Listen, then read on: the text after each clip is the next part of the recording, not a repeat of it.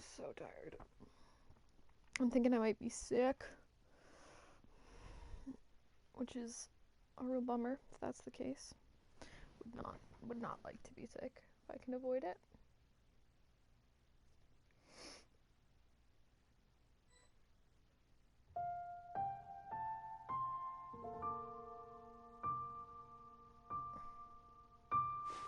I don't know. I'm talking about Twitch.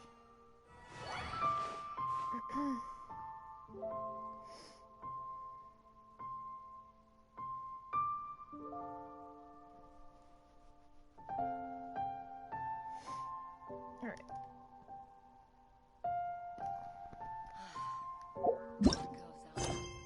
Hey. Okay. Yeah.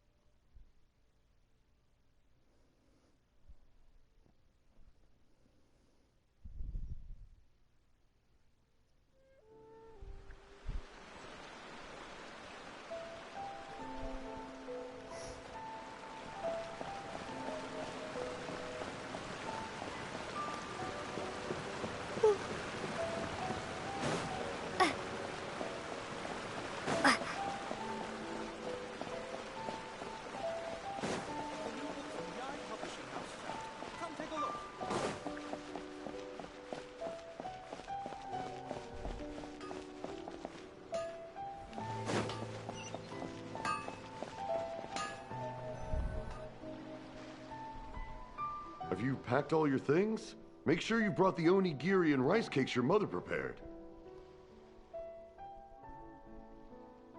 Oh, sorry. Auto. Don't worry. I have them all. They're going to last me days. Take care of yourselves while I'm out.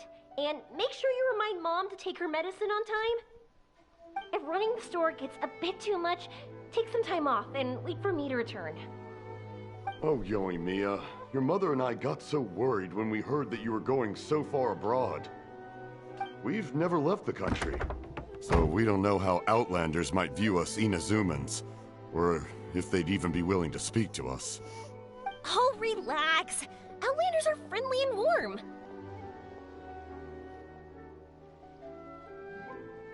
Look at Toma from the Yashiro Commission. He's originally from Mondstadt, but everyone thinks he's a top-tier guy. A mop tier? What mop? Oh! Do you mean the broken one at home? I just fixed it today, actually. No! I said top, not mop. You know, Toma even sent us some wine from his homeland not too long ago. We haven't heard this kind of friendly banter in a while, huh?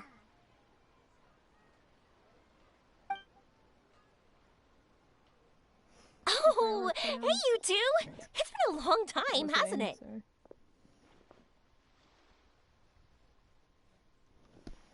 Here's Peppy and everybody. I'm excited because I'm going on a trip soon. Many things have changed. Lots of Outlanders have come to Inazuma, and lots of Inazumans have gone out as well. You two have been adventuring all over to that, so you might not be able to understand, but for us, this is a long-awaited chance to go out and fulfill our dreams. That's right, the Sakoku decree is gone. Ah, I remember you two. You're Yoimiya's friends, yes? Word of your incredible accomplishments has spread throughout Inazuma. My daughter's a big fan of yours. She said she'd love to be like you two. Come on, Dad. Who's never dreamed of becoming a hero?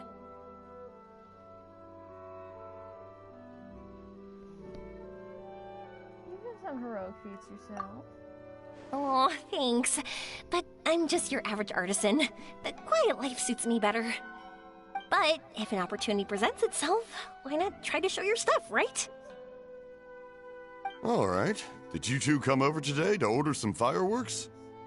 Oh, sorry. I got carried away. Well, I'm gone. Dad's in charge of making fireworks. You've seen how skilled he is, so There's nothing to worry about. Oh no, we aren't here to do business or anything. We just happen to be passing by. Oh, so we're all here with time to spare? What a treat! In that case, let's chat some more. I'm not in a rush anyway. Sure. So, where are you planning to go? No clue. Huh?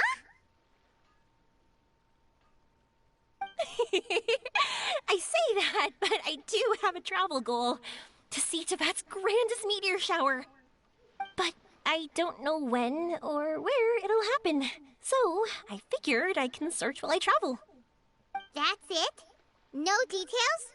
Nothing? Not right now. Since this meteor shower was originally something like a family legend. A long time ago, the Naganaharas were inspired to create new fireworks after watching such a meteor shower. Dad says that inspiration is a combination of what you see and what you know. Different people can see the same thing, but have different thoughts. Inazuma today is completely different from how it was in the past.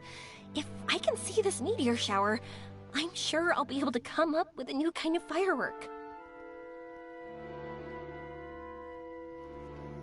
Maybe fireworks do have some similarities. I know, right?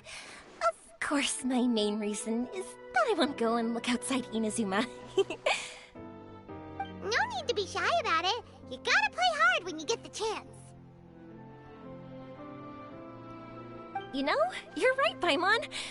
Is it just me, or have you gotten wiser since we first met?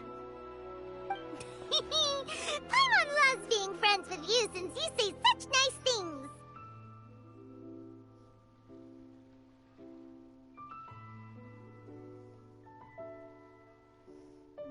Since you're going out to play regardless, why not make Sumeru your first stop? Sumeru. I've heard of it. It has a ton of trees, a super impressive school, and a massive desert. There's also a division of the school that specializes in studying the stars. Yep, and everyone there is really smart, so Paimon's sure you'll get some answers from them about the meteor shower. Really? But won't research people make fun of me or something if I ask them about a legend? We won't know if something's real or not unless we ask. Don't worry, we got solid connections in there. Well, she does anyway.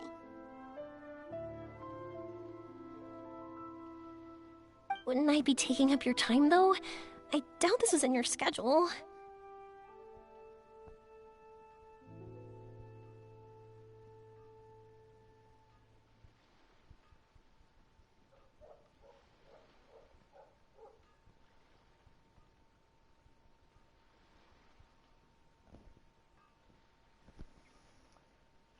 I'll be your guide. Exactly! Relax, Yoimiya. You've helped us plenty of times before.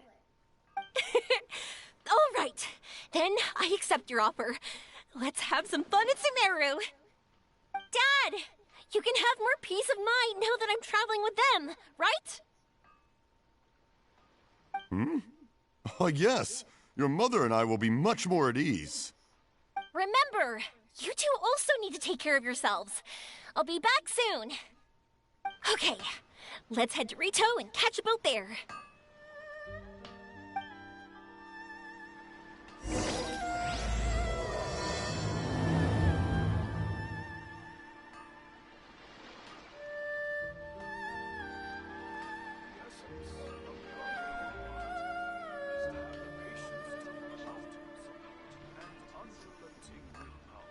Okay. Why was Baiju's...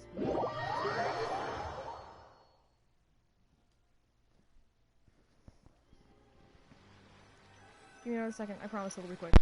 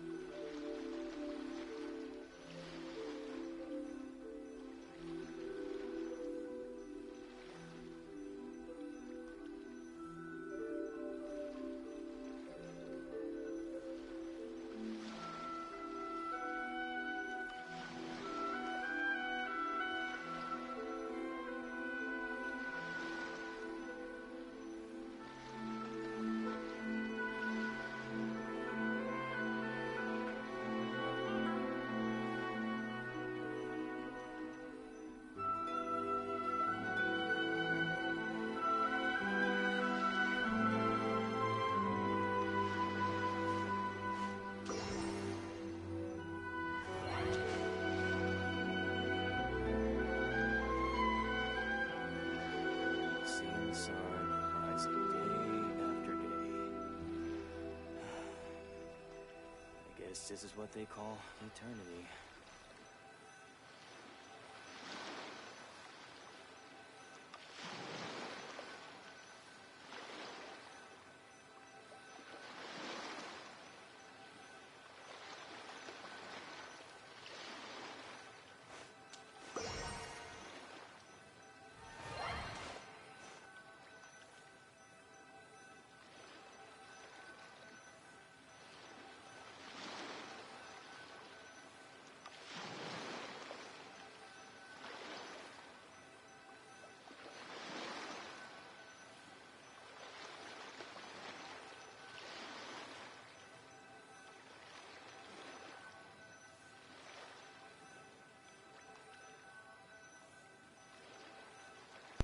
Alright, I'm back, sorry. Steady, yes, man.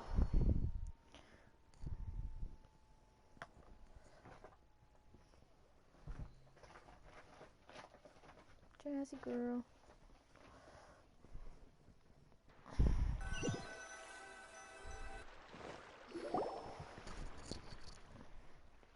Aww.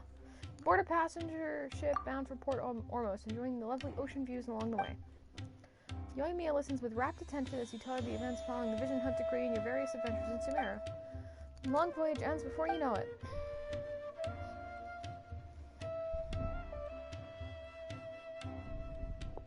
Wow. So, this is Sumeru? Sorry, That tree's huge! Is the port built on top of it? And this place is amazing! It's way bigger than Rito's port. There are also a lot more stores here. Oh, there's more cool stuff for you to see. Don't you worry. Welcome to Sumeru. This place is awesome! I had heard people describe it, but nothing beats seeing a place for yourself. If I hadn't seen the port with my own eyes, I could never have imagined such a place. So, the school you were talking about, the academia, is it here? Nope, we have to head north from here and follow the river to reach Sumeru City. Sumeru City, huh? I guess it's even more impressive than here?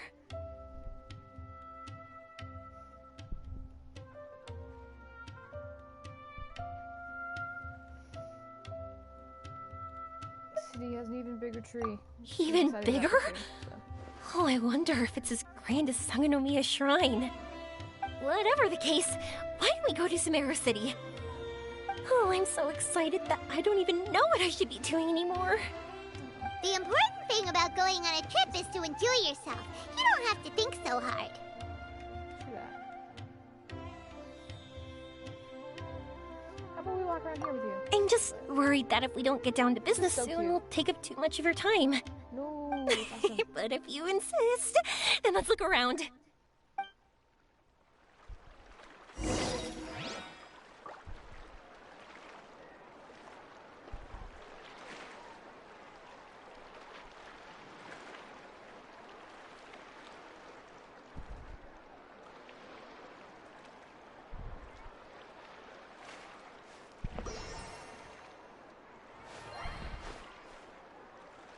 If you want to eat like a king, you've got to work like a mule.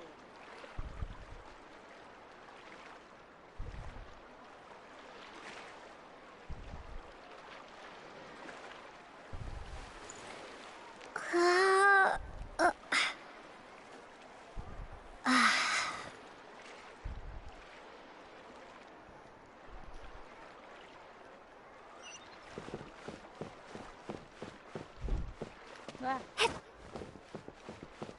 Safety.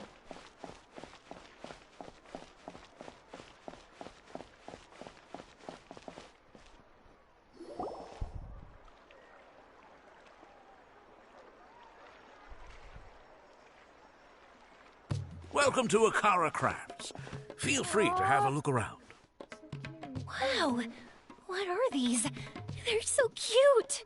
Oh, I can make This is our current bestseller, the Aranara carving. Their designs are based on the fairy tales that circulate amongst children, so they're very popular with them. Miss, Are you from Inazuma?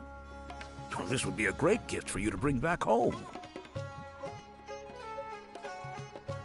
Oh, I know about Aranara. You two told me about them on the ship. I didn't think they'd be so cute. No wonder the kids like them. Oh, they're all so pretty. Let me take a better look. Paimon knew Yoimiya would like this kind of thing. But even she might have a hard time seeing a real Aranara.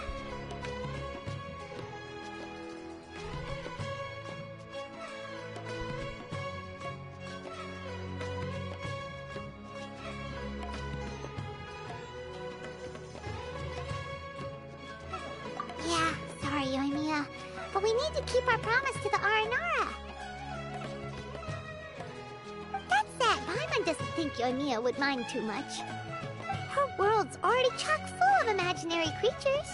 I think I'll get this one. Ooh, that one. And the other two that you showed me earlier. You're buying that many? Yep, I'm going to give them out to Saika and the others. They're going to love them. Oh, and these carvings can also be used as prizes in matches against the Arataki gang. They'd also look great lined up by the window. Think about it. You wake up, and the first thing you see are these adorable critters. Wouldn't they brighten up your entire day?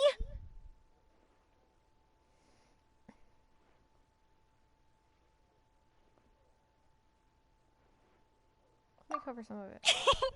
Okay, thanks. In that case, you take your pick too. I'll go with this one. For some reason, Paimon thinks it kinda looks like you, Yoimiya. Now that you mention it, it kinda does. Hello, Nara Paimon. My name is Armia. Is that how they talk? Hope I remember correctly. That was really good! Wow, great memory! We only talked about Aranara that one time on the boat. That's because they're so interesting. I'm pretty good at remembering those kinds of things. Could you package these up for Ayamiya? Of course. Thank you for your patronage. You all are an entertaining bunch. I hope you enjoy your time here in Sumeru.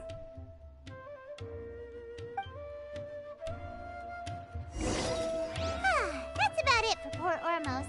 Next up is Sumeru City. All right, let's get to it. These cursed scholars have ruined all of my precious ancient books.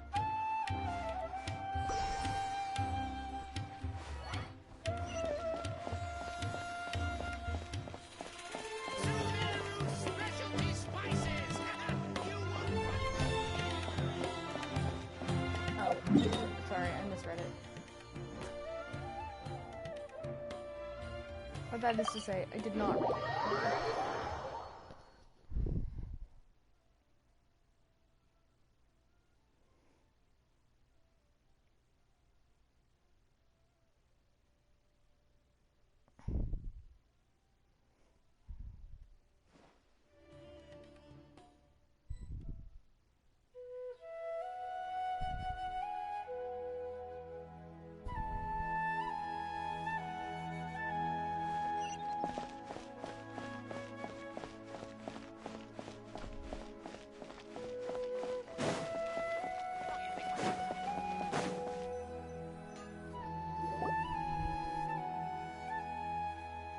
Wow, this market is even busier than the one in Port Ormos. This is Treasure Street. Up from here is the Academia. Oh, and in that tree trunk is the Grand Bazaar. They're both pretty special places. I just saw a group of people come down, and they were all wearing the same outfit. Is that the Academia's uniform? That's right.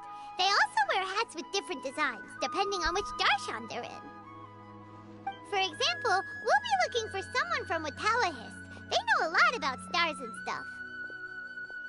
Does this mean that you need uniforms like those to get in and out of the Academia?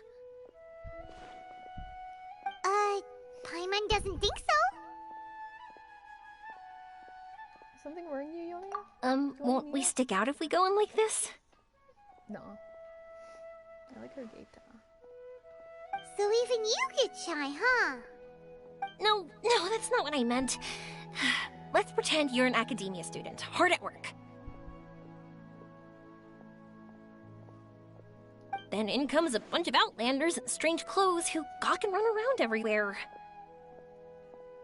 Oh, Paimon kinda gets what you mean. Be a little distracting. I don't think we have to be too self-conscious, but it's still something to keep in mind. Why don't we look around here first? I've been wanting to see the Zubair Theater anyway. As for the academia, let's go once I get myself a set of Sumeru-style clothes. Alright, but Paimon thinks you're overthinking it.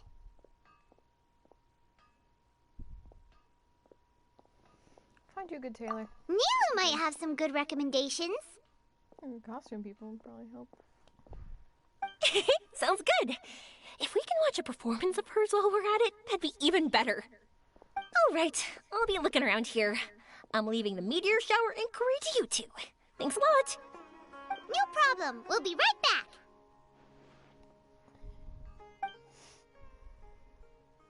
It's hard being a freelancer. Old folks just don't get it.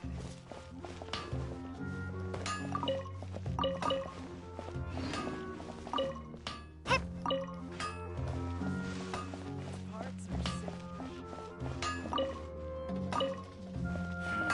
Am I trying too hard?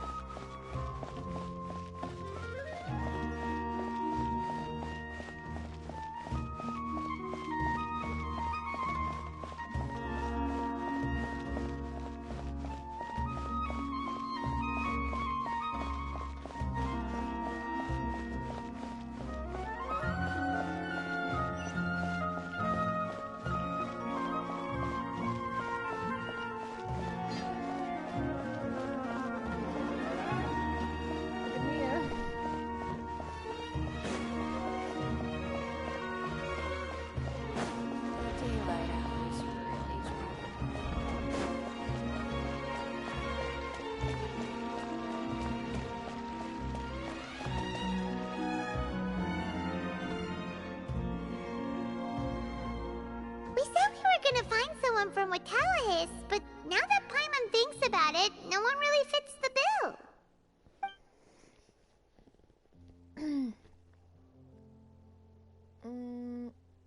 Layla.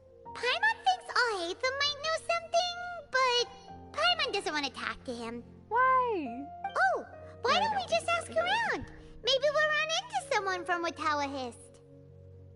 Looks like you two are in a pickle. Why not consult someone who always tells you everything she knows? That'd be exciting. Nahida! Why are you here? Aren't you? I'm here to meet with some researchers, but when I saw you two looking so troubled, I decided to follow. Looks like I showed up just in time. Okay, we might as well tell you. We have a friend who's come to Sumeru. I see. Your face says that it's gonna be a long time before the next meteor shower. My answer is going to be even more of a disappointment. You may have heard that the stars are related to people's fates. Yeah, lots of times. If the stars dictate destiny, then do you think that destiny is something that is unchanging and always follows predicted outcomes? You have a point.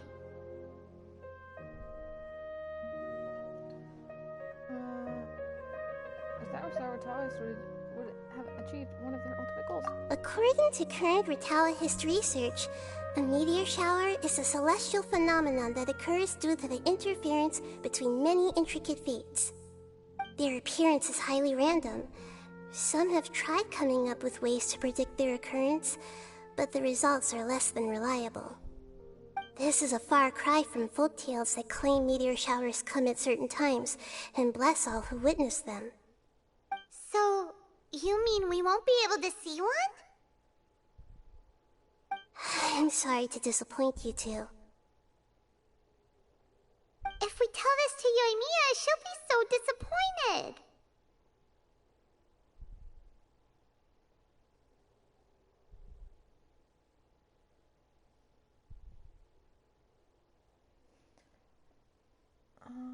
She's been so excited. This is a road trip abroad for her. What now? There has to be something we can do.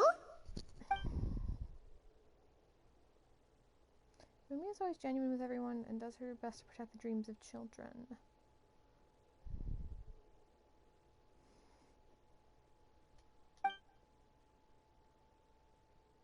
Just like that time she hung out with the kids on the beach and talked to them about the great Mujina yokai.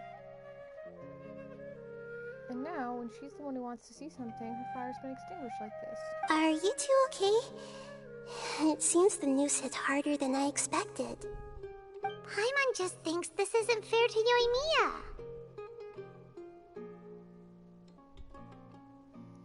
Good people should be repaid for their good deeds. I get it. From how you described her, I can see that she is a kind and caring soul. Mm-hmm. So, why don't we take a page out of her book and protect her dreams with a well-intentioned lie? Oh?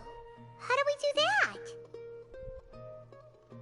It'll be a story about a meteor shower. You'll accompany her on a brief journey, do a bit of work here and there, and then receive the meteor shower as a reward. Oh, well, I can't summon a real meteor shower, but if it's in a dream, I can help out. Oh, that would be great, Nahida!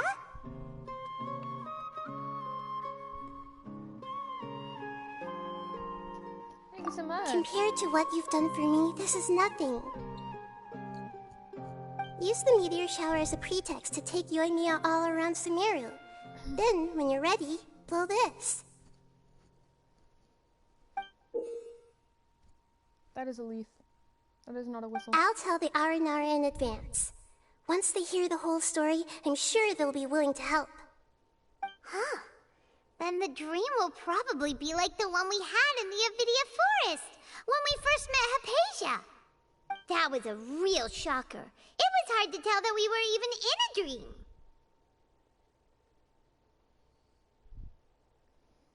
Yeah, only later did we realize that. Once the meteor shower ends and you all awaken from the dream, she'll probably realize what had happened.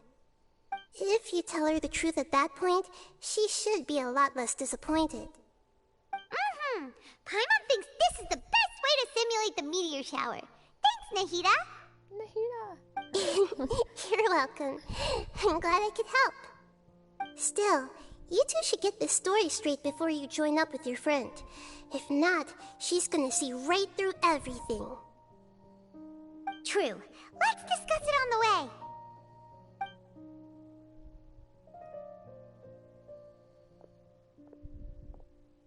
So what we need to do is to make Yoimiya believe that the meteor shower is really happening, and be super convincing at how we sell it.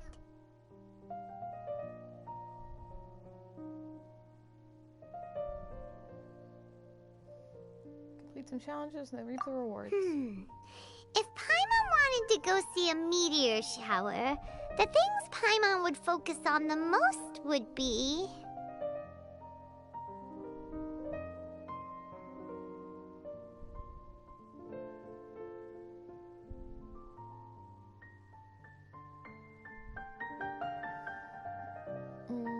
Start time and the perfect vantage point. Yes, exactly! We'll say we're trying to figure these two things out, but we'll actually be bringing Yoimiya around to see the sights and enjoy local food! Oh, well, easier said than done. We can't be too strict with our pretexts, but we can't be sloppy with it either, or she'll see through it. It'd be best if we could take a unique approach to making it fantastical, just like a real fairy tale. This is gonna be hard. This reminds me of Euthymia when stars and blazing wishes appeared in the sky. Oh, that's right. Don't people also talk about wishing on a shooting star? If we used wishes as the center of our story... Meteor shower is something summoned by people's wishes. Whoa, that sounds great! Alright then, we need a specific wishing spot or else the sky would be full of meteor showers. We need a device to find this location, like the Rotawahist requires observational instruments. And then, while we're supposedly finding or making this device, we'll go around and have fun and eat good food!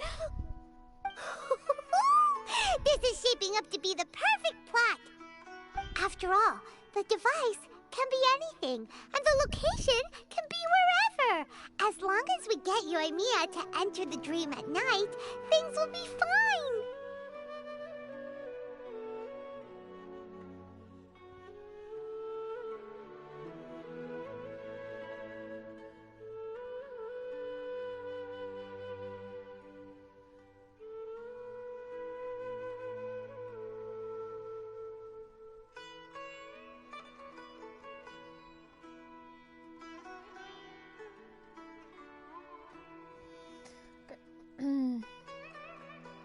Getting even ever smarter, Pi. This isn't about being smart. It's about being a good duo.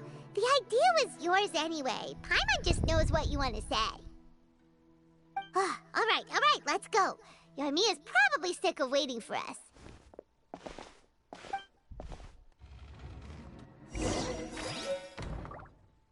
Welcome to the Academia.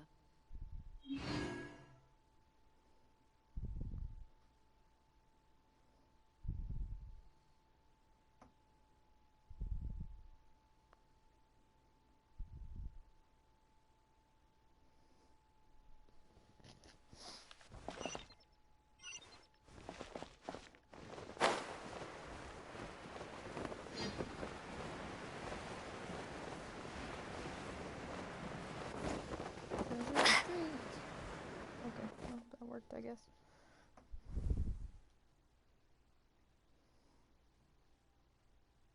Thanks so much. If it weren't for your help, I would have gotten lost already. It's no problem. I'll be heading home then. Just a minute, wait. This is for you.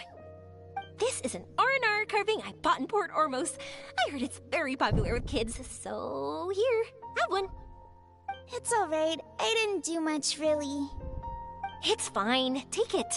Come on. Just look at its big, happy smile. You can display it at home or hang it on your wheelchair. It'll cheer you up.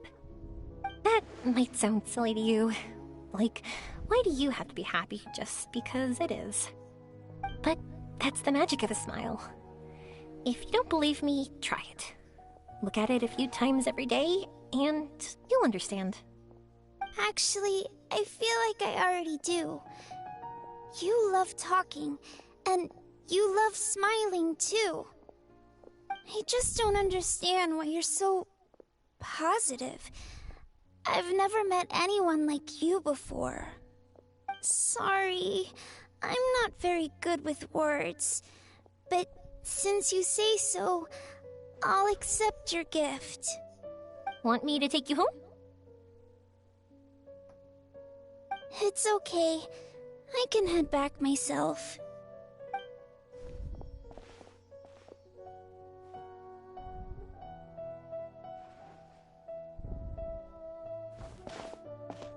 Oh, great timing, you two. Who was that kid? Oh, her? Her name is Abine. I saw that she was looking quite forlorn, so I wanted to make sure she wasn't feeling left out or alone. She was pretty shy at first, but I explained that I just arrived in Sumeru and had gotten lost, so I needed someone to help guide me. She agreed and we made our way back here. There were so many paths here, and they're all twisty, turny, and up and down. It's hard navigating through them all.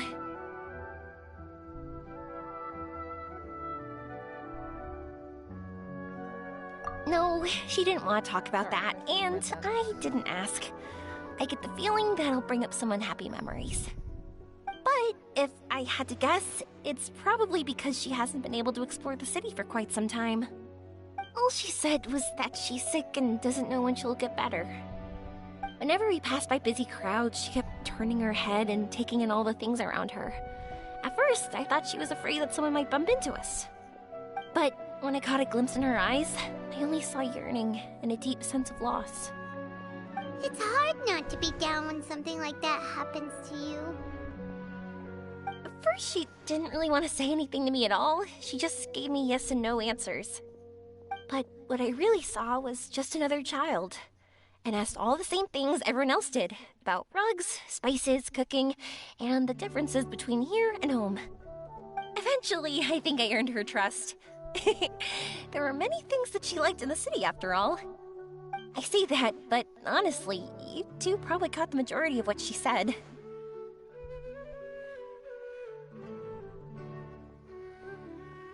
You already relaxed your guard around you.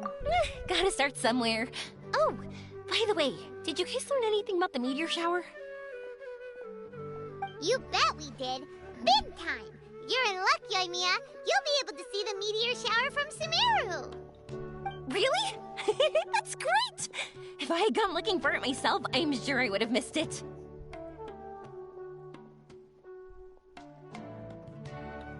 Not necessarily. Huh? What do you mean? Meteor showers appear in response to people's wishes. They respond to wishes? Huh, I've never heard that one before. So it's not that you wish upon shooting stars, but that wishes summon them? In that case, I was born ready. Don't you worry. Are you talking about how you want to use the meteor shower as inspiration for fireworks? That's why I'm here, but I wouldn't call that my wish. I don't think that alone will call the stars down for us, right? Yeah, that makes sense. Wow, she's adding her own spin onto this. If that's the case, then we'll have to practice wishing a little. Can you two come with me? Let me put my thoughts together and tell me if you understand. As for what my wish is, it's a secret for now.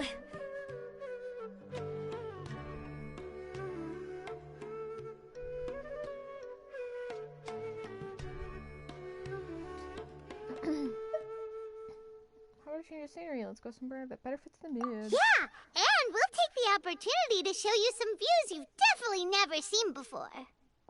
More places to see? All right, let's go.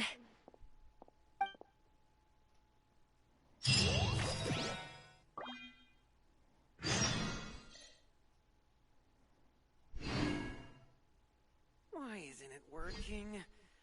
I don't get it.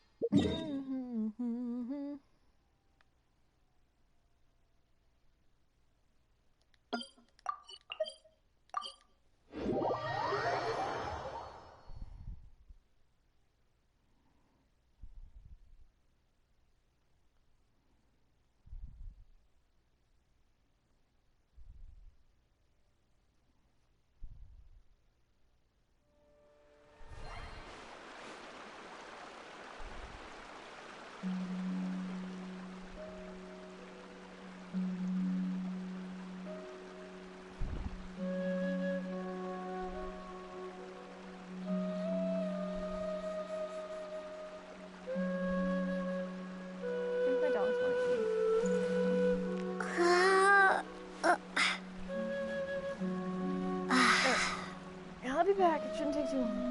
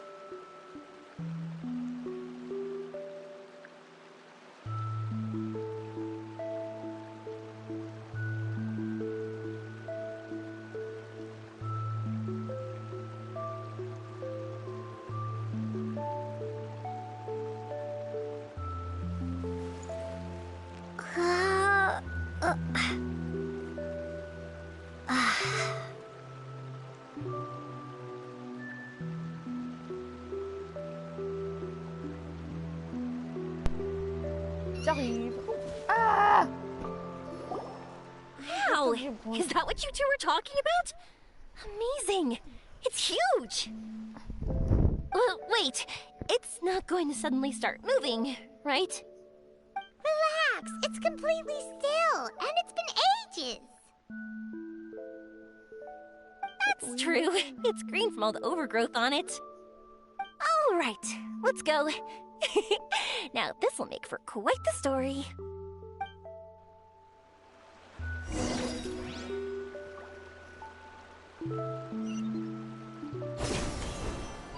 No. Jeez. That's very cool. That might be one of my favorites in the whole game.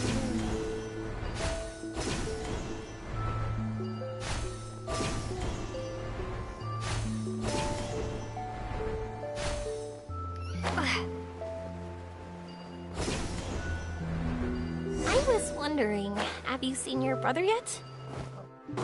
Yep, but he said that he'd meet us at the end of our journey, and then he left. I see. It seems he has his own things to worry about. But it's all right. At least you were able to talk. How did he look? Was he doing well? Had he changed in any way? Well, according to her, nothing's really changed. She's hanging in there. That sure is reassuring. That's so sweet. I believe that you two will come to an understanding once your journey is over. You are siblings, after all.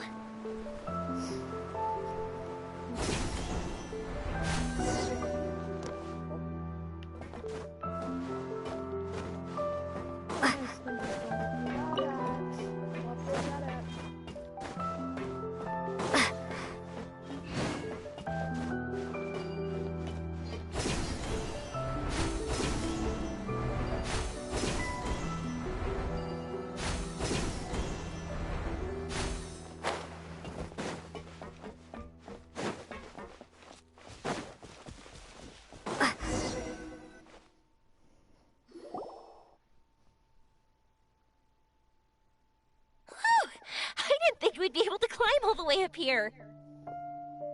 What a great view! I just want to shout at the top of my lungs. Yeah, and even though we might not be viewing the meteor shower from here, it's a good place to practice. Oops, I was having too much fun and almost forgot about that. Before I left Inazuma, many people heard that I was looking for a meteor shower. So they told me that they wanted to make wishes. I told them that they could write their wishes down on paper. So I ended up collecting several dozens of wishes. Oh my god, she's so Whoa! That many?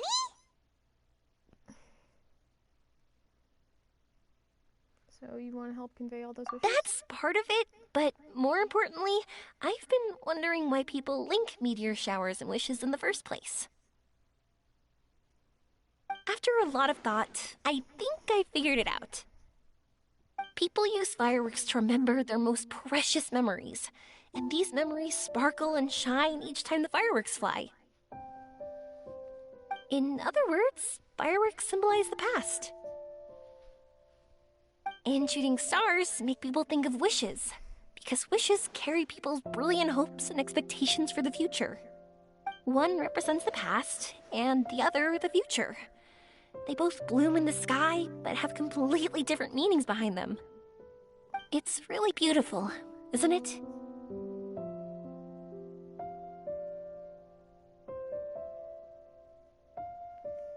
Very true. It's clear to me that I'm not the only one holding this belief. I'm sure my ancestor had similar views. I think that's how he drew inspiration from the meteor shower. His method was a wish of sorts to begin with, to join the past and future together and combine their beauty. At first, I wasn't completely serious about using the opportunity to travel abroad to see a meteor shower. But it became something like a mission once everyone had handed their wishes over to me. Well said. And here Paimon thought you needed practice. Huh? That was fine? You both understand what I'm trying to say? Honestly, I thought it was pretty messy. I mean, these are all abstract topics that evoke a sense of admiration that's hard to put into words.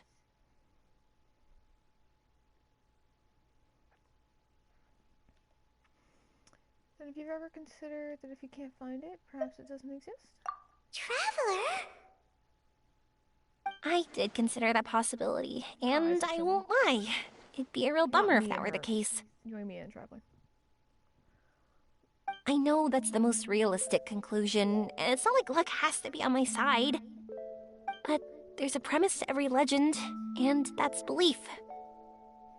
If I didn't take this step, it's not like a meteor shower would just rain upon me either. I wouldn't be where I am now. I wouldn't have known that they respond to wishes, and I wouldn't have seen all these beautiful sights in Sumeru. So I'm looking forward to the rest of our journey. Every single step of it. You really are amazing, Yoimiya. What? Oh, nothing. Paimon just thinks you're doing a good job with the wishes. Now we just need one other thing. Like we said earlier, we're gonna need to build a device. We need to look for the purest ore in Sumeru. Yep, and once we use it to create an observation device, we can find where the meteor shower will be. I see. The purest ore. We can go somewhere else to look for it. Then why don't we go back to Sumeru City and ask the blacksmith? I chatted with him a bit when Aveen was showing me around. He seems really knowledgeable. I bet he'll know something. But wouldn't we be bothering him? No one knows more about ore than a blacksmith.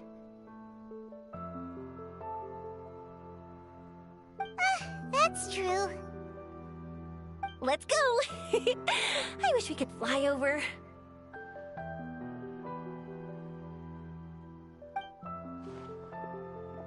What are we gonna do? If we really ask the blacksmith, he's gonna give us funny looks for sure.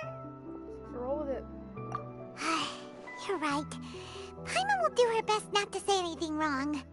At first, Paimon felt bad about keeping Yoimiya in the dark. But now, it feels like we made the right decision.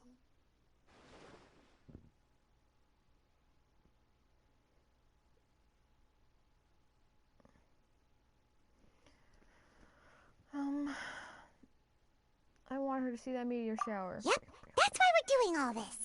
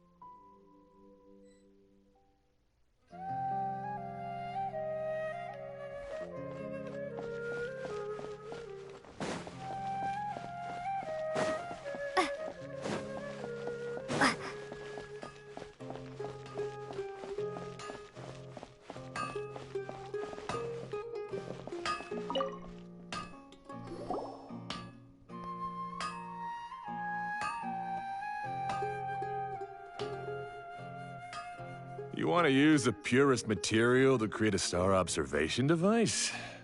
That pair of specially crafted lenses should do the job. However, purest material is too vague. It'd be better if you were more specific.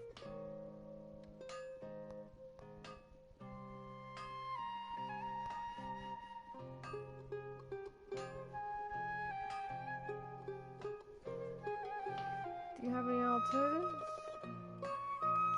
Firstly, this all sounds rather, strange. I never heard Sounds that like legend fun. about meteor showers. You sure you're not just messing with me? Sorry for the trouble, but we are kinda messing with someone. Sorry, Inazuma's pretty far, so maybe some key information got lost across the ocean. Still, I want to at least give it a shot. Even though the information's vague, can you help us at all? Well, sure. Why don't I use some materials that might fit the bill and create up a mock-up device for you? That'd be great! Thanks so much for your help. No need to be so polite. You're my customer. Also, this kind of project is a nice change of pace.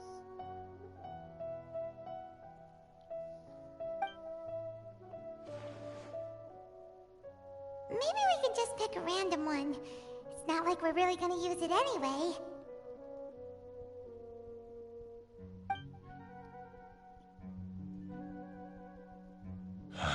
No, that won't do.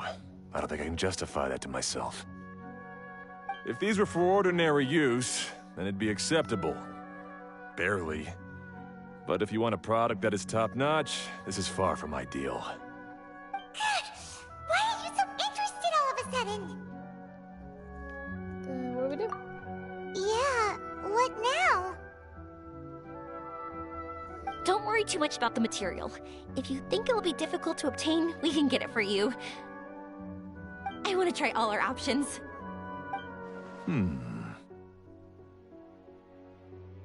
Since we're on the topic of legends, allow me to tell you one about blacksmiths.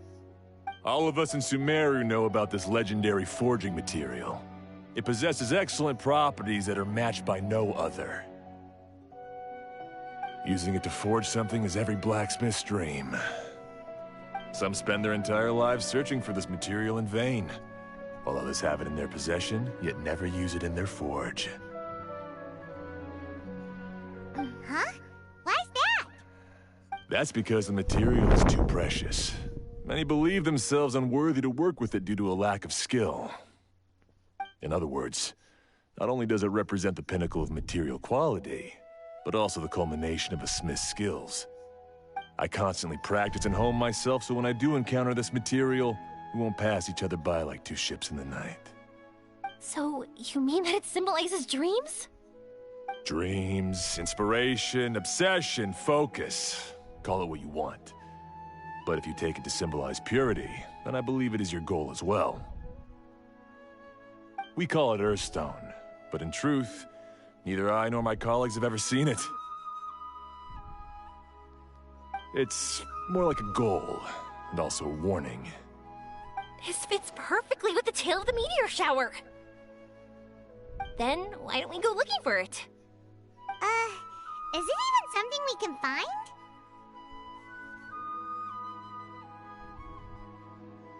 We could try. Exactly! We're chasing down a legend after all. What's true or not doesn't matter as much. If we do find it, that's a big win for us. And if we don't, maybe we can still find something that could be used as a substitute. When you put it like that... Hey, excuse me. If I might intrude, have you seen a child in a wheelchair? Yeah, she and I were hanging out not that long ago. What's the matter? Do you know where she went? She hasn't returned home yet. Huh? I wonder why. When we split up, she said she was heading home. Oh, dear. Oh. I'm sorry if I seem worked up. I'm Avine's mother. She's been depressed ever since she fell ill and was forced to use a wheelchair. I'm concerned about her mental health. Did they show the wheelchair? If she clearly? does 'Cause I something thought it was reckless just a because chair. she's not in a good state of mind... It's okay, don't worry. We'll help you find her. I can't say that I know her very well, but I think she just has a lot on her mind and is trying to come to terms with her feelings. That's reassuring. She doesn't want to tell me anything, probably because she thinks nothing she says would make either of us feel better. But I can't tell what she's thinking if we don't communicate. I'm worried that I'll panic and make things worse by saying the wrong thing. Don't worry. I'm sure she has a reason for wanting some space to herself at the moment. We should just be open and understanding with her. But that does bring me to a question I've been mulling over in my head. Do you think there's something else going on in her life? Not that I'm aware of. I just know the illness was a big blow to her. She's always been physically active. She absolutely loved to run and jump, and she told me that she wanted to become a great adventurer someday. But after she became ill, she lost strength in both legs. She hasn't been able to stand since. We've consulted with countless doctors, but they're all stumped. They said all she can do is slowly recuperate. No one can say for sure if she'll ever stand or walk again. She believes that her legs will never recover, and her dreams of seeing the world would be forever shattered. This was all too sudden, too unfair. Okay, I understand. I'll find a way to bring her around. Sorry, but it looks like we'll have to put our meteor shower search on hold.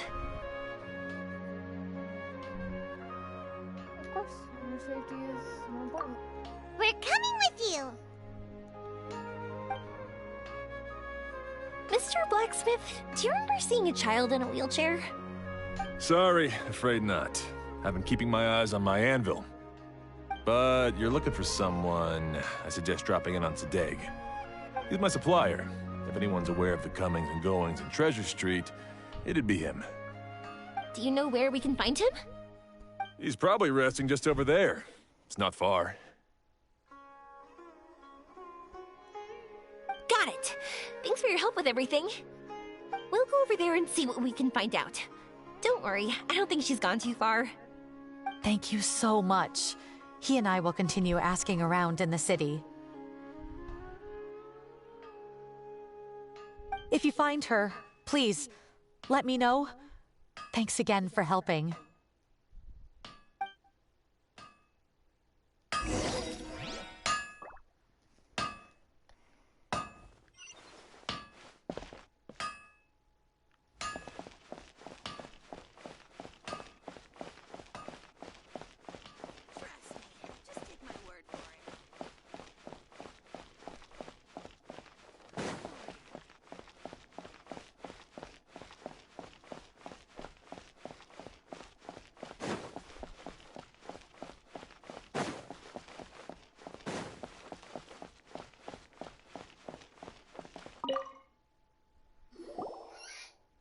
Excuse me?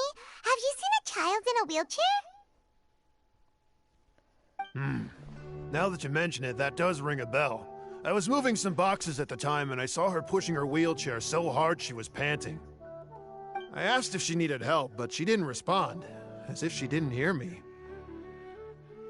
Sounds like there really was something on her mind. Yeah, that was the impression I got too. What's wrong? Did she go missing? Yes, so we're looking for her. I see. That's rather worrying. I know. I'll ask my friends and see if they know anything. She went that way. If you ask people as you go, hopefully you'll track her down. Okay, thanks. If you find out anything, don't forget to tell the people with the green scarves. You mean the core of 30. Don't worry, I got it.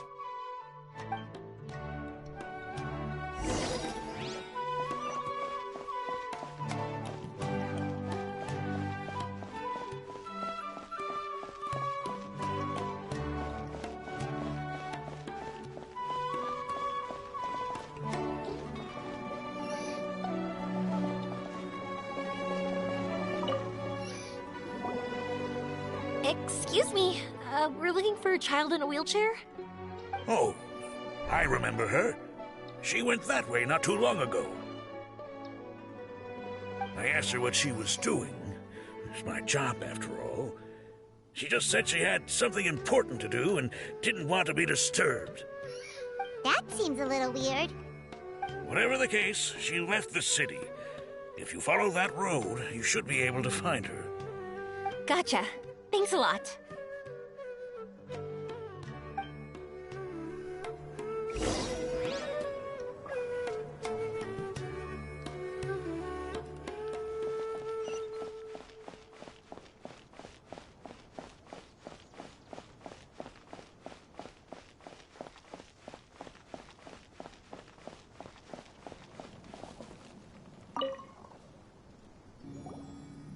there, did a child in a wheelchair pass this way? A wheelchair? Oh, so that's what it was. I didn't get a good look, but something going pretty fast went sliding down that slope over there. Oh no, how dangerous. For sure. There's terrain of all sorts outside the city, and if that was the kid... Got it. It was over there, right? We'll be going now. Thanks.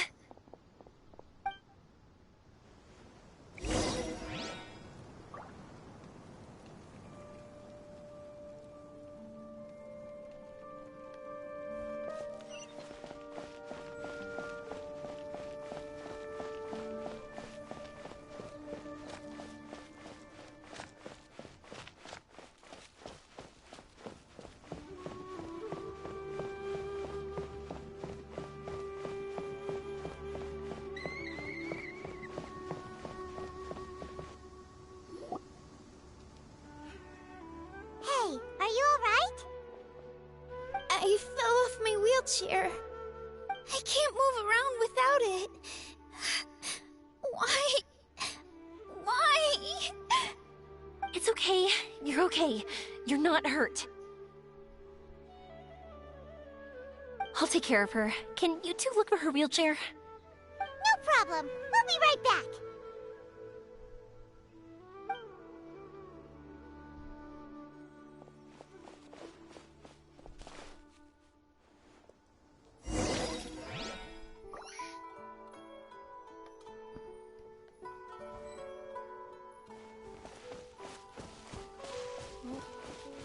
A clue.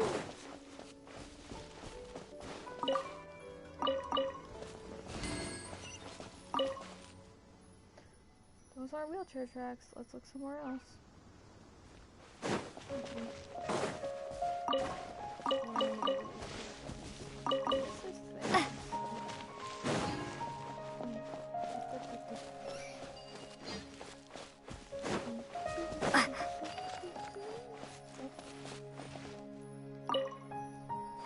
After it even fell off, the wheelchair would have kept going. It should be somewhere up ahead.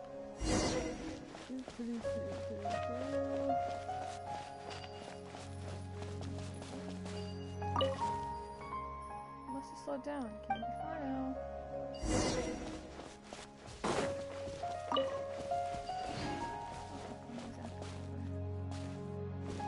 Look! It's the wheelchair! So the hilly churls took it! We gotta get it back before they damage it! Yeah!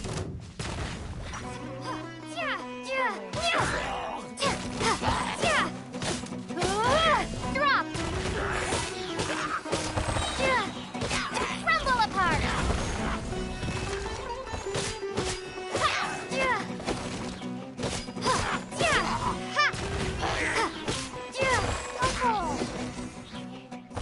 That's always such a cool thing to say. I have wheelchair.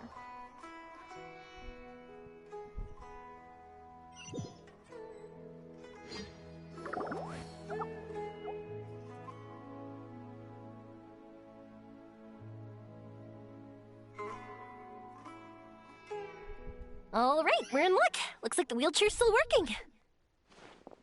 That's good. Or else my family would have to pay for another one. You feeling any better? I know that must have been really scary for you. It's all right. You're safe now. We'll bring you back. Do you feel okay telling me why you had to come here despite the risks? If you don't want anyone else to know, we'll definitely keep it a secret. That's right! You can trust us! The Aranara carving. My bestest friend. He went missing. The carving? You mean the one I gave you? Yeah. My illness is really bad. It's not just my legs. I've forgotten a lot of stuff too. I used to love running. I loved the feeling it gave me, and the sound of wind rushing by my ears. But the longer I sit, the cloudier those memories get. I'm starting to forget how it feels to love something. But when I saw that wood carving, I remembered that I once had a best friend. He'd always run with me. Wait, was he an Aranara? Paimon meant that it couldn't have been an Aranara, right? They're just fairy tale characters. But they aren't. They're real. They couldn't be more real. Hey, I understand. Okay, let's calm down. Tell us what happened so we can help you. Sorry, I got carried away. And I don't have any evidence to show you. Everyone says you can't see Aranara anymore once you become an adult. You have to say goodbye to your Aranara friends forever. I can't remember his name, or how he looked like. And soon, I'll even forget that he used to run with me. I don't want to become an adult. Not like this. I understand now. When you saw that carving, you were reminded of your friend. You came out here to look for him and remember that friendship, no matter how difficult things got. Isn't that right? Yes. I want to see him. I want to tell him that I'm not angry with him, and that I didn't want to break our promise. But then, this happened. I'm not angry with him. Not at all. Cheer up. Something beautiful has happened. Beautiful? That's right. You remembered something about the Aranara, haven't you? Once you start remembering more things, you'll be able to find your friend again. And I'll help you. Yoimiya, does this mean that you can also see Aranara? Sorry, I don't know if I can. I've only just arrived in Sumeru. Maybe I haven't seen one yet, or maybe I can't see them at all. But that doesn't matter. Whether I can see them or not doesn't change my belief that you can. What do we do? Paimon really wants to help her.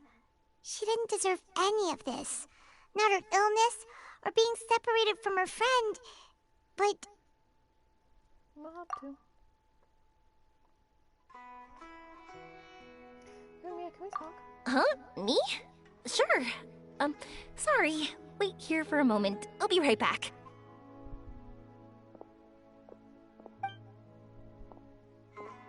What's wrong? You look so serious all of a sudden. How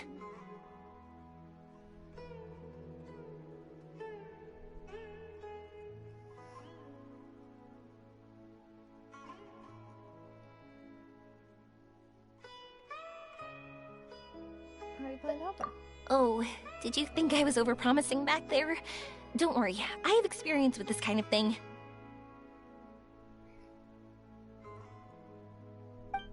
To her, reuniting with her Aranara friend is the result. But recapturing her past joy and belief in herself is the process. And that's where our help is needed.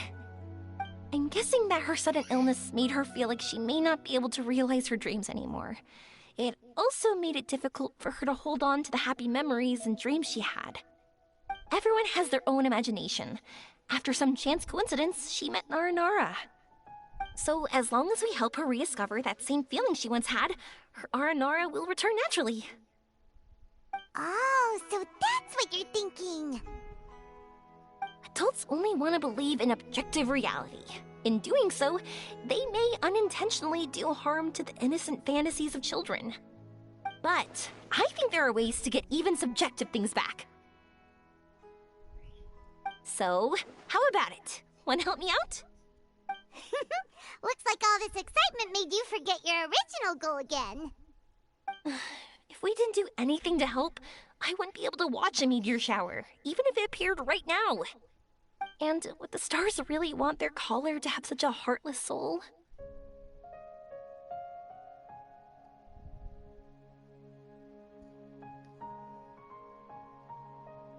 I understand. Ooh, trying to say? Because we can actually summon the Aranara. I'll apologize to them later. Really? Just watch! We have some tricks up our sleeves.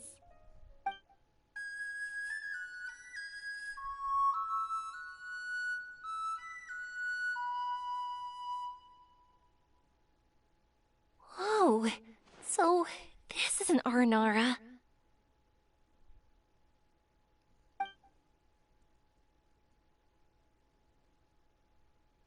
Very unexpected. The Lord of Dendro did not say that there would be strange Nara. Aranara trusts Golden Nara. If that were not so, I would not have appeared. Sorry. I'm the one who should be apologizing. Sorry, let me explain. I know that you only want to be seen by people you trust. It's rash of me to butt in. But this girl once had an Aranara as her best friend, and they haven't met in a very long time. She's been quite ill, and her world has been turned upside down. It's been so long since she's been able to see her friend that even her memory of him has become hazy. Parting with a friend like that is too sad, and she never wanted that to happen.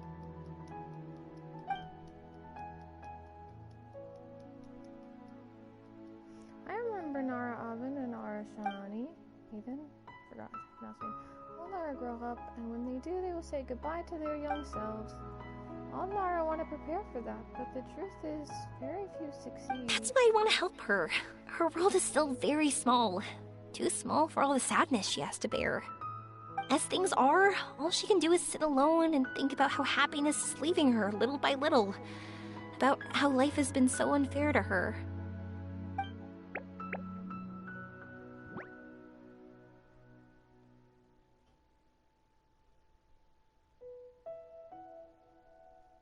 I understand. Her world is very small, so disappointment is very large. Yes. Maybe we're already used to bad luck, and we know how to deal with feelings of sorrow and disappointment. But this is her first time dealing with any of this. Life can trip anyone up. What's most important in times like this is for us to support one another.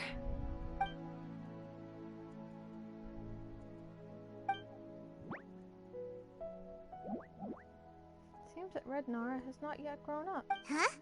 What do you mean by that?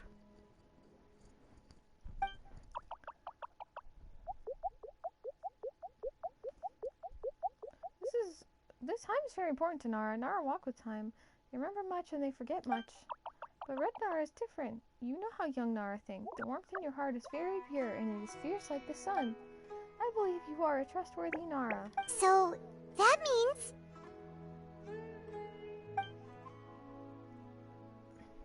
I can bring you all to see Arashani. Thank you! Thanks for trusting us.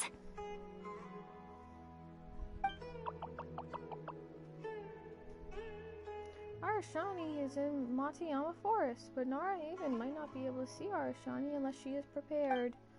It's not very complicated or difficult, though. Let me lead the way.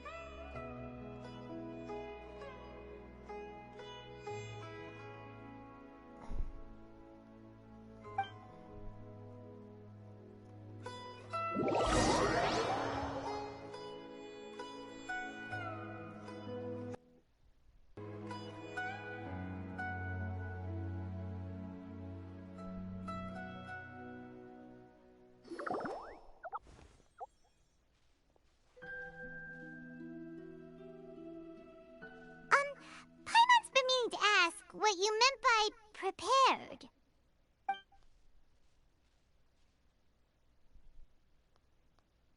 Nara Haven is not completely remembered. Memories and dreams are both necessary.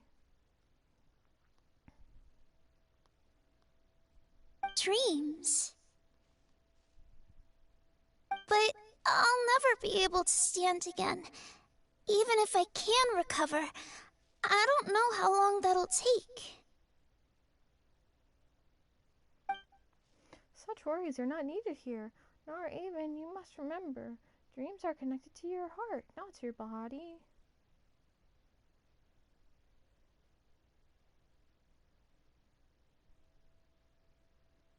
My heart? I led you this far, but now Nara even must find her precious things by herself. Huh? He's gone just like that? It looks like the sky here has changed somewhat. My heart.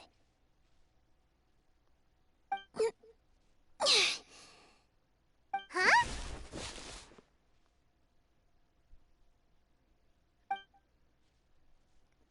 What? I stood up. It wasn't hard at all, and it didn't feel weird. It was like how things were before I got sick. Wait, so that means we're...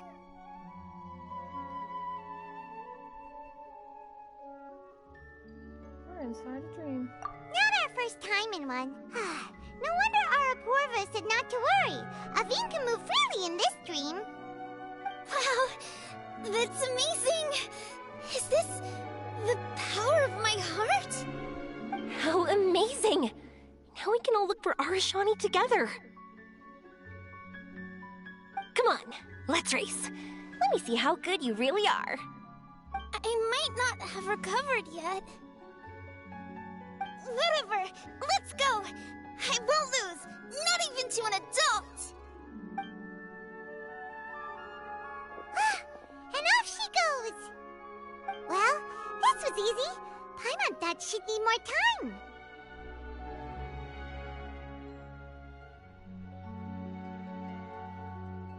Guess that's what they call aptitude. No, that's the power of a wish. That's true. Let's catch up with them.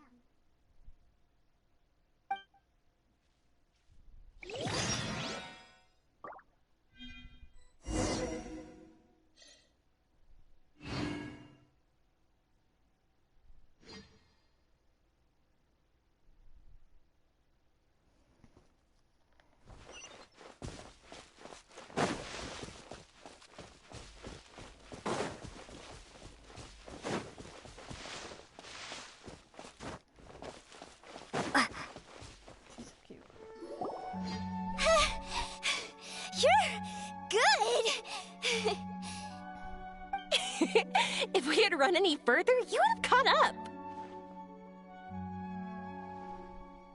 Aveen was neck and neck with Yoimiya. I've outran lots of adults before. Long legs don't necessarily mean you run faster. Training's important too. I won't even be able to compete with you in a few years. Let's see. Where should we go next? Look! Something's floating up ahead!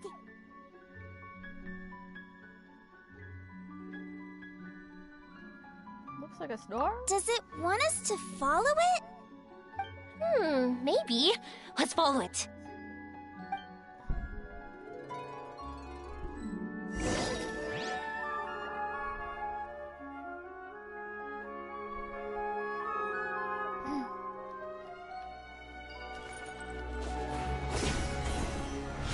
Up and away.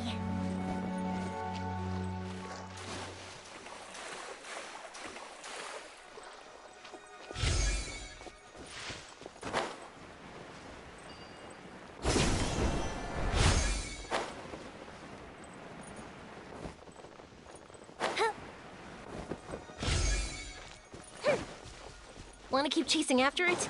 You're not feeling worn out yet? Getting tired is part of running, and I love everything about running. I feel like running.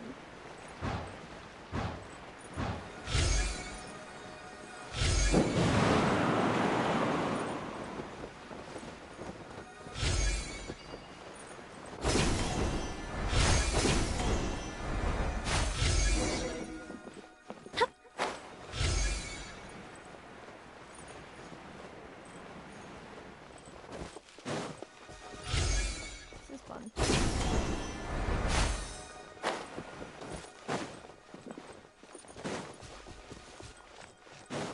Reminds me a little bit of I think in the summer event we used to run around, like fly around and get all the stars. Whoa! There are so many huge mushrooms here! They're big enough to lie on! That's not what they're for! Let me show you! Oh! So it's for jumping? Watch this! That's so cute.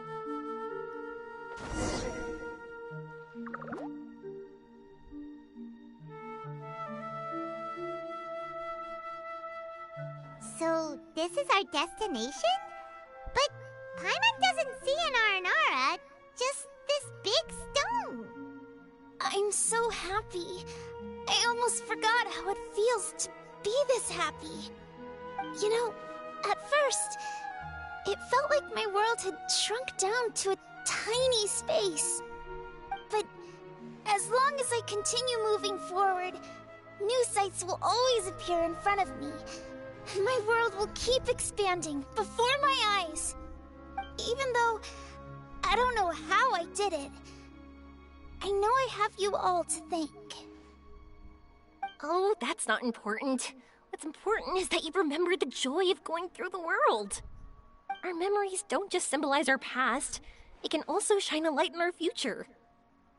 Once you find the hope in your heart again, that happiness will come back to you. Yes. Thank you, Yoimiya. Thank you all. Let's keep looking for Arashani. It doesn't look like he's here. Yeah. Then why would the star lead us here? Stone really stands out. I don't know how to explain this. I don't know what it is, but it feels very familiar. Almost like it's a part of me. I know! Could this stone be your Earthstone? Earthstone?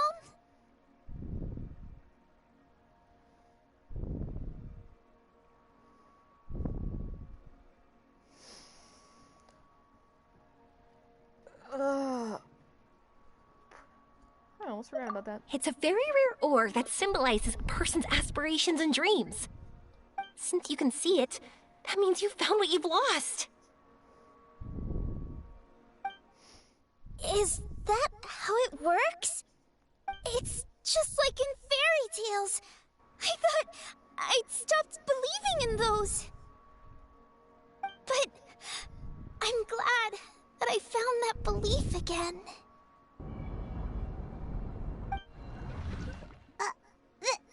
They passed right through! Let's go after them! Hey! Yoimiya! Hey! Well, we have no choice.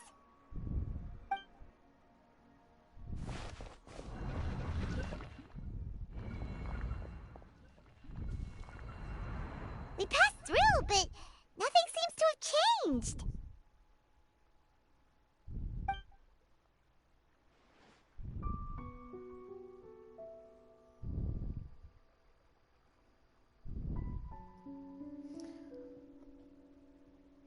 It really has been a while now. I'm sorry.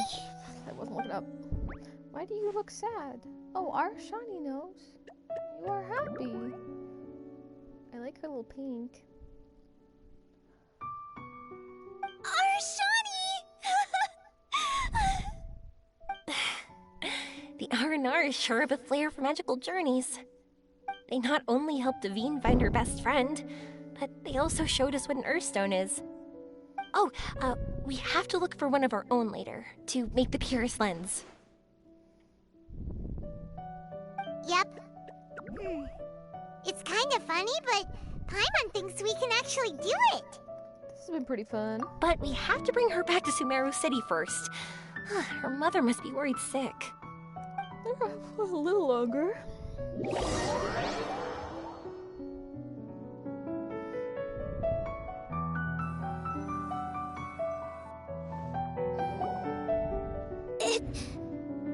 The dream ended.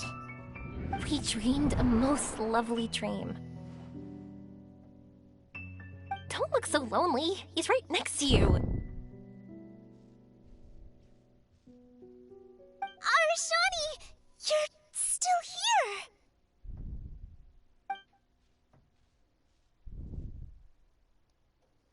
Arashani wants to say sorry. It is not that Arashani did not want to find Nara. Arashani could not remember the time. Oh. God, they're so cute. They're so cute. Arashani does not dare enter the city.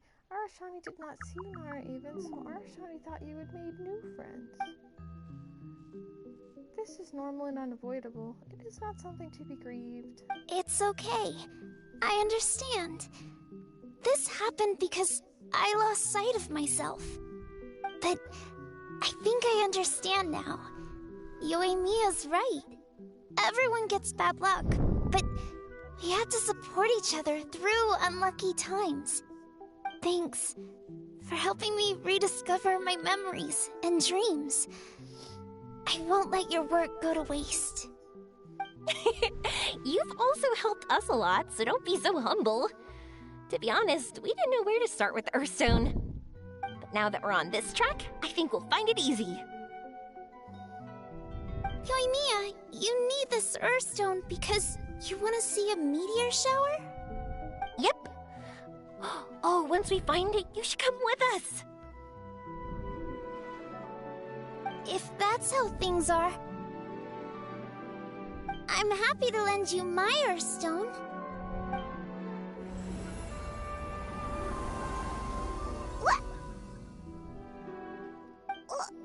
What just happened? Did you just take glasses out of your chest? I have no idea, man. How'd you know we'd need this? I didn't. I just thought that since you helped me find my precious friend, I should help you using something precious to me. And then the light turned into this. Is this what you needed? Thank you. I didn't expect us to solve our problem like this. All right, time to give it a go. Not that I know how to use it, but let's see what my intuition says. Where are you? Where are you? Oh, I think I see it! Oh, it was, pretty obvious. Come on, I'll lead the way. Once we're done watching the meteor shower, I'll accompany you home. Also, thank you for helping us. Actually, let me scrap the pleasantries and give you a heartfelt compliment instead. You all are great storytellers. Oh, what a coincidence. I would say the same for you, Red Nara.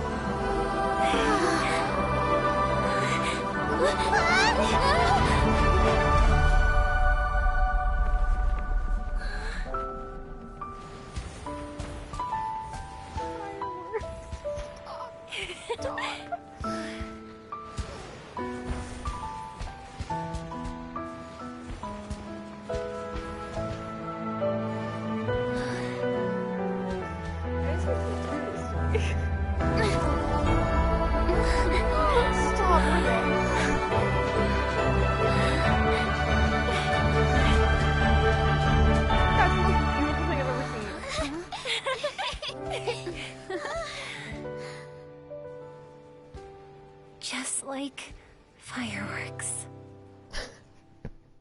Killing me. Ah!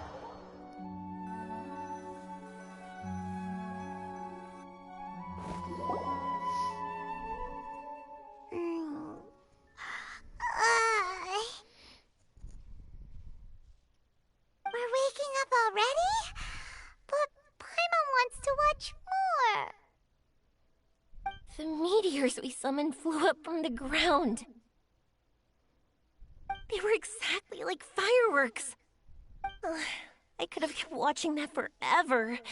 That was the realest, grandest, most magical dream I've ever had. Paimon, too!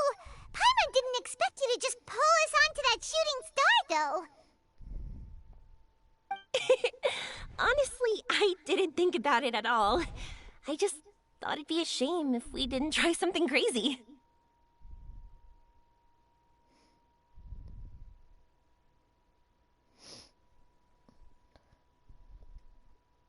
Mia, you already knew that it was a dream. You know me. It really doesn't matter to me if our experience was real or a dream. I really should thank you two, though. You set all this up as a backup plan because you knew that meteor showers are hard to catch, right? Don't worry, I loved it so much. I think this ranks as the absolute best gift I've ever been given. Oh, whew. That's good. Paimon was afraid you might be angry after hearing the truth. Why would I be? I dreamed about helpful, friendly, cute Aranara. I dreamed that we ran and jumped atop large mushrooms and we discovered Earthstone in a very unexpected way. And when I thought we had woken up, the next part was even more amazing. From her heart, Athene brought forth Earthstone glasses. We found meteors that flew up from the Earth. And we even became one with the shooting stars themselves.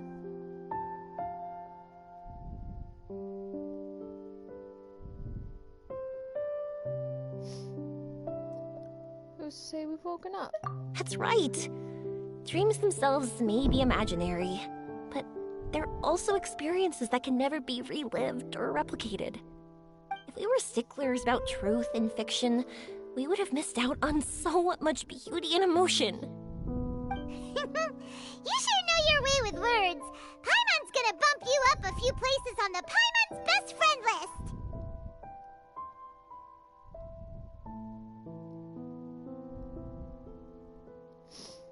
So there's a leaderboard for that? By the way, the Aranara, they don't usually like, Oh yeah! They're so cute! We really have to thank those lovely carvings. the wood carvings? Yeah! If we hadn't seen those wood carvings, then we wouldn't have dreamed of such cute Aranara. Huh.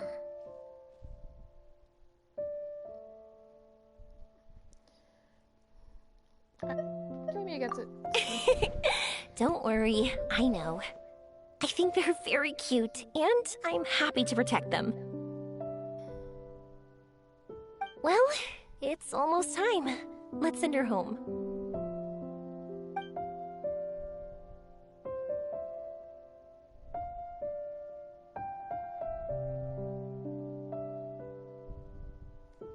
After sending Avon home, you and Yoimiya spend a few more days in Sumeru. And Merta receives word of Avon's condition and implements a comprehensive treatment plan. Haven is now eagerly cooperating with her care team, and she's feeling more cheerful than ever. I'm gonna cry again.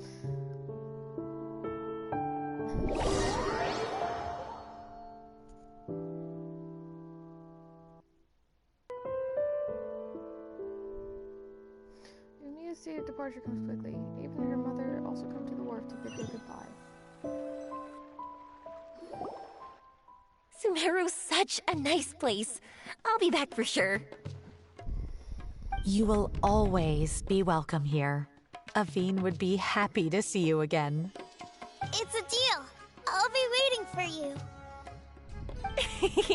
You got it. Yoimiya, before you go back, I want to tell you about my new dream. I want to travel to Inazuma on my own and watch a fireworks show there. Wow, that's impressive. I didn't expect to be introduced to new customers while on vacation. Don't worry, I'll make you some fireworks that you'll never forget. You do as well. No matter how busy your adventures get, remember to come back to Inazuma. We'll always welcome you, no matter when you drop by. You gotta come and watch the fireworks this meteor shower inspired as they soar high in the sky. Sounds like a plan.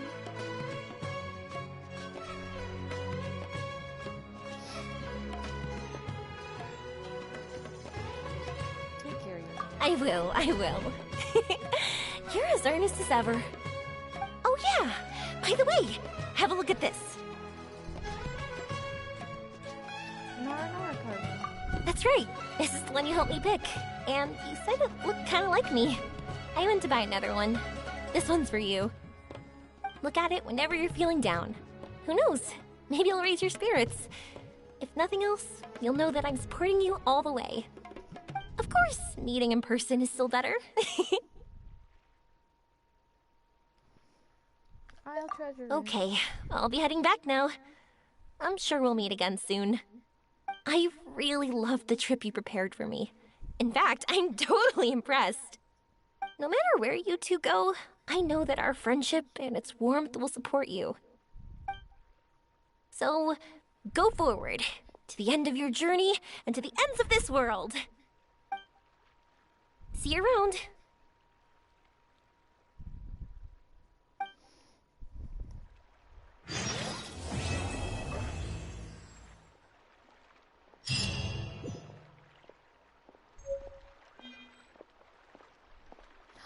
Yes, I get one.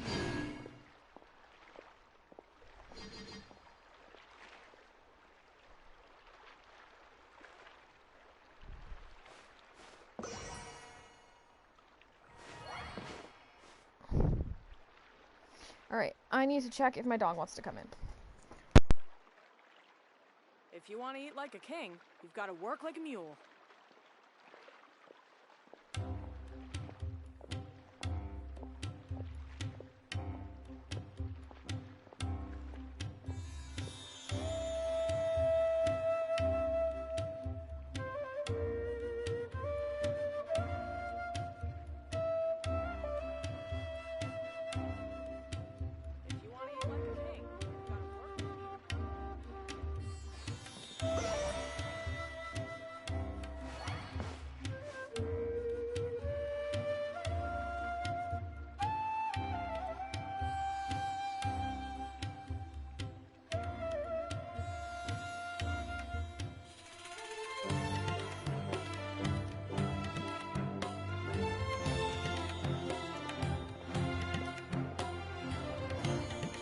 If you want to eat like a king,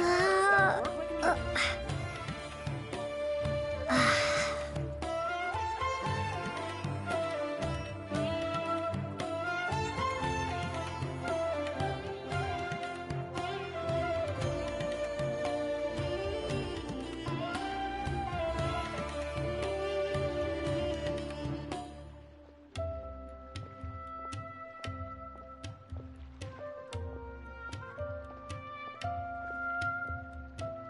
If you want to eat like a king, you've got to work like a mule.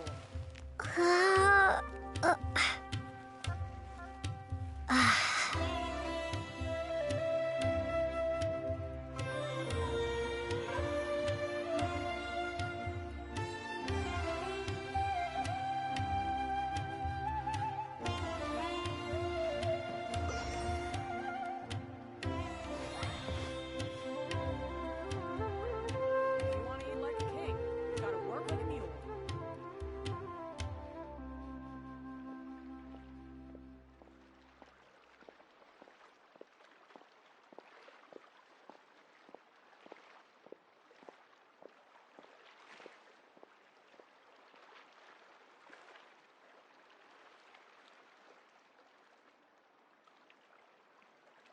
If you want to eat like a king, you've got to work like a mule.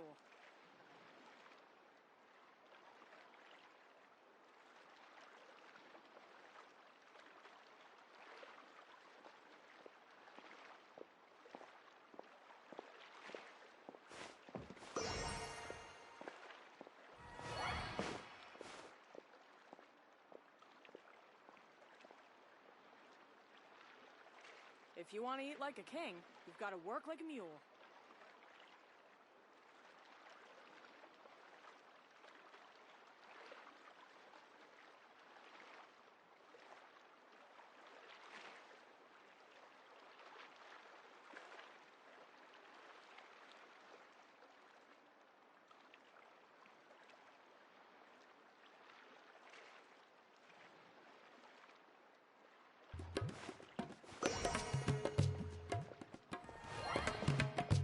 If you want to eat like a king, you've got to work like a mule.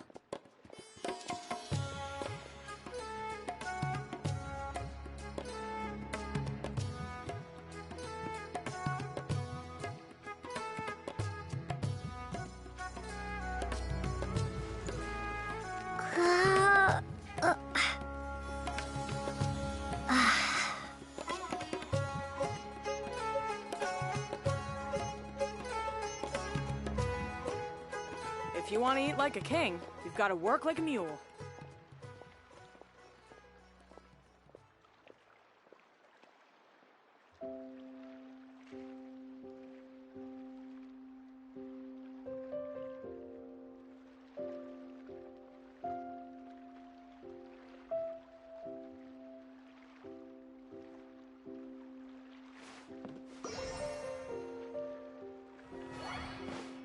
You've got to work like a mule.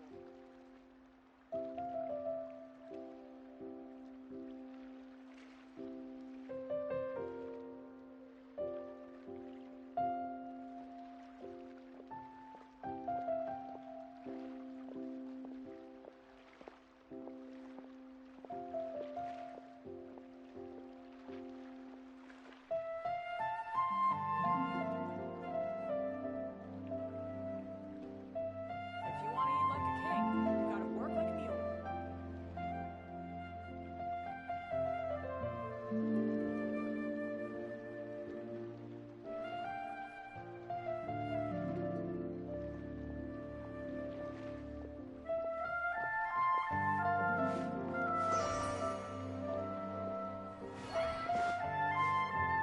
work like a mule.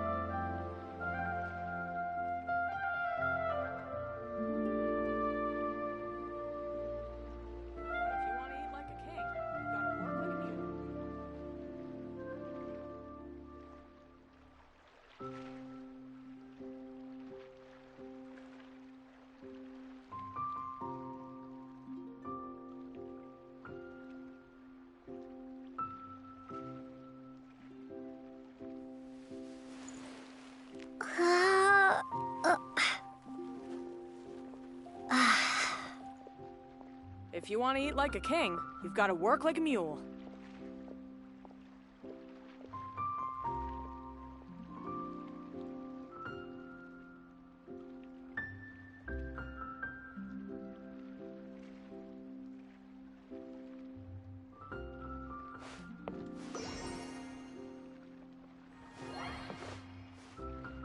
If you want to eat like a king, you've got to work like a mule.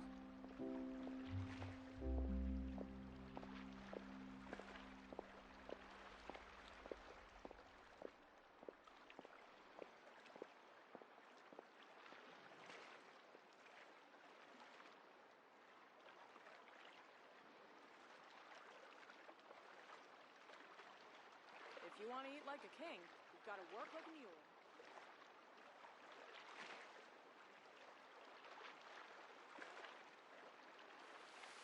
If you want to eat like a king, you've got to work like a mule. If you want to eat like a king, you've got to work like a mule.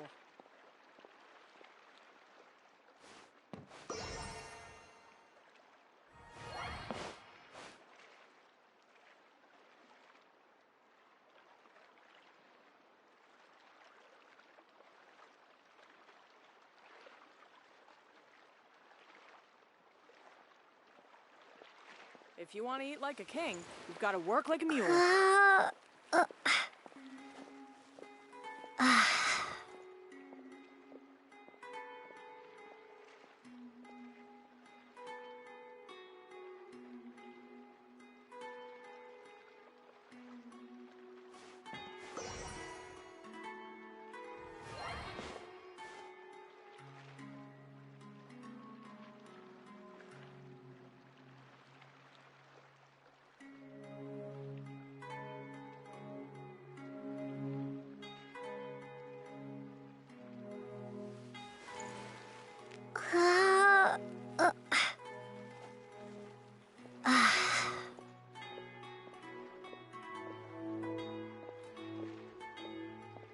If you want to eat like a king, you've got to work like a mule.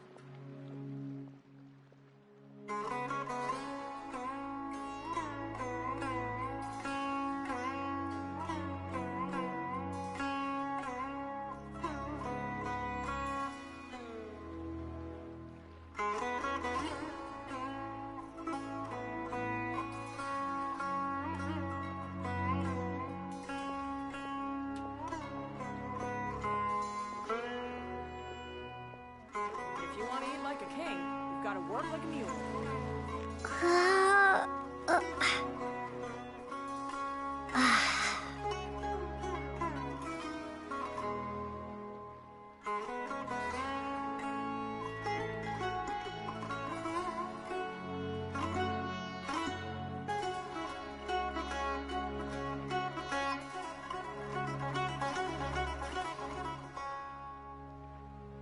If you want to eat like a king, you've got to work like a mule.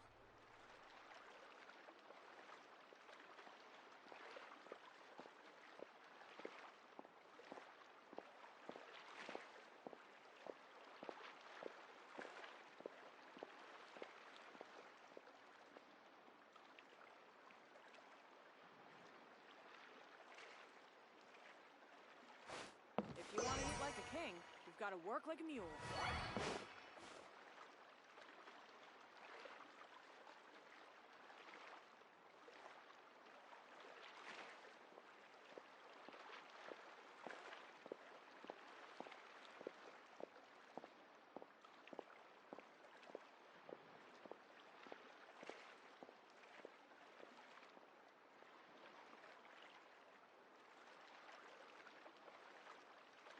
If you want to eat like a king, you've got to work like a mule.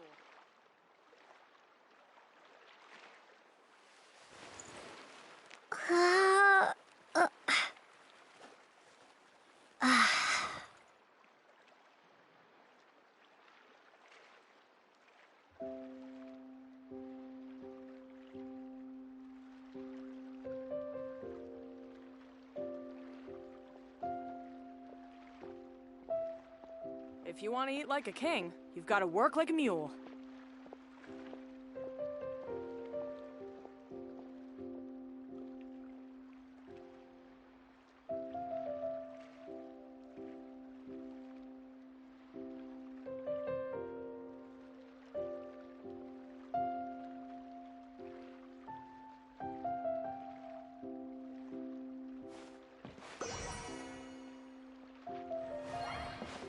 If you want to eat like a king, you've got to work like a mule.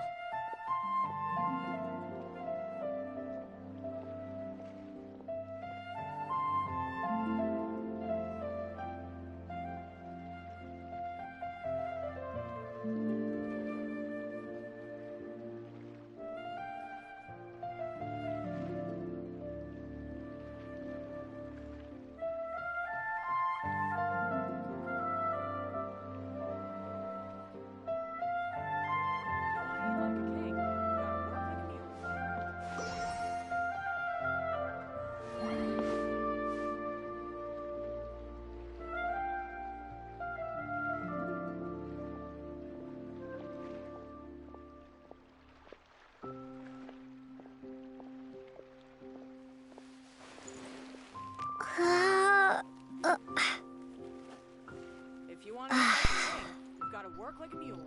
I'm back. We're doing the next story quest. Actually, yeah, no, we're going. Well, okay, we'll do Xianyun, and then we'll do Kave, and then we'll do Sino. Oops.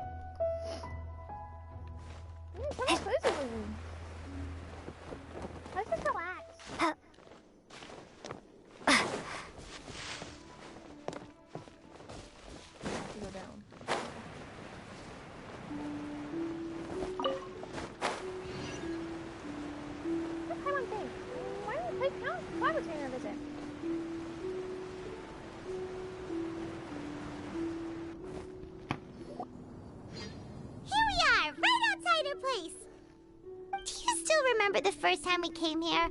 We even brought offerings and everything. And when we told her that Rex Lapis had been assassinated, she immediately threatened to squash Liyue Harbor. Paimon thought she'd be impossible to get along with. But now that we've spent some more time together, she's really not like that at all. We probably don't need to bring any offerings now that we've gotten to know her pretty well, right? Still, Paimon's got some snacks around here somewhere, so if she really wants something, we can just use that. Huh? Traveler, did something catch your eye? I don't think we've ever seen her before. Whoa. What a pretty lady. Is she also here to visit Cloud Retainer? Seems like she could also be a powerful adeptus. Yeah, you're right. All it takes is one look and you can tell she's someone special. As expected of that bird lady, really. She must have a whole bunch of Adepti friends from all over the country. Okay, but if we're both friends of Cloud Retainer, then we're basically friends by association, right? Want to go up to her and say hello?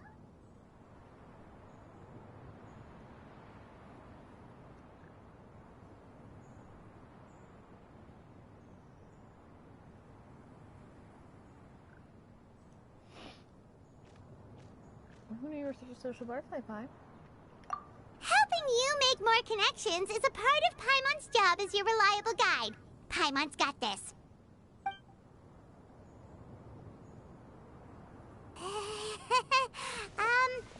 Hello.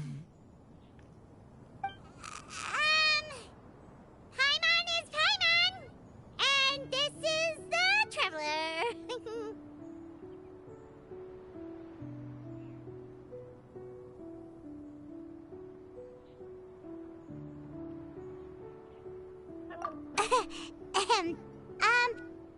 Paimon doesn't think we've met, but we're also friends of Cloud Retainer. May we have the pleasure of learning your name, Madam Adeptus? You two... What is this tomfoolery? Has this shift in form so clouded your eyes that you no longer recognize one anymore? Wait, you're... Cloud Retainer? Huh? You're the illuminated bird? But you look... human! How did that happen? Oh, donning human form is scarcely any test of one's abilities. As for your confusion, one merely had no reason to indulge such inclinations before. So, you're indulging now because? Well, one has made plans to pay a visit to some disciples at Liyue Harbor. Taking on a human form for such a trip is simply a way to make matters less conspicuous. You? Worrying about keeping a low profile? You're the one who likes to pop up out of nowhere all over the place! In fact, Paimon can think of several examples, like that time when you suddenly appeared on top of a roof without any warning, or...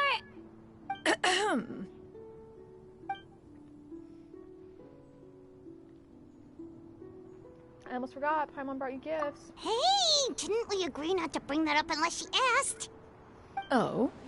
So you have taken care to follow the proper rules of etiquette after all. Most commendable.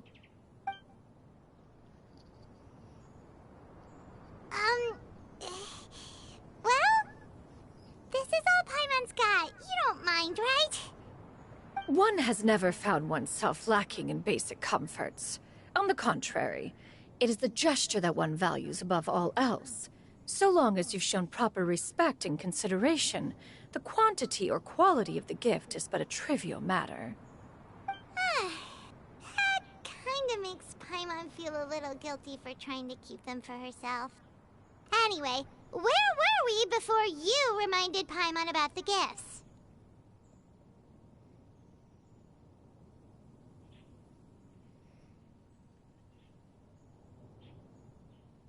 Cloud Retainer said she's going to visit some of her disciples? Ah, right! So by disciples, you must mean Ganyu and Shenhe. It's also been a while since we last saw them. Maybe we can come too! One planned to extend the invitation even if you had not raised the matter yourself. Shenhe and Ganyu should be quite pleased to see you again. However, one would first inquire as to the reason behind your visit here. You have cause to seek one's company? No reason in particular. ourselves missing you and wanted to see how you were doing. We were hoping you'd tell us one of your stories. Who knew we'd run into your human form while we were at it? Is that so? If there are no urgent matters at hand, then let us make haste for Liyue Harbor. Ganyu is likely still working at Yue High Pavilion, so that shall be our first stop. Sounds great! Then let's all go to Liyue Harbor!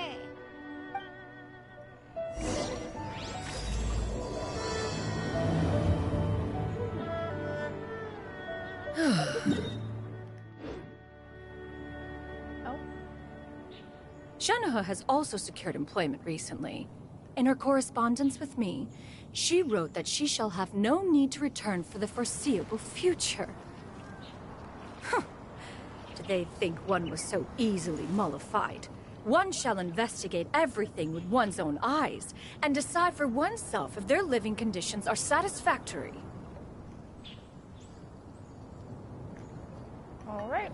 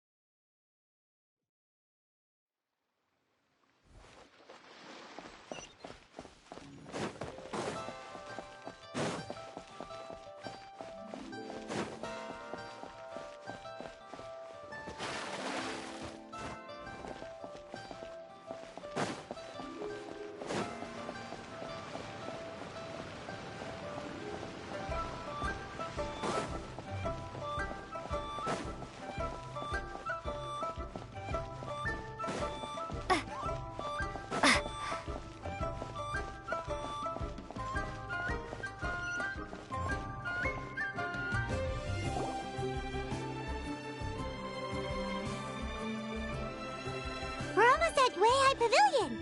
Hey, do you think Ganyu will be shocked to see Cloud Retainer like this? Guess we have no idea if Shenhe and Ganyu have ever seen her in this form before. Wait, where did she go?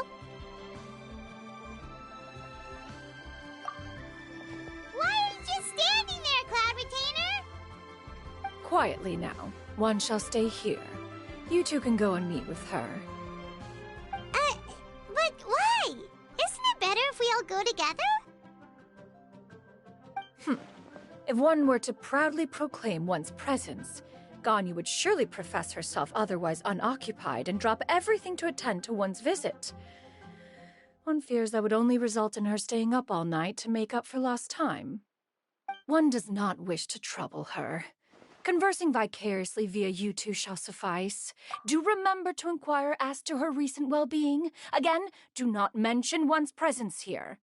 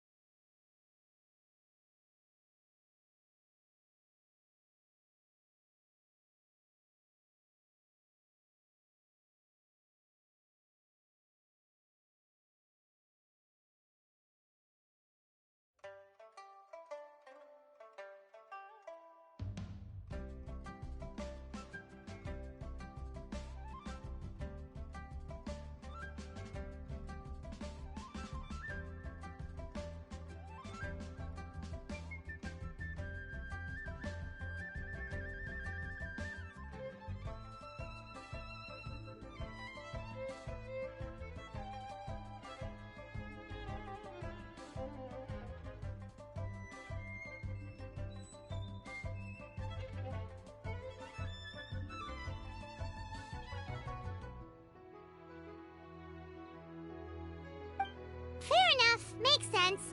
Alright then, we'll just pass on your regards and... Cloud Retainer? Oh! Busted. Is that lady someone you know, Ms. Ganyu? She is indeed. I'm sorry, Huixin, but Could we delay the upcoming meeting for a little bit? I believe my schedule today is quite full. Although, perhaps I could move some work to later in the evening. Oh, not to worry, Miss Ganyu. I'll make the necessary arrangements right away. Thank you, Wei-Shin.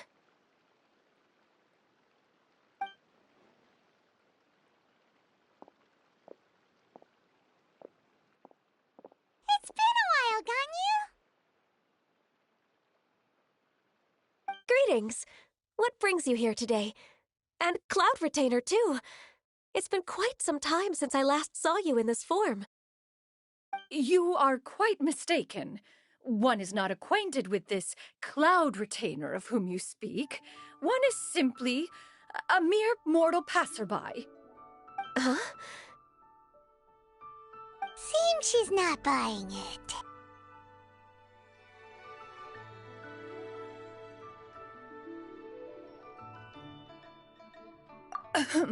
That was but a simple test. One did not expect you to be able to recognize one so easily, especially after so many years of only seeing one's other form.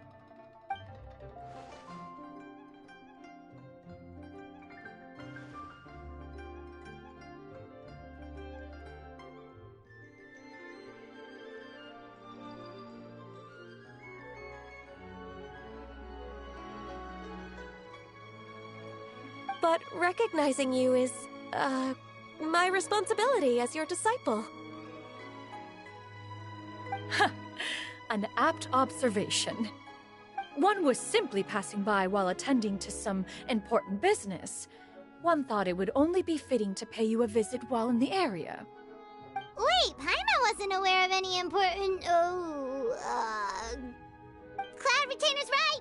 We've still got something super important to do, so we can't stay here for too long today. Oh, is that so? But it's been so long since we last saw each other. One simply desired to see you and had no intention of interrupting your work. A quick conversation should suffice for today. A more involved reunion should wait until you find yourself less occupied. I understand. That should be fine. While one acknowledges the amount of work that you have to deal with every day, one must also remind you to rest. Though Adepti blood flows through your veins, excessive exhaustion will still cause grave harm to your body. It still makes one nostalgic to see you as you are now, respected and independent. When you were young, you oft begged one to cuddle you to sleep when you suffered from nightmares. Cloud Retainer! Stop! If you insist. We are running short on time regardless, so one will refrain from going into each and every story. Why don't you continue your conversation? One shall simply stand by and listen. Wow, you've been to so many new places since the last time we spoke. If you ever need anything, please just come find me at Uehai Pavilion. Also, forgive me for my presumptuousness, Cloud Retainer, but if you plan to continue appearing in this form, don't you think it'd be helpful to adopt a human name? A human name? Huh. You raise a valid point. Considering the sheer extent of one's renown, Cloud Retainer is surely too recognizable as a name. You really think so? Not that you're not famous or anything, but that famous? You presume to know the extent of one's illustrious achievements. One would hardly think such a thing to be possible. Nevertheless, Ganyu's advice cannot be ignored. From this point on, when in public occasions, be sure to refer to one as Shenyun. Shenyun? I assume that's a reference to the full record of Pristine Pavilion. An Adeptus of years past would rise with the clouds and rest with the moon. They were enlightened and wise, free and unfettered. The writer referenced Master's name to describe her carefree and spontaneous nature. Oh, that sounds super cool! Paimon feels like only the most powerful of Adepti could rise with the clouds and rest with the moon. Actually, those lines were originally written to describe Cloud Retainer herself. Huh? Wait, so you're really that powerful? And what of it? Did you truly take one to be nothing more than a bird of bigger than average size? Not exactly. To be fair, Cloud Retainer rarely speaks of her past accomplishments. The tales of her past can only be found in ancient texts. It is said that once, a long, long time ago, there was a severe drought in Liyue. Left with no choice, many people left their homes, while others spent day and night praying to the Adepti. Although I did not live through such tragedy, simply reading about it is enough to gain a visceral understanding of all the pain and desperation during that time. On top of the drought, a noxious gas also began to spread through the land. If not for Cloud Retainer's efforts, much of Liyue would be nothing more than a barren wasteland today. The books had this to say about what happened. Upon arrival, the Adeptus borrowed the wind to retain the clouds. Immediately, the clouds gathered together, and abundant rain burst forth from the heavens. Drought and plague were both driven away, and the people were saved. Wow, that's incredible! Mortal records add embellishments to dramatize past events. One did merely what one ought, and even if one had not interceded, the other Adepti would surely have stepped in to help. Even so, you stopped an entire drought! Can you really control the weather like the book said? Oh, Paimon suddenly has a lot more respect for you. So it was Paimon's bad for calling you Illuminated Bird before. You're not too mad, are you? How laughable. A name is but a simple label we carry with us on our journey through the world. Why would one be offended by such a trivial matter? That's a relief.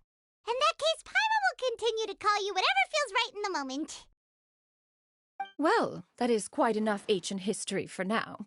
Ganyu, have you had word from Shenhe? One has heard that she procured a job recently.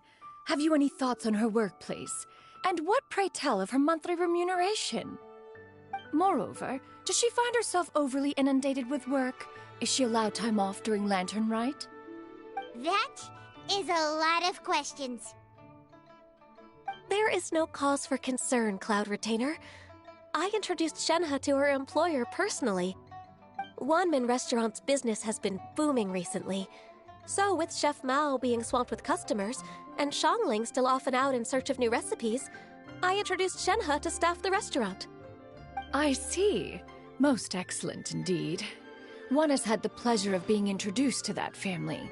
Xiangling is kind and astute, while her father is loyal and reliable. One has no cause to believe that they will make Shenhe's work difficult. Now, it is almost time to partake in the victuals of noon. One shall visit Wanmin Restaurant in person and see how Shenhe is doing. Huh? But didn't you just say that you had something important to do? Can that wait until after we've eaten? You may return to your work, Ganyu. One shall see to this matter on one's own. There will be many an occasion to dine together in the future. One is certain the opportunity shall present itself most readily. Of course, Cloud Retainer. Please take care. Traveler, Paimon, I'll see you some other time. See you around, Ganyu! Whew! Paimon was pretty quick on the uptake there, don't you think? As soon as you mentioned important business to attend to, Paimon realized that you were just looking to cut the conversation short and not take too much of Ganyu's time. Is Paimon right? No, in fact, it was not an excuse. One is indeed visiting Liyue Harbor for an important purpose. Wait, for real? The moment is not yet upon us. Still, the truth will be revealed to you in time. Huh. She really seems to be playing up the whole mysterious Adeptus thing right now. Is it because we just heard that cool story about her powers?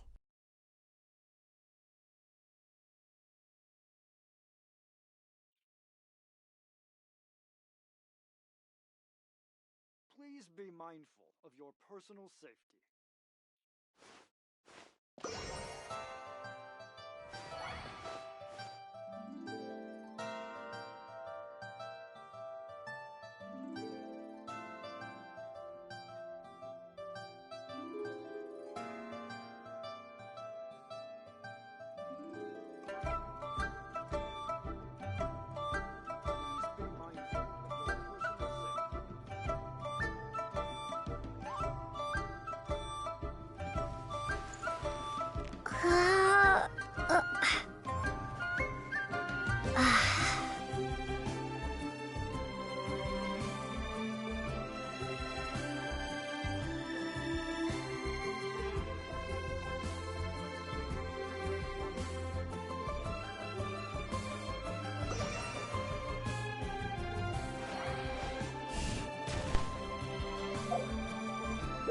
Ooh, hi, I'm back. I do have a piece of pizza, some sodium, but it's fine.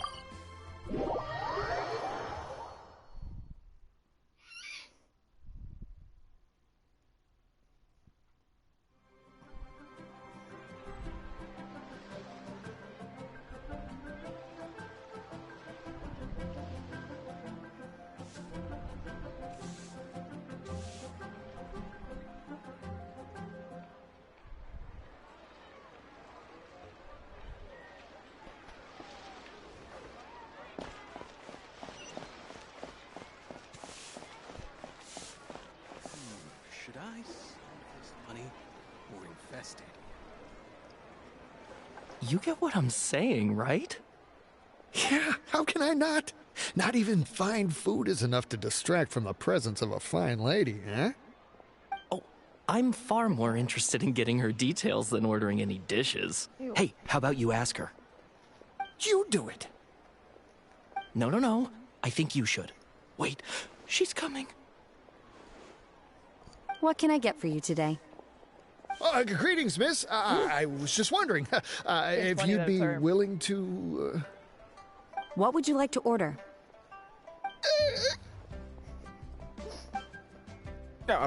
2 servings of Mora meat to go. Oh, good chat. Bye.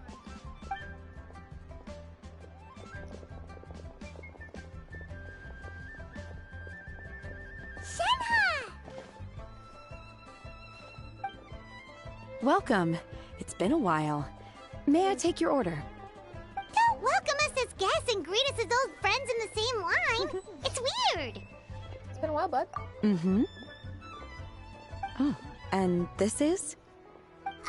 This is Miss Xinyun. Master? Huh? One does not recall ever revealing this form to you before. How were you able to ascertain one's true identity with such ease? I've trained and lived with Master for more than 10 years. I would recognize you no matter what form you take. You... Is something the matter, Master? Hardly. One simply learned of your employment from your letter and came to check on your well-being. And check out the great food, too! Indeed. It's almost lunchtime. My apologies. I'm still on the clock and can't talk for very long. Well, if it isn't the Traveler and Paimon. Are you here for Shenhe? The lunch rush isn't in yet, Shenhe, so I've got things covered for now. Go ahead, sit down, and enjoy some time with your friends. I'll let you know if things pick up. Thank you, Chef Mao.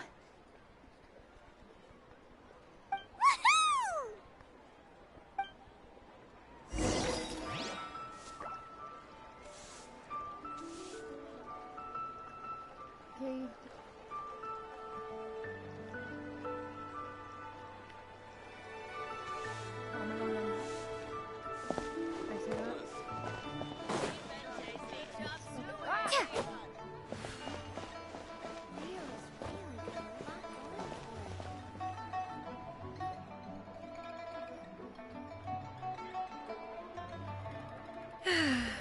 It is just as one expected.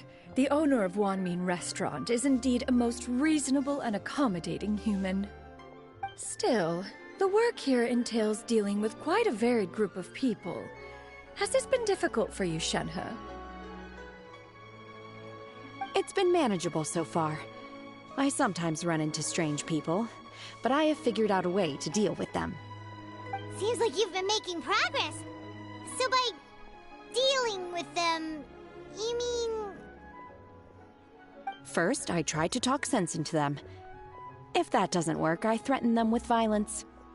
At this point, they usually decide they are in favor of a civil conversation. Oh, how should Paimon put this? Sounds reasonable. Oh, a sensible plan. One is gladdened to see you integrate so well into human society. And you, Master? How have you been?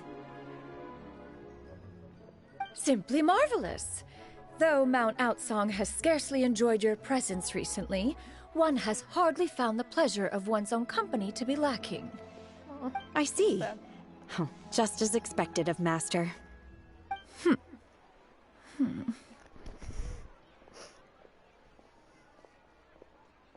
She misses you a lot. I have missed Master quite a bit too. Even though work has been busy lately, I've already had a conversation with Chef Mao about taking some time off soon to visit Master. Oh, you did? Do make note of such matters in your letters in the future. There's hardly a need to keep one in suspense. Whoa, her mood shot up just like that. By the way, Master, since you are in Liyue Harbor, have you had the chance to visit Ganyu? Indeed. She is similarly preoccupied with her work. There was time only to exchange a few simple pleasantries. Ganyu told us the story of Cloud Retainer's name. It was amazing. We never knew how powerful she was before. I see. In that case, allow me to also share a story about Master's past. Oh? Is that a problem, Master? I believe this to be a good topic of conversation. No, not a problem. One was simply caught off guard. But no matter. Please, proceed. One is most curious to see how much of one's own conversational prowess you possess. Master once participated in a race against Mooncarver. After Mooncarver lost, he insisted that Master's ability to fly gave her a natural edge in such a contest. In response, Master agreed to forego flying in return for being able to use one of her devices in the race. Mooncarver accepted, only to find Master with a brand new device on the day of the contest.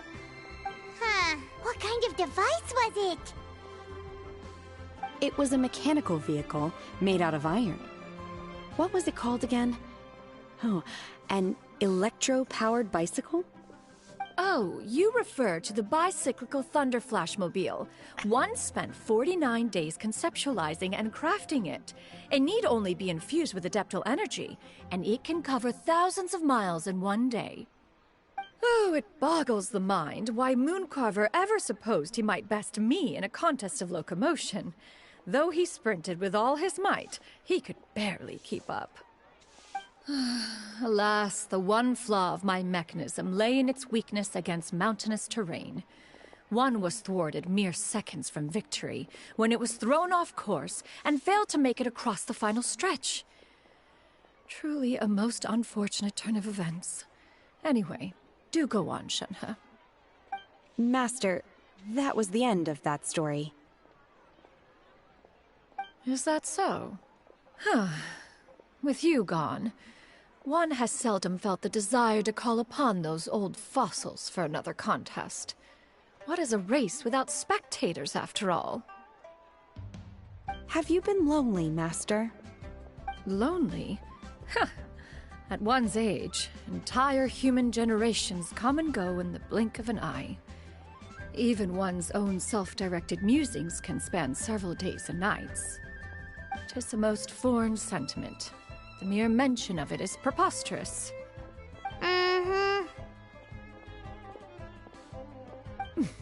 What is the reason for that look upon your face?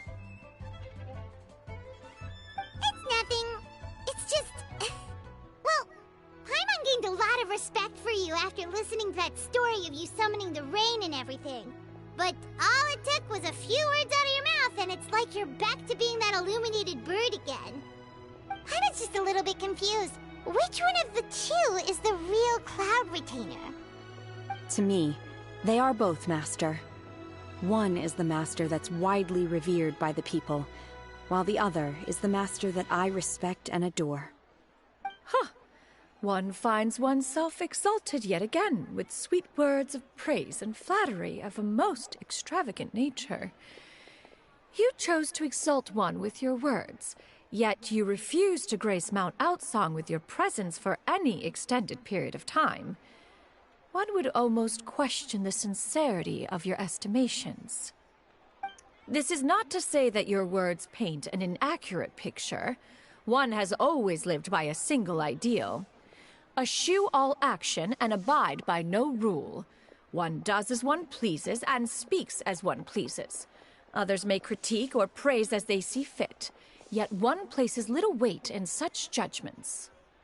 She got like, what, 2 sentences of flattery from her disciple, and it's as if her ego is about to burst.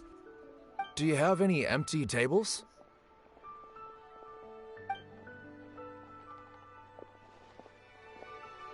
Hey there, could we get another fish stew?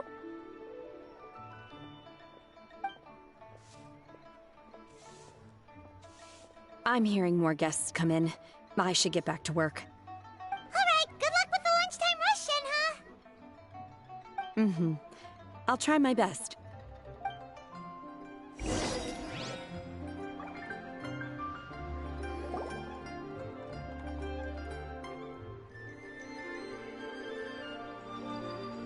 So much yummy food! Paimon's gonna feast!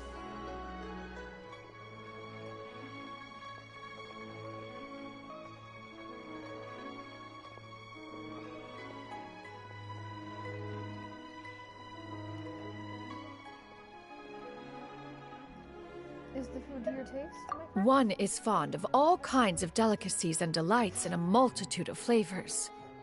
The dishes here demonstrate no shortage of culinary skill. Their unique flavor profile has left one more than satisfied. In fact, one has been struck by quite the fit of inspiration. One has already begun to conceptualize the next generation of supreme cuisine machines. Everything's so tasty! A bit too hot at times, but still super tasty. Oh, I'm sorry, miss, but our tables are full. Shall we try somewhere else, Granny? But it smells so delightful. Can we really not eat here?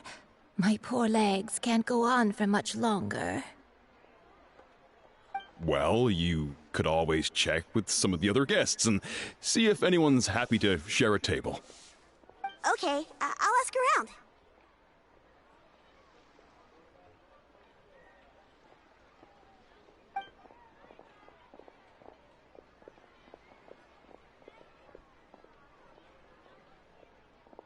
Excuse me, would you mind letting us share a table with you?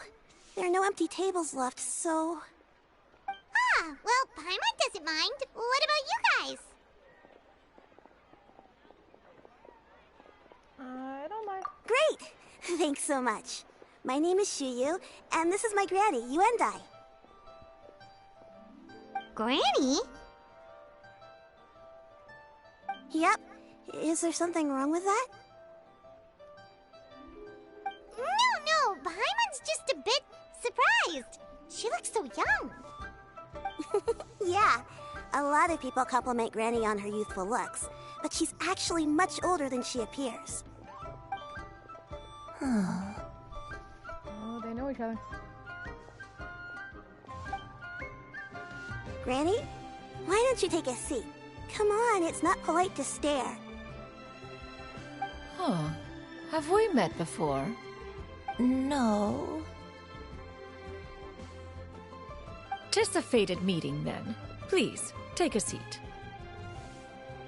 What would you like to eat, Granny? I can order for you. I want braised earthworms They always pop up out of the ground after a rainstorm. No, not this again. Granny, there's no braised earthworms on the menu. Braised earthworms? Well, that sounds weird. Do people actually eat that?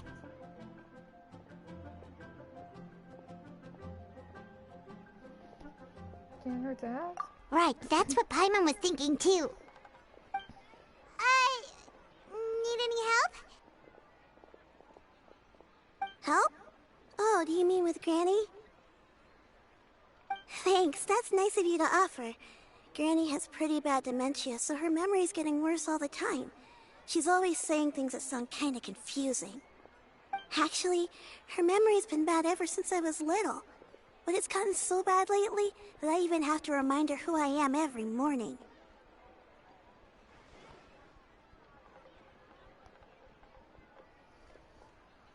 What about your parents? They died young. It's just me and Granny now.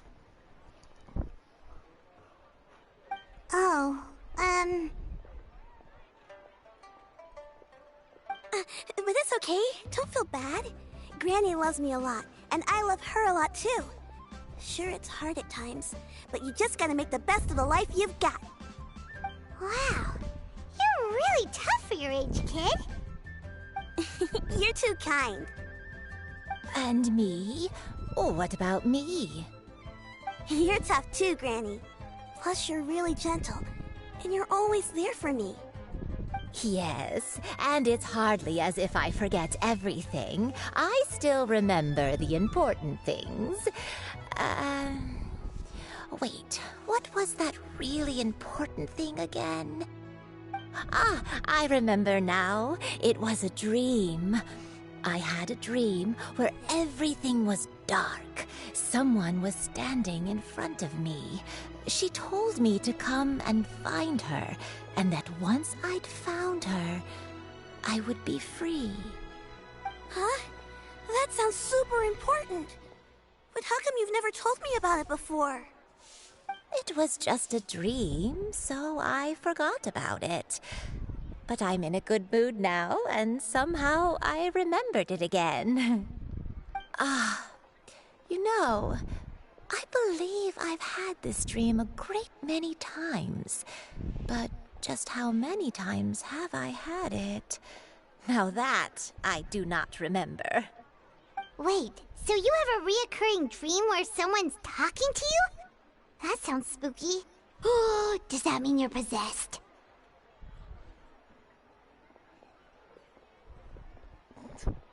Unlikely. Her eyes are clear, and her breathing remains calm and level. One sees no signs of possession. Are you sure? Who do you take me for? Is one not an adept? Am I not an expert? Huh, you're right. Paimon almost forgot you're the expert. In that case, do you still remember what the person in your dreams looked like, Granny? Not anymore. Although, I have a sense that she looked rather like me. But not as I am now. My younger self. A younger version of Granny? This is just getting weirder and weirder. What is going on here? As one said, fate must have brought us together. You may leave the situation to me. Are you sure? So, what are your names? Paimon's Paimon. I'm a traveler. Just Shenyun is fine. Thank you all so much for offering to help. But first, I'm sorry for asking, but, how do you want us to pay you back? Oh, we don't need any payment for this.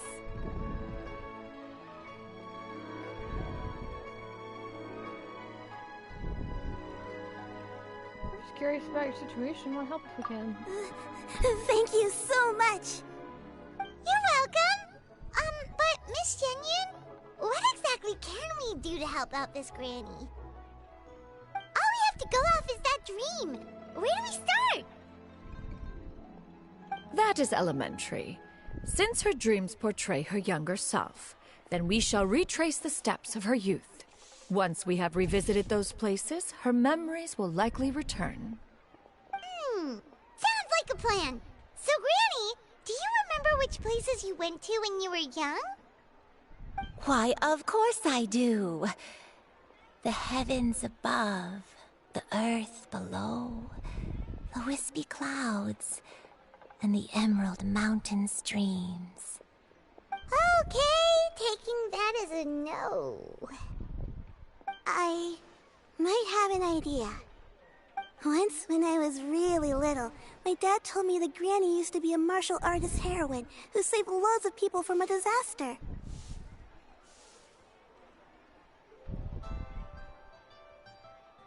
If it's true, then maybe they wrote about it in the history books or something. A martial arts heroine? Oh, Shinto knows tons about Liyue's chivalric traditions. If anyone knows about the heroes of the past, it's him. Let's go find him at the Feiyun Commerce Guild. Are you leaving already? But I'm still hungry. I'll go order some food, Granny. If there's nothing on the menu you especially want, I'll just get a few different things. It seems we must part ways for now. The Traveler and Paimon are bound for the Feiyun Commerce Guild, while Yuendai and Shuyu shall remain here and partake of their lunch. As for myself, I have matters to discuss with Streetward Rambler. Streetward Rambler? Oh, you mean Madam Ping! Precisely. Let us meet at Yujing Terrace once you are ready.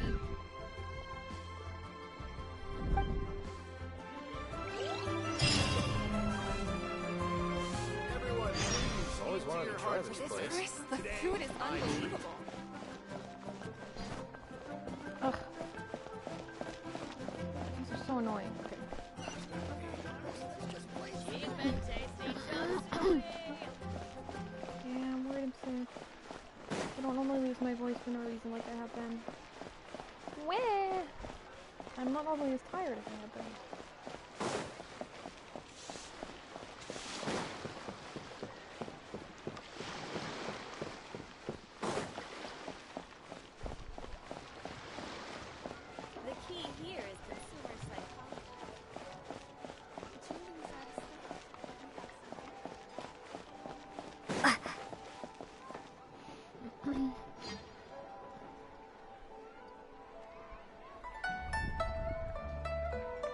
Huh. It's you two. What brings you here? Shincho! Great, we found you! We wanted to ask you about something.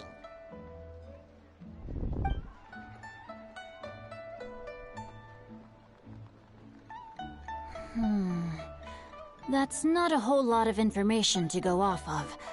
I don't know if I can say for sure. That's fine. I can't pinpoint her identity from your description alone. But considering her age, I am reminded of a nameless heroine who's been featured in various chivalric novels. Nameless heroine? That's right. The novels often speak of a great drought from 50 years ago. As the people suffered, a nameless heroine appeared and began to clear away evil spirits in bandit camps. The people idolized her, but never learned her name. All they knew was that she always acted alone. Later, though, she supposedly fell in love with a similarly noble-minded exorcist from Mount Tianheng. They were well matched in more ways than one, often fighting together as a fearsome duo of otherworldly strength. After the drought ended, the heroine and the exorcist left the public eye and began living a reclusive life in the mountains. All that remained were tales of her incredible accomplishments. The way this nameless heroine faded from fame into obscurity later in life is not too dissimilar from Miss Yuendai. I hope that's somewhat helpful. Thanks a lot, Shinto. We knew it'd be worth talking to you. It's nothing at all. Just something I came across while reading. I did do a bit of extra research on her story, but it was just out of personal curiosity. Well, Paimon still thinks that's super cool. Oh, wait, Shincho, if you've read up on her, do you know of any places often associated with her? Let me think. In the novels, the nameless heroine always appeared near one of 3 places. Wangshu Inn, the area just north of Jueyun Karst, and Qingyun Peak. Perhaps the real-life heroine who inspired the character was also often seen near those 3 places. That would explain why those locations appear in the various novels written about her.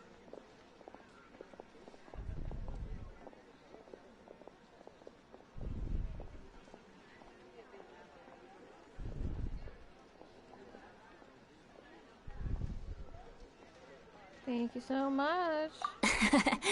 You're welcome. To be honest, I found some parts of the story confusing when I first came across it.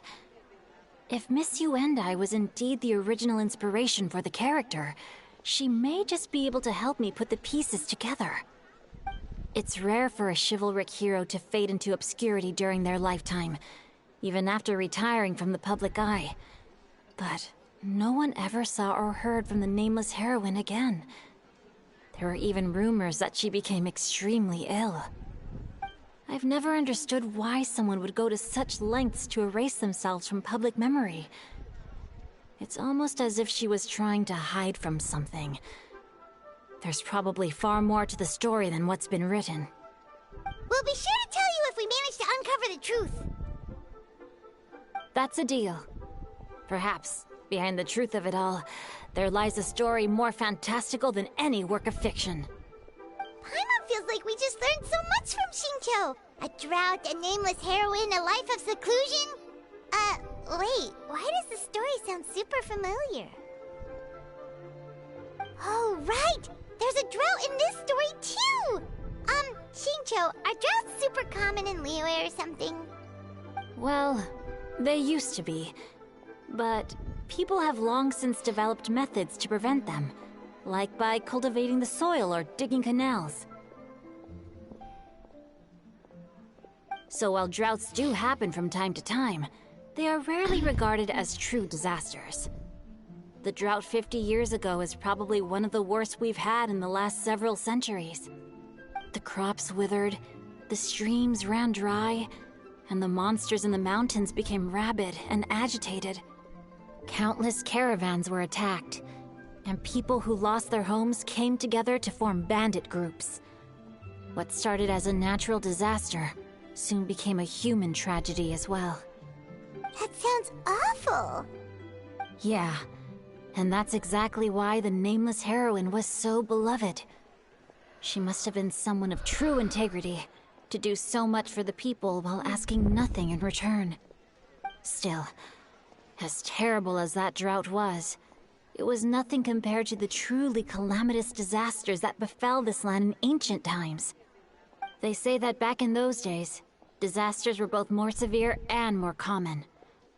Only the strongest of Adepti could hope to dispel the ruin and devastation.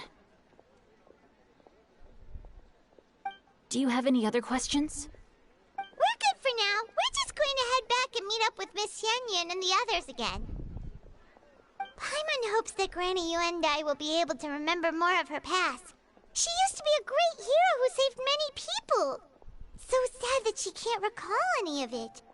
Anyway, we'll be off now. See you some other time, Xingqiu. Thank you so much for your help. It's no problem at all. Safe travels.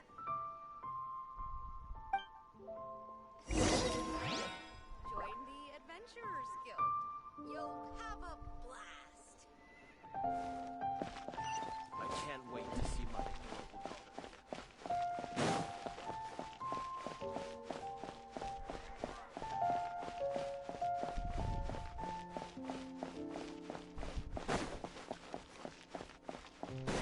Rest assured, the Qixing's top priority is the people's health.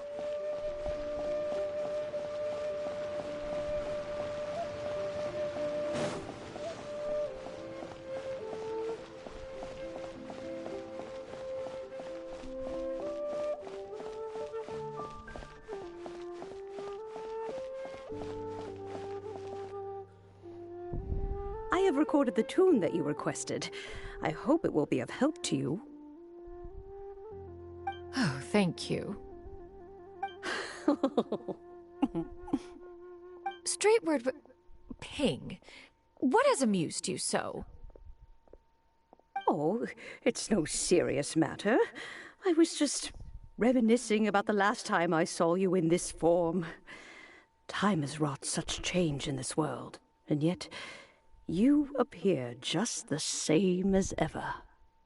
Time has little bearing on one's existence, nor has one keenly felt its effects whilst dwelling at Mount Outsong. Nevertheless, Ping, one would like to seek your counsel on a personal matter. Oh, why so formal all of a sudden? I must say, you're making me a little nervous. What is it? Well, the inquiry is as such. Approximately how much more would one need to afford a comfortable life in the harbor, not unlike the one that you yourself lead? It does not require as much as you may think. Still, do you mean that... Clavitainer, Madam Ping! What are you two talking about? Nothing save for some trivial matters. Have you unearthed any useful details? That's gonna come up later. Shinto has a theory, but let's save it for when Chuyu and Miss Yundai have joined up with us again.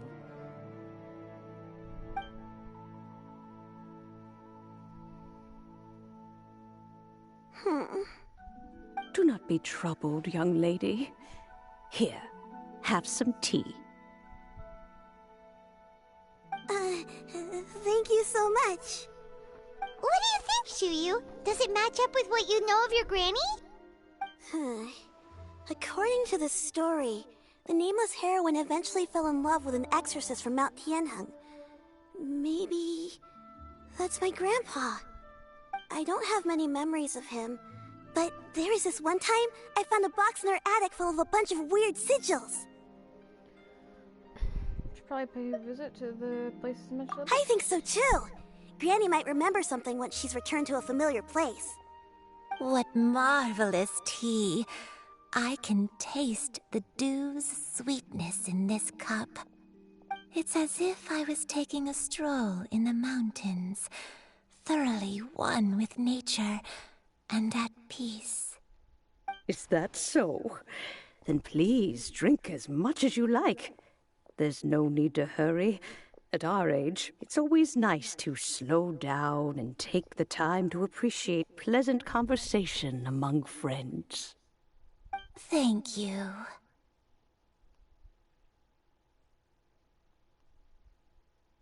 Let's rest here for a little while. Okay, since we have the time, can I ask you something? Sure thing. What would you like to know? I have a secret I want to tell you. Let's go talk over there.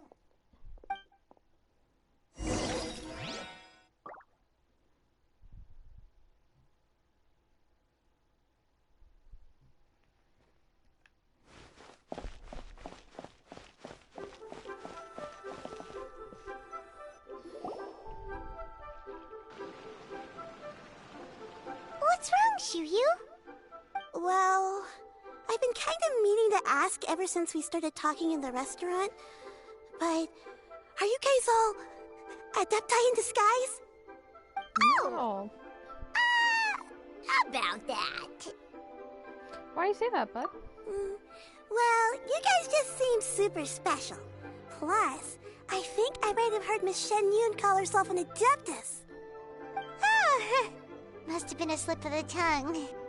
Shen Yun, since you were the one who, misspoke, maybe you can explain to Chuyu here what you really meant by that. One is indeed an adeptus. Is that of some concern to you? Huh? Alright. I knew it.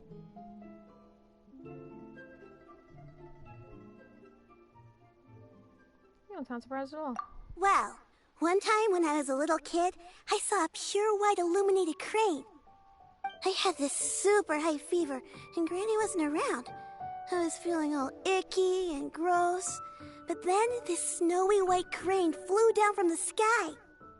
She put me on her back and flew me to her cool Adeptus house and fed me some sort of magic potion. When I woke up, I was already back in my bed, and my fever was gone. I really wanted to thank her, but I was too sleepy to stay awake, so I never got the chance. So, I just kind of wanted to ask if maybe any of you have ever met an Adeptus like that? A pure white illuminated crane? The only two we've ever met are blue and white and black and brown. Have you ever met one that's pure white, Clavertina? Never has one met an Adeptus with such features. One surmises such a description is but a hyperbolic embellishment that oft results from narrative accounts. That's weird.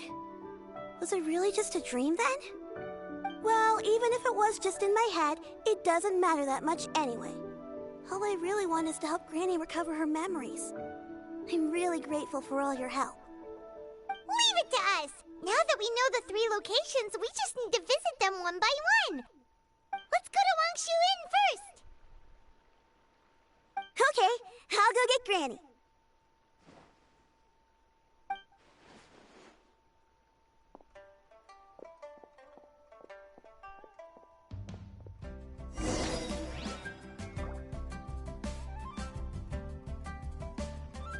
I'm gonna get a beverage.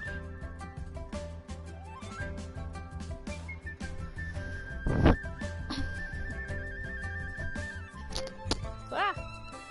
Launched my controller.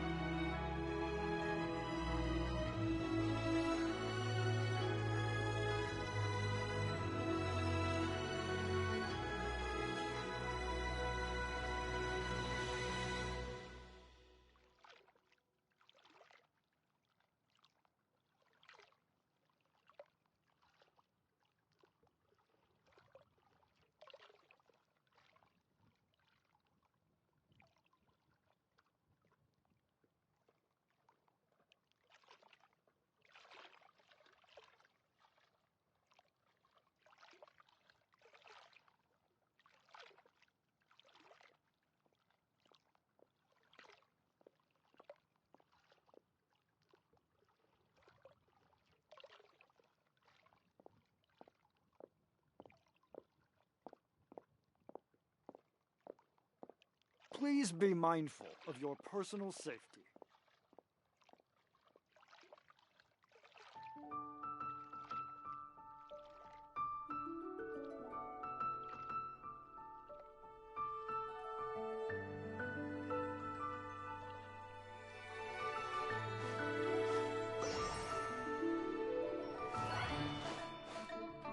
Please be mindful of your personal safety.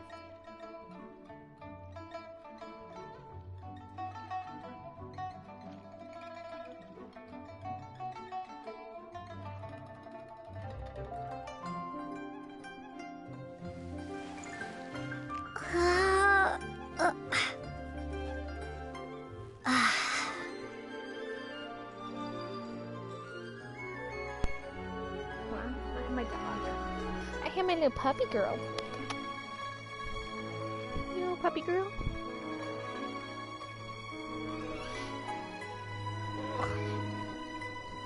I'm sitting on my blanket and I need to put it on my legs. Okay. She's moaning and groaning. She's so annoyed with me for moving around. Sorry. But I want you on my lap. I want you my lap dog. Yes. Yes. Little nasty. Little snort. You pig. Come on. We're gonna walk you in.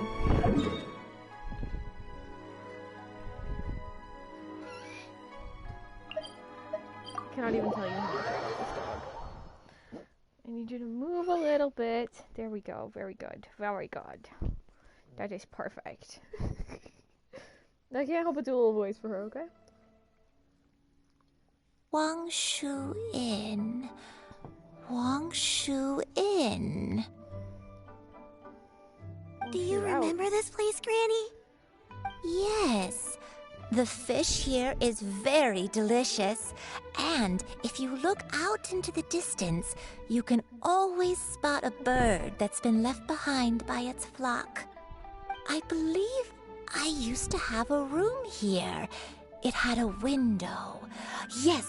Yes, I spent a lot of time looking out that window. Which room was it again? Let me look. I'll come with.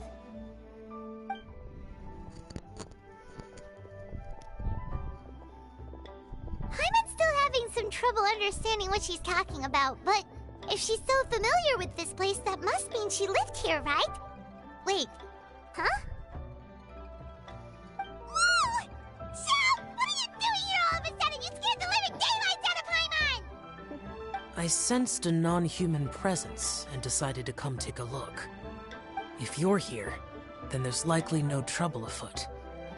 I suppose there's no cause for concern. It's been a while, Cloud Retainer. I see you have returned to your previous form. You've met her in this form before? I have indeed. I fought alongside her in this form on many occasions during the Archon War. Oh, wow! What was she like during the war? Oh, wait, let Paimon take a guess. Was it anything like this?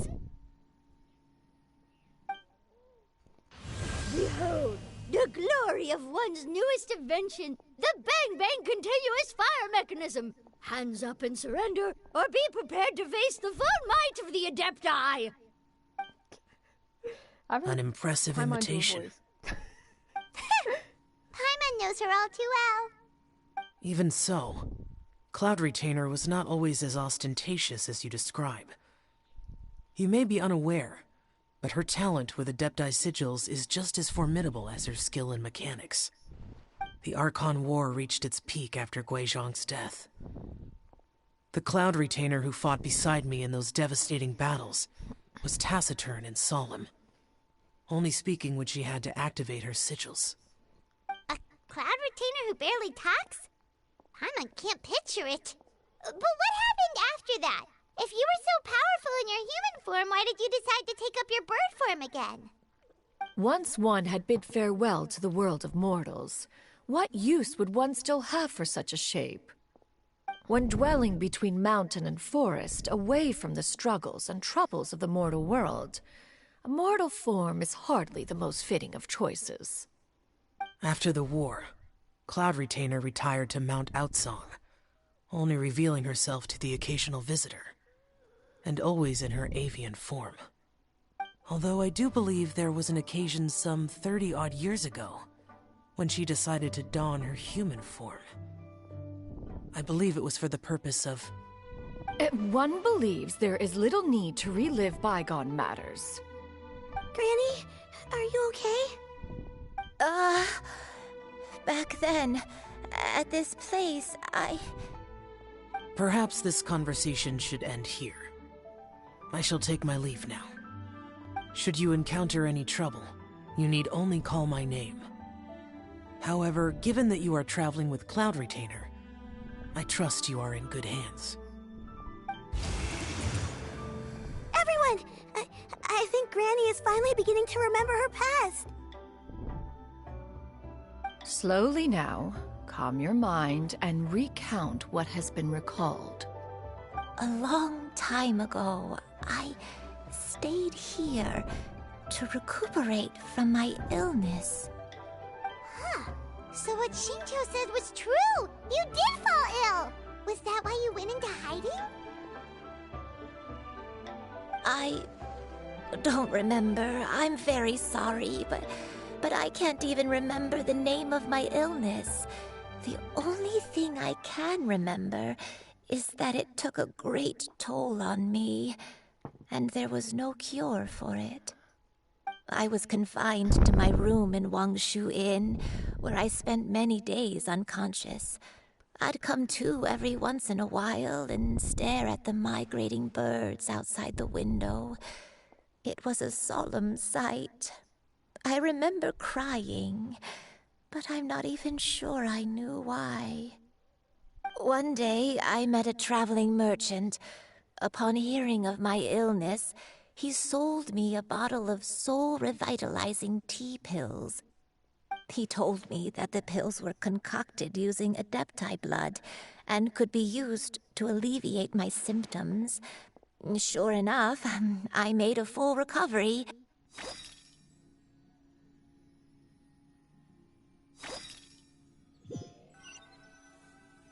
Whoa, that was weird. Okay, sorry, that might start over. Am I still streaming? Yeah. Okay. Wangshu Inn. Do you remember this place, Granny? Yes. Sorry. The fish here is very delicious, and if you look out into the distance, you can always spot a bird that's been left behind by its flock. I believe I used to have a room here. It had a window. Yes, I spent a lot of time looking out that window. Which room was it again? Let me look. I'll come with.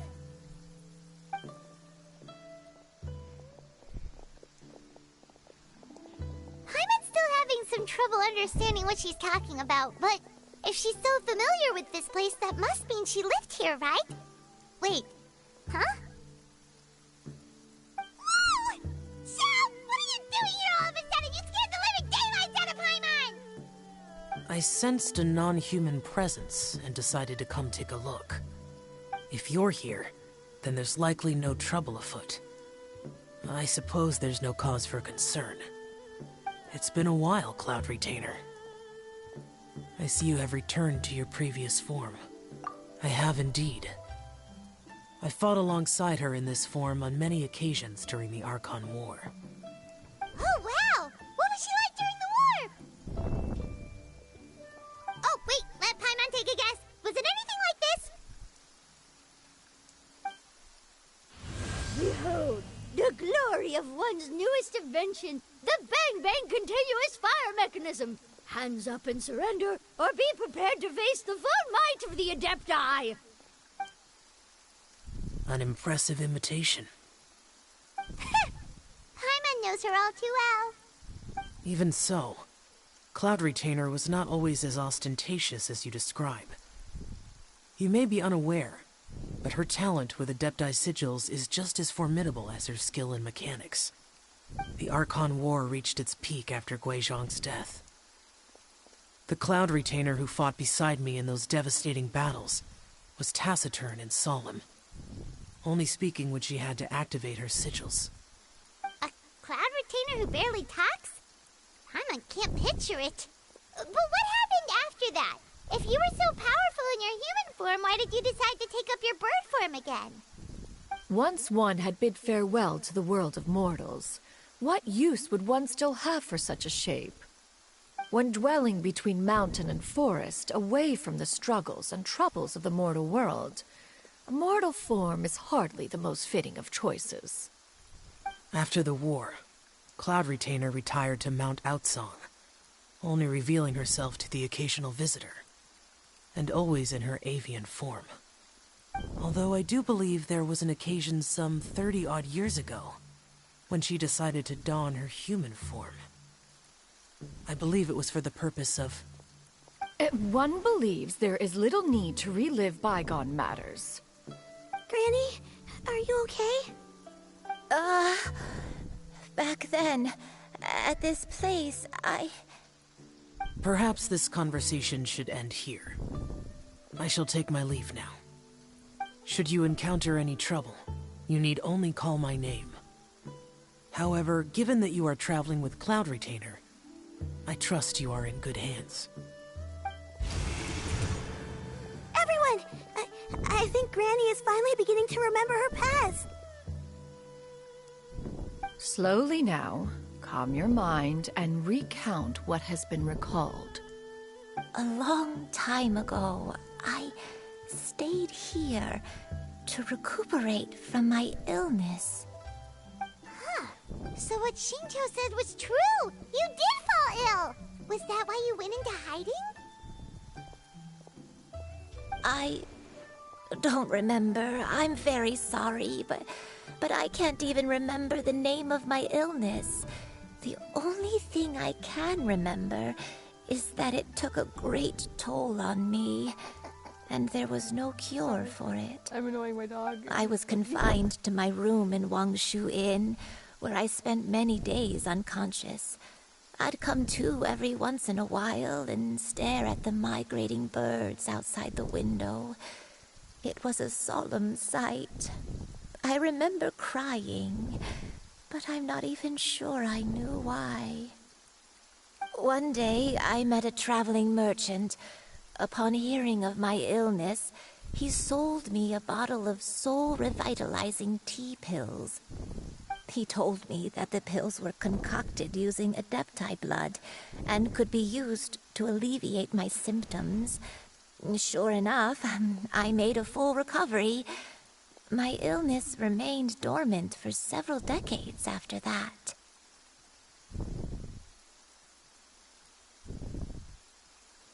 The dementia you're suffering from now is actually... Wait, but if your illness remained dormant for several decades, are you saying that what you're going through now is just a relapse of what happened all those years ago? And it was all thanks to the pills that you managed to keep the symptoms in check? Paimon's brain kinda hurts. Do you remember anything else? I'm sorry, I don't. Oh, if only I wasn't so useless. Aww. Hey, you're not useless. You've done so much for me. Watched me grow up. Raised me. How could you say that about yourself? Oh, fret not, dear child. Granny was just a bit frustrated. That's all. The recovery of a person's memories is a gradual process. Finding pieces of one's past is always superior to not finding anything at all. Let us make haste to the next location. Next location. Next location. Oh, why don't we go to the area north of Dwayunkars next? There isn't really a landmark there, so where should we start? Oh, Paimon's got it. Let's check out the houses in the area first. After all, if she was there for any length of time, then she would have stayed somewhere, right? Oh, Paimon's really got her thinking cap on today. At this rate, we'll recover all of Granny Wendai's memories in no time.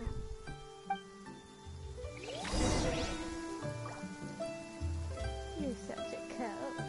You're such a little baby.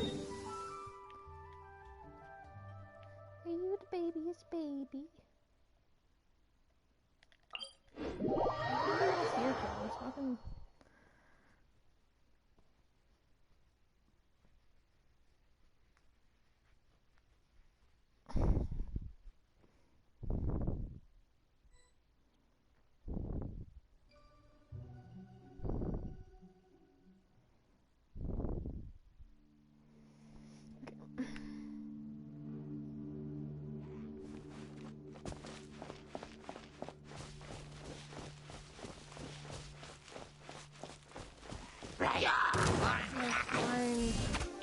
Starfall!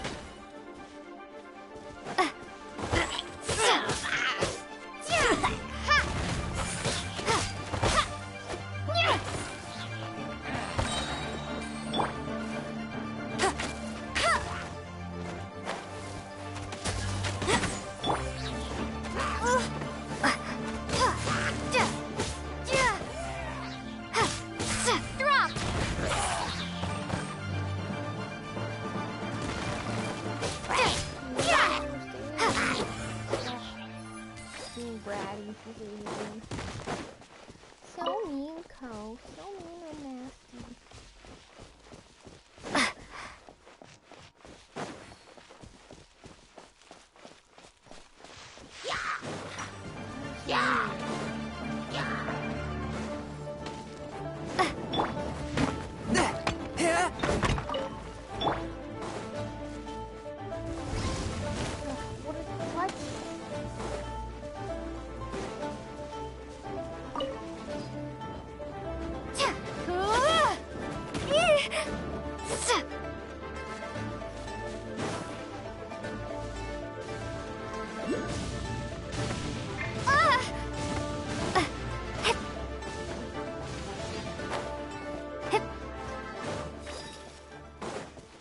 Good, we're done.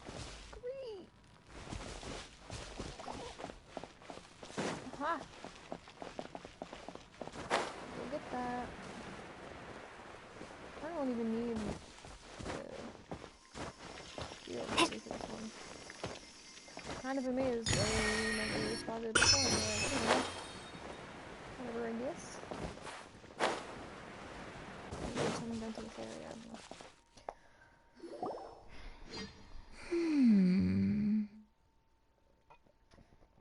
What about this place? Any memories? I don't remember this place at all. I don't think I've ever been here before. Still, I was thinking, this place feels perfect for a game of hide and seek. Huh? Why a game of hide and seek? I'm not sure. Maybe it's because I used to play that game a lot with Shuyu when she was younger. I don't remember playing it that much. Are you sure about that, Granny? We only played a few times, and we stopped once we realized I was no good at the whole seeking part. Ah, is that so? Then I must be mistaken. Not here then. Let's try somewhere else.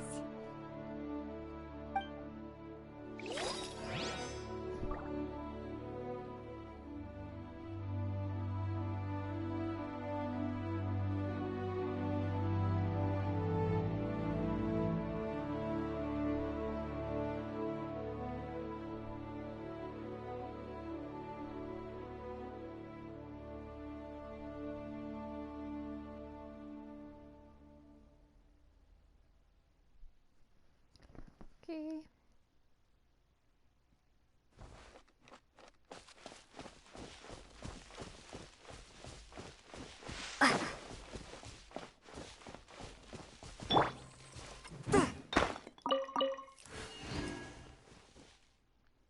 Dang it, I wanted the squirrel.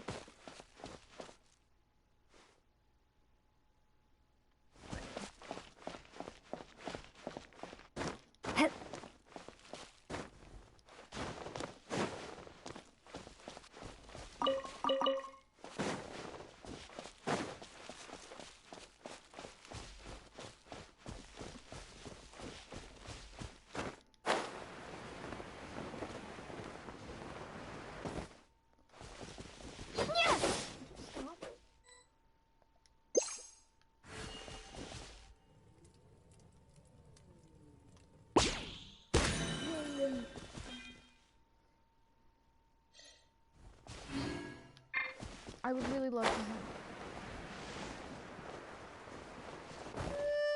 Wait, I can take position.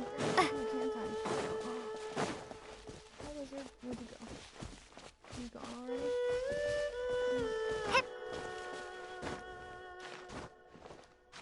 Probably fish. Oh, I actually don't know fish.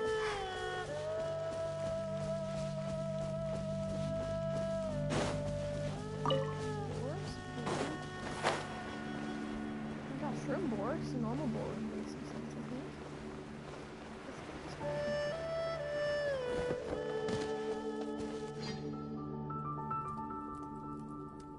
Okay. Oh. Yeah, well, never mind.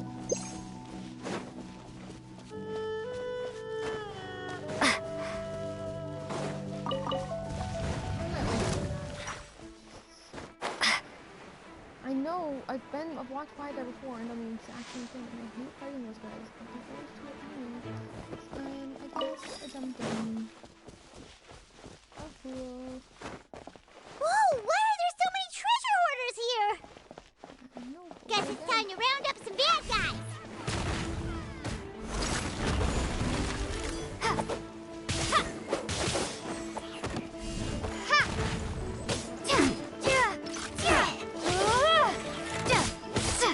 You're open! Starfall!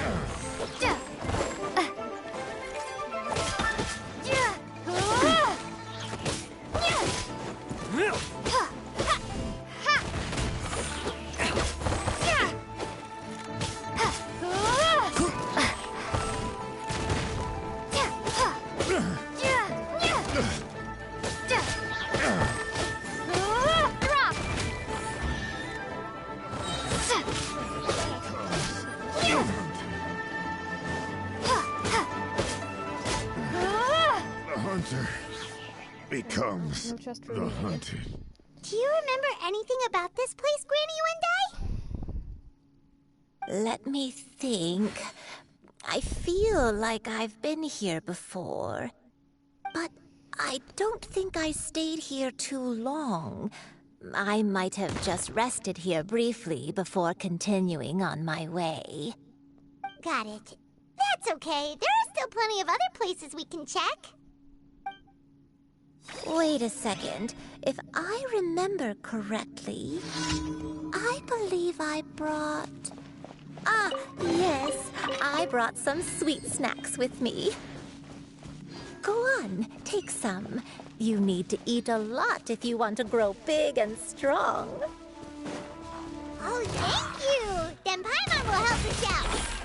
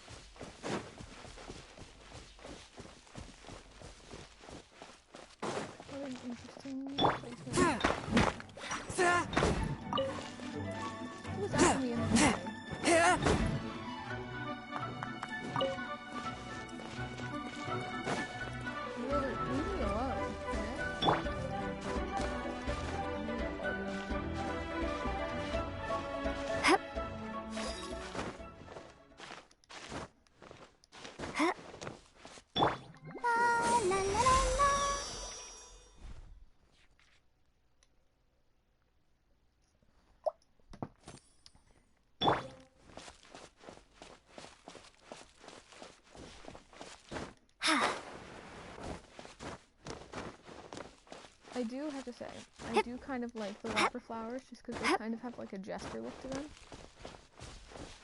And I like clowns and jesters and stuff. Those are fun.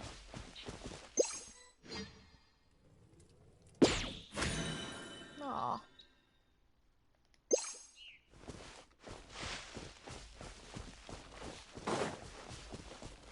Shroom boar but not normal boar. That's so interesting.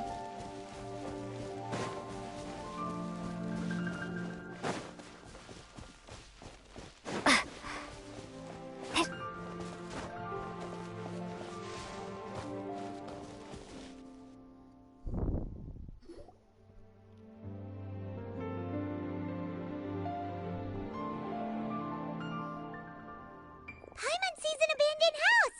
Why don't we take a break over there? This place... it's...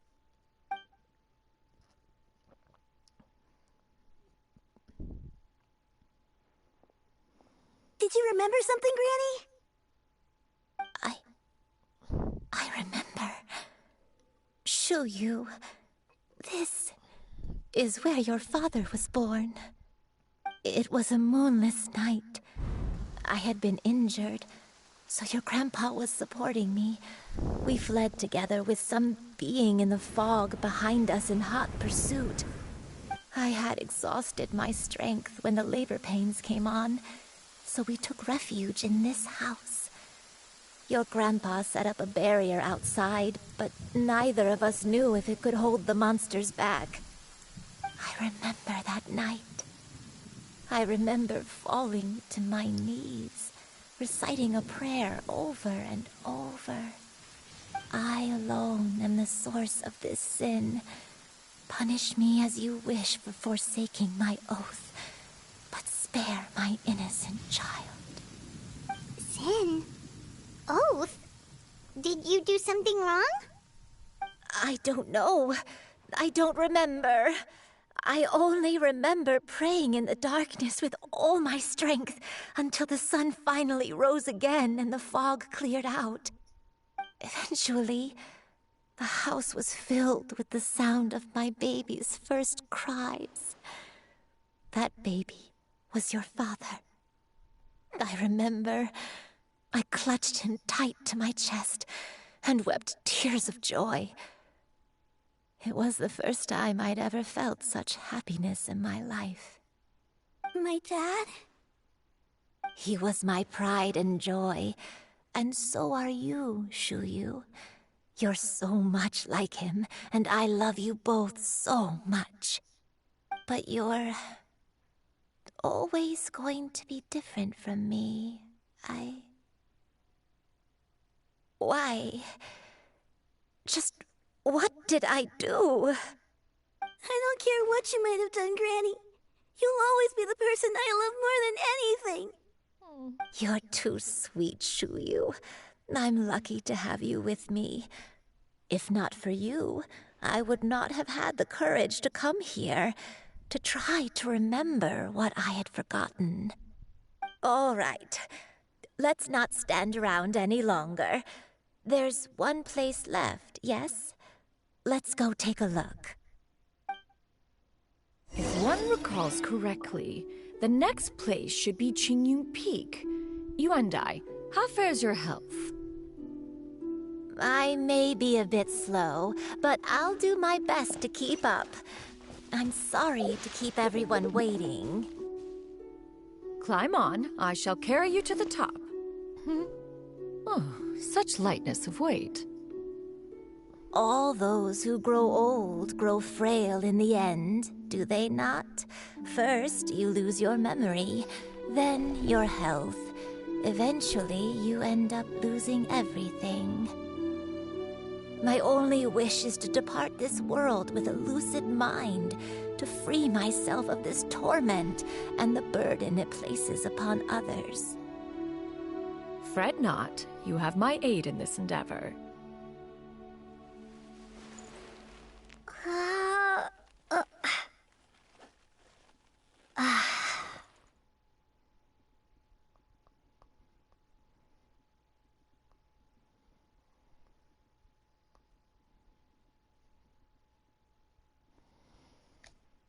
Okay.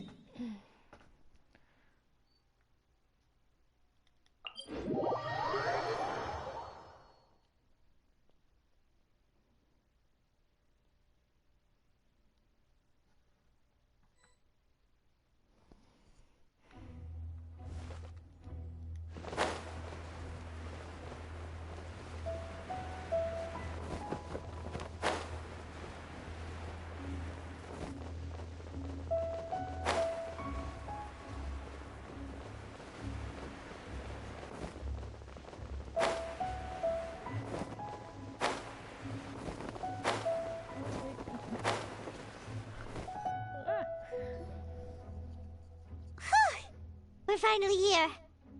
Does this place feel familiar to you, Granny One Day? Let me see.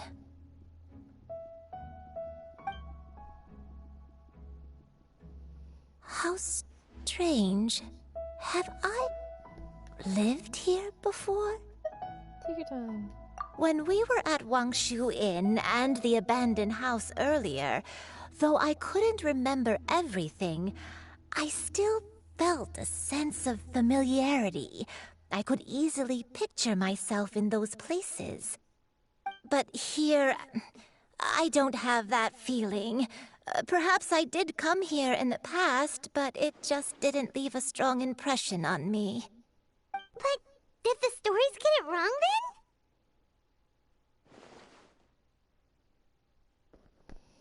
Can't expect him to get everything right. Yeah, that's true. But they're also the only thing we have to go off of. Paimon was hoping this place would jog Granny Uendai's memory just like the others. I'm sorry to disappoint you too. It's all right. We're not going to give up yet. We'll figure something else out. Just you wait. Thank you. If only I could remember. Huh? That way. What's that mountain? Oh, let Paimon look! Huh?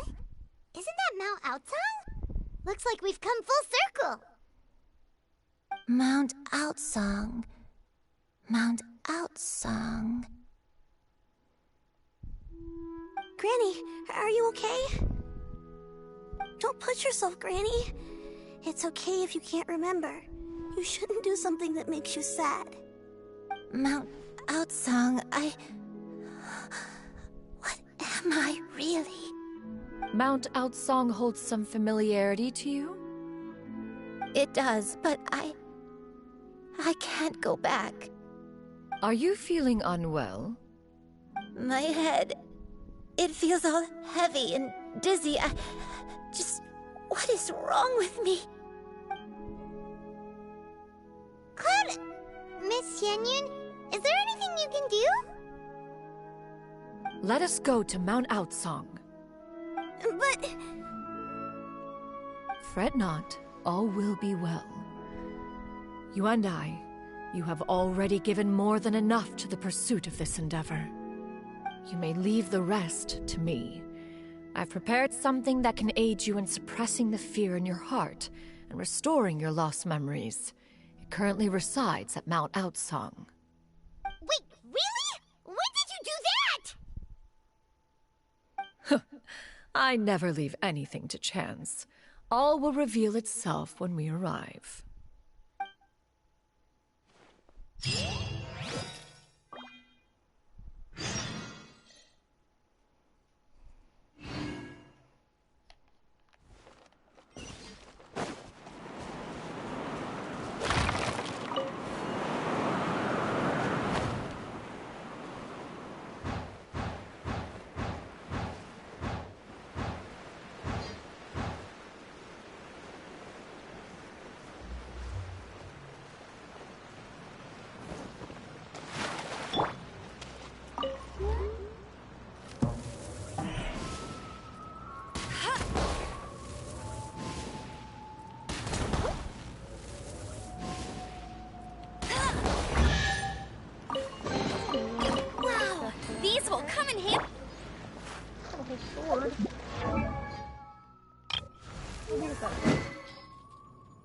I mean, you know.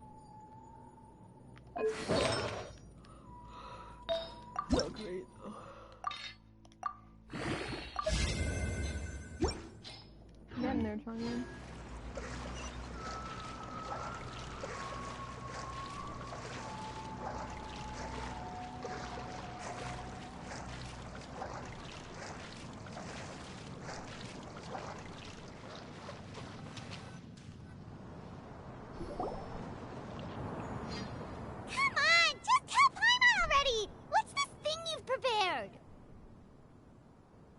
Here, this is it. Huh? But isn't this the mechanism that you were tinkering with when we first got here?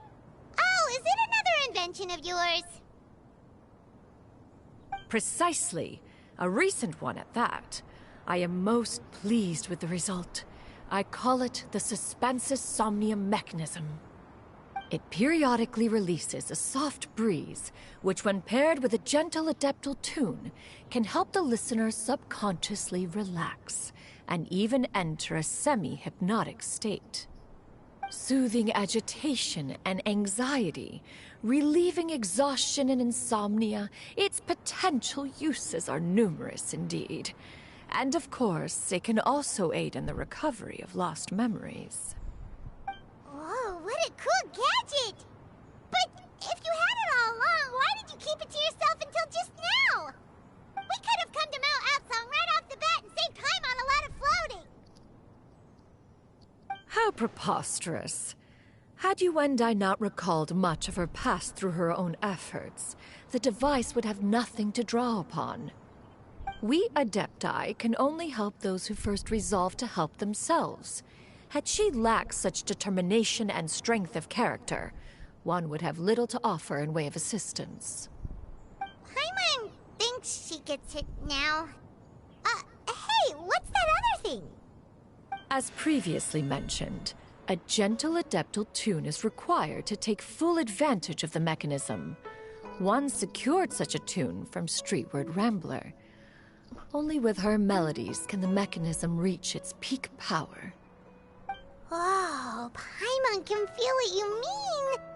Paimon's body feels light as a feather. It's as if she's lying down on a warm patch of grass after a super satisfying meal. And you and I. Is the mechanism helping you to relax? It appears she has already succumbed to the depths of reverie. Come, join one on this side. We shall give her some time to herself.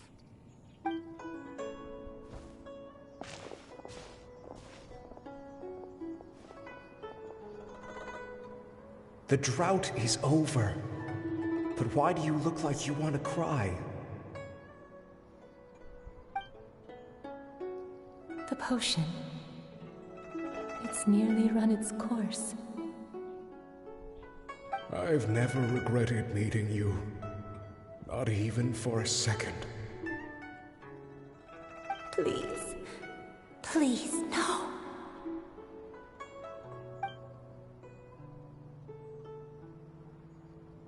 Have you forgotten? This is the world you left behind.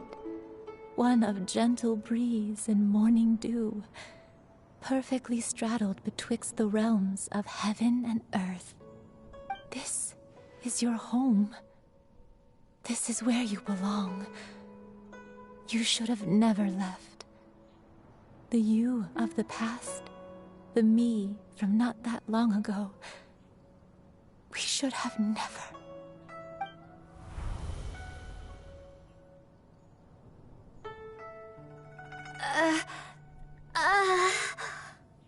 So that is the truth. No wonder this place is so familiar. Granny!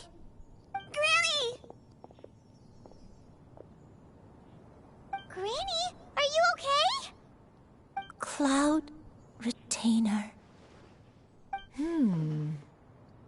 Your memories have returned. Wait, did you just call her by her full name? Does that mean you already knew each other? Yes. I now remember everything. Everything. Granny, please don't cry. I'm here. I'm here. Oh, don't worry, my dear child. Granny is fine. I'm so sorry, everyone.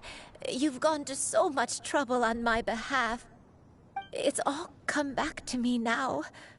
The most important thing that I had forgotten was the truth of what I once was. One can sense the guilt that now plagues your conscience. Reclaiming a truth long buried is sure to come with a myriad of complex emotions. Perhaps one should recount the story on your behalf while you compose yourself. No, it's okay. Now that I've remembered, I must face my memories head on. Shuyu, everyone, I cannot thank you enough for all your help. I'm ready to tell you my story, if you're willing to listen.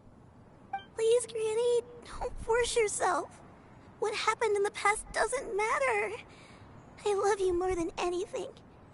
Nothing you say can change that. I know, dear child. My feelings for you are exactly the same. It is for this reason that you deserve to know the truth. Some time ago, I made a terrible mistake. One for which I could never atone. Is this the sin that you mentioned in Joyun Karst? What happened? I am, in truth, not a human being. My real form, one that I held for centuries, was that of a wild crane. I spent many, many years living on Mount Outsong, bathing in the soft breeze and drinking the sweet dew of the mountains. At some point, I somehow gained wisdom and sentience. The Lord of the Mountain, Cloud Retainer, became aware of my existence and began to share many stories with me. She even passed on the secret of cultivation to me. Though she never took me on as a formal disciple, I always saw her as my master. Whenever she took out her tools to work on mechanisms or new inventions, I would also stand next to her and watch. I even contemplated completing my training and becoming an adeptus in my own right. I followed her teachings, and time gradually passed us by. Until that fateful day 50 years ago. 50 years ago?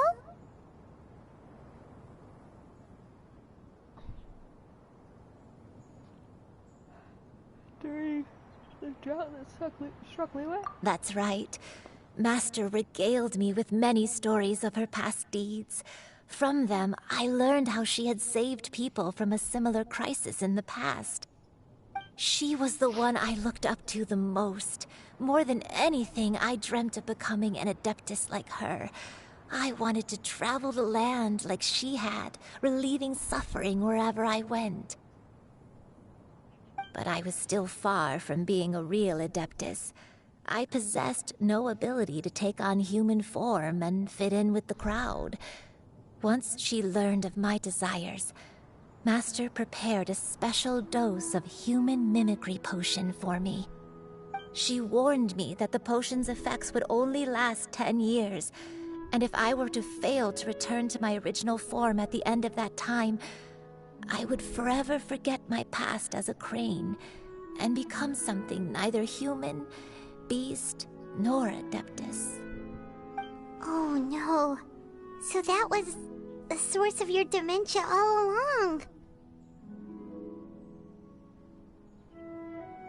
You never turned back into a crane. Was it because of Grandpa? Indeed, I fell in love. Though he was human, he had spent his entire life training on Mount Tianheng. When we met, it was not only my first foray into the world below, but his as well. Although clumsy and impulsive as he was, you'd think he was the real strange bird among the two of us. But still, just like me, he cared deeply about the world and wanted, more than anything, to cleanse it of all pain and suffering. I could not help but fall for him. But my time continued to tick away. Those 10 years passed by in a flash. Yet I did not want to leave his side, so I... Oh no, what happened next? I committed an offense. I wanted to stay with him, even if it meant living a life full of pain and suffering, even if it meant that I would eventually turn into a monstrosity. I knew I had betrayed Master's hopes, but I was too ashamed to face her. So I wrote her a long letter instead and asked someone to leave it outside her abode. I was convinced that she would not support my decision, and I lacked the courage to speak to her face to face. In my shame, I fled and tried to hide from the world, such that no one would be able to find me again. So that's why the nameless heroine hid herself away. But that was only the beginning of my troubles. I began to suffer from a strange illness. My memories became hazy and confused, and I could no longer keep myself awake. I understood that my pain was caused by my refusal to return to the life I was fated to lead. Along with my memories as a crane, I soon forgot the true cause of my suffering as well. I knew only that I had committed a sin. All I could do was pray for forgiveness, even if I had long forgotten what needed to be forgiven. Looking back, I was beyond lucky to have come across that traveling merchant at Wangshu Inn. It was such a fortunate coincidence that we were there at the same time. If it weren't for those soul-revitalizing tea pills, I probably would have... Granny! What's wrong? Coincidence? Why did I ever think it was a coincidence? Tea pills concocted using the blood of an adeptus? No, it couldn't be. Master, don't tell me. Back then, that merchant was actually... Human custom would dictate the conferral of gifts to be in order when one's progeny is wedded, would it not? consider the pills a symbol of one's best wishes. So when I tried to conceal my name and mistakes from the world and hide myself away in perpetuity, the only person I managed to deceive was myself. You knew where I was all along. One still remembers when you were but a fledgling. You possessed a certain fondness for a particular game. You would hide yourself among a group of wild cranes and ask one to pick you out from among the flock. One found you with such ease every time. 'Tis a truth most evident.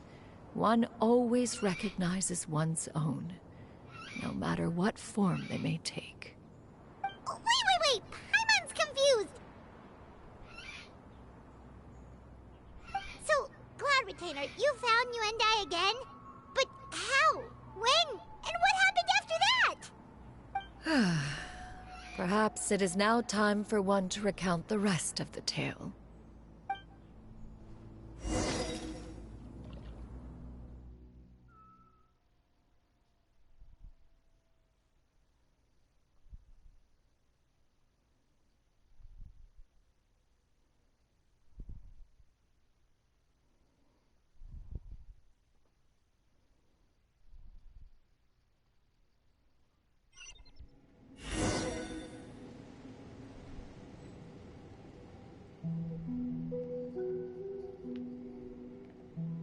One was furious upon receiving your letter.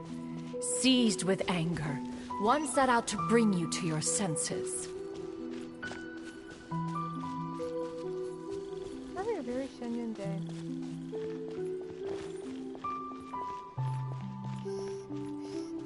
Shenyan. That's such a weird letter to pronounce as an English speaker.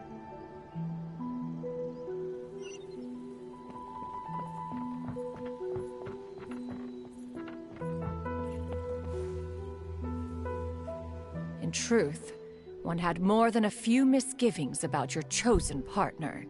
As an exorcist, his talent was lacking. One could hardly say his skill with sigils was any better. But soon, one came to appreciate the devotion he bestowed upon you during your illness. He never uttered a complaint and rarely left your side. Unwilling to begrudge someone of such character, one decided to overlook his aforementioned deficiencies, glaring though they may have been. Wishing to grant you a life without regrets, one gathered many divine ingredients and used one's own blood to create a form of medicine. Though imperfect, it managed to suppress the more dire effects of your illness. As for how to deliver the medicine, after much contemplation, one eventually decided to perform the deed oneself. One took great care to alter one's features and select the appropriate attire. Only after meticulous scrutiny did one finally set out for Wangshu Inn. As one expected, you were most ignorant of one's true identity. You showed not even the slightest inkling of recognition. One was quite torn. Should one have celebrated the success of one's disguise, or mourn the loss of your acquaintance? Fingers are kind of creepy.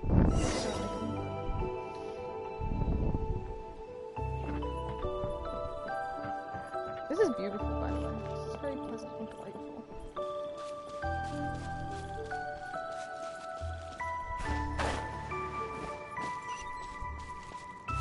Okay, I can jump. Skyward! Oh, she's so glowy. Yeah. Nevertheless, one would speak to you about another matter. Hopefully that starts it over. Yeah. Scatter!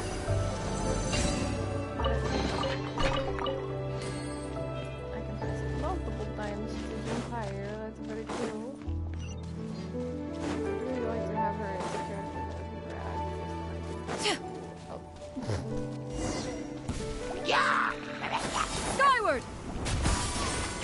Skyward! Huh. Yeah! Skyward!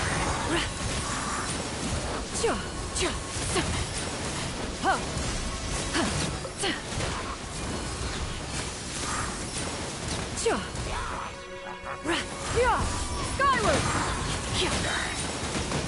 Seize the skies!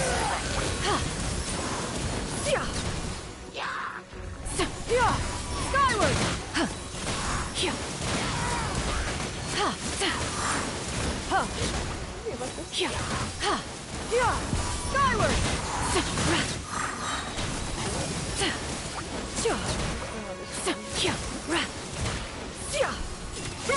Make way for the Adeptus!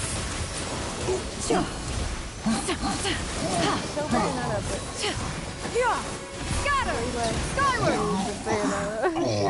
Aiden is so cool and suave. She's awesome.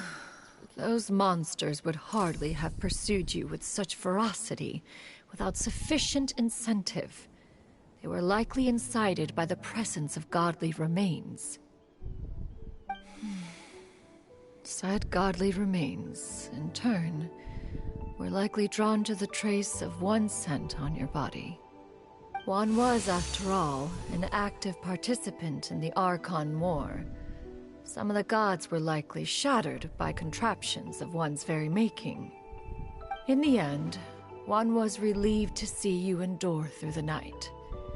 At the break of dawn, one heard an infant's cry pierce through the air, and one saw you carefully cradle the child to your chest. Although certain mortal matters remain foreign to me, one could not help but be moved by your joy. To see you happy, that was more than enough.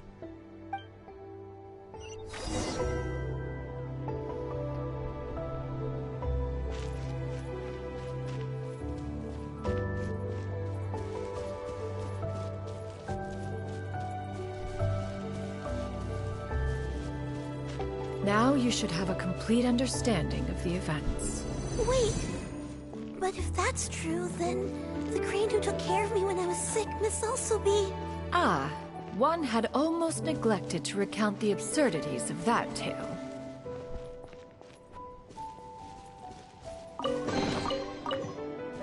Neat. Come on now.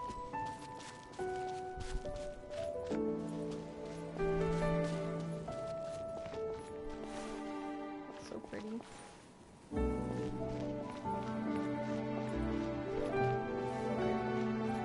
No, kind of looks like. Oh, okay. Where am I going?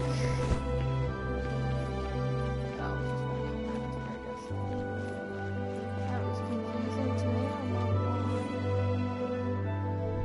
not. Just as you and I troubled one with her antics, so did you give one many a headache.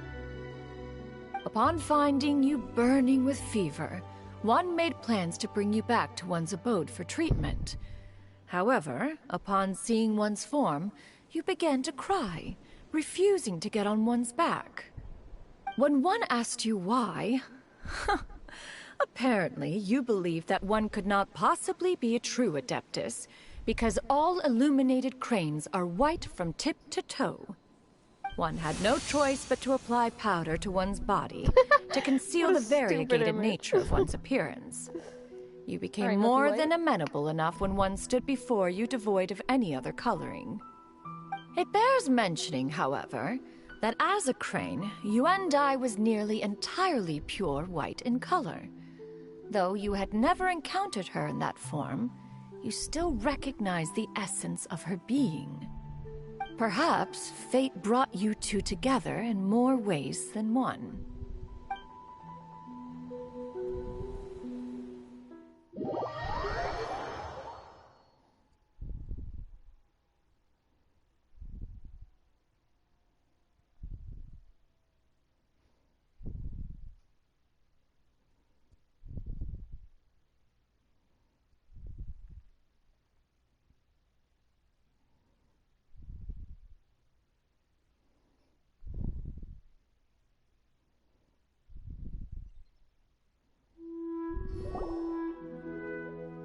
Now all has been revealed. One owes you an apology, Yuendai. One recognized you upon your very entrance into Wanmin restaurant. One has always viewed you as a disciple of equal standing with Ganyu and Shenhe. Indeed, one wished to bring your story to a satisfactory end with this visit to Liyue Harbor. Still, one could not reveal your identity right away.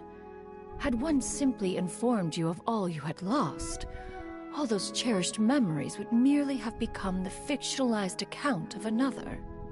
Memories are most meaningful when recalled by those who lived through them. Would you not agree? Even if the process was painful and arduous to experience. Have you any further inquiries? Master, I must ask, if you found me all those years ago, why did you leave me be, even though you knew about my mistake?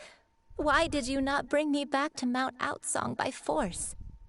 One has never regarded your action as a mistake. It was a simple choice, nothing more. When it is time for one's progeny to leave the nest, it is the responsibility of an elder to let them fly free. Yet, when your wings grow weary and the night grows dark, just know that you always have a place to which to return. 'Tis a refuge referred to by many a name in mortal writing. Home, nest, haven. Whatever its denomination may be, its essence remains quite unchanged. One speaks, of course, of a place not unlike one's own abode. One's disciples are free to come and go as they wish, yet the door remains forever open to those who wish to return. One rather hopes you count yourself among them. Thank you. Thank you so much. You and I. One expects you too have sensed the rapid deterioration of your condition as of late. Have you not? 40 years ago, you chose a path without a future. Though one used one's own blood to provide you with a few decades of extra time, it merely delayed the inevitable. One may have extended the path, yet one was unable to alter its final destination. Even the power of an Adeptus has its limits. Had your condition continued to deteriorate, you would have forgotten your life as a human entirely. In the end, you would have turned into a creature lacking in the ability to even comprehend its own monstrousness. Fortunately, you were able to avoid that scenario by reclaiming your memories. Though one sped the process along by providing some guidance, the result is entirely a reflection of your own effort. So, what's gonna happen to Granny? One will help her reclaim her original form as a wild crane. If it be fated, she may recover her sentience one day. She's gotta go back to being a regular crane, huh? There's no other way? Master, you've already done more than enough for me. I don't know how I could possibly repay your kindness. This is a better result than I could have ever hoped for. How much time do I have left? Not long. The transformation is imminent. Granny? Please don't leave, okay? You're all I have left. Please! Don't be sad, dear child. Granny has led a wonderful life. My only regret is having to leave you behind. Don't forget to eat well, okay? A growing young lady like yourself needs lots of good food to grow big and strong. Promise Granny you'll take good care of yourself when I'm gone. I promise, Granny. I'll do whatever you say. Good girl, good girl. Don't worry. It's not goodbye forever. Granny's gonna become the most formidable crane in all of Mount Outsung. Granny will train day and night. I won't stop until I can turn into a human without having to rely on anything but my own power. When that day comes, we'll be able to live together again. You and I. How's that sound? Good. That's a good girl. Even though we won't see each other for a little while, as long as we both work hard, we're sure to meet again someday. I'll eat well, Granny. I promise. And I'll wait for you, no matter how long it takes. I'll wait for you to come back. That's a good girl. Then Granny really has no more regrets. I'm so sorry, Master. Thank you for everything.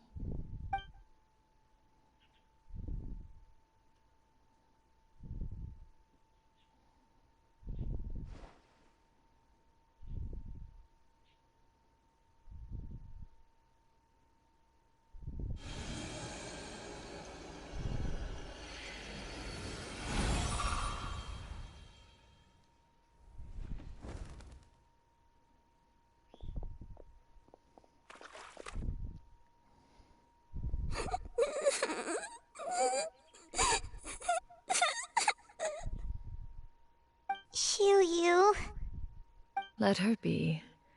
At her age, crying is a natural, if not fitting, response to such an event. Tears are a necessary part of maturation. Sometimes there is scarcely a better vehicle to wash away the toll of stress and misery.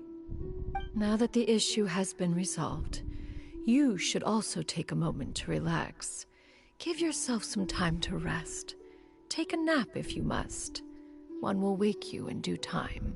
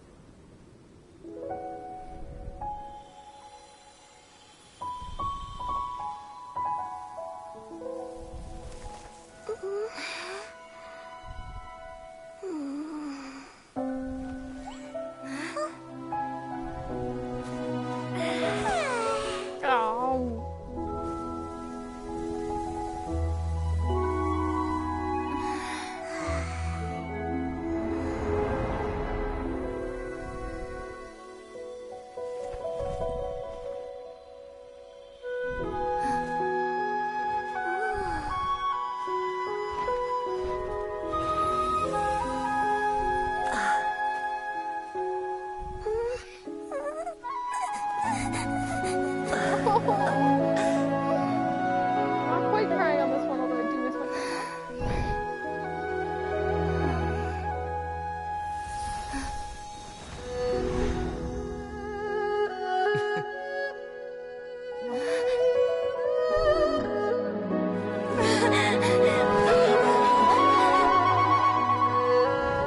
I always believed we would see each other again, that our days of separation would finally end, and all my troubles would be behind me. I might cry. 'Cause I miss my brother too.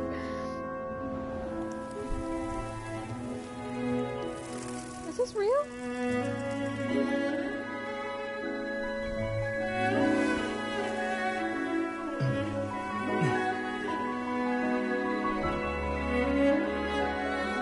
If only things could stay this way forever.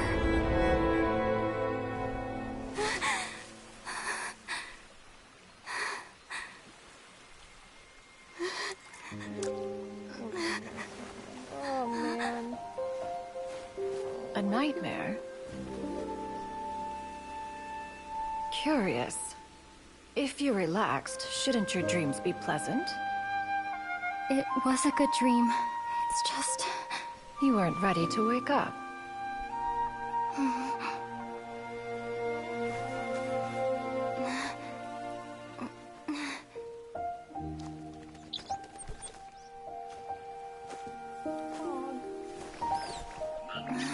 Squirrels.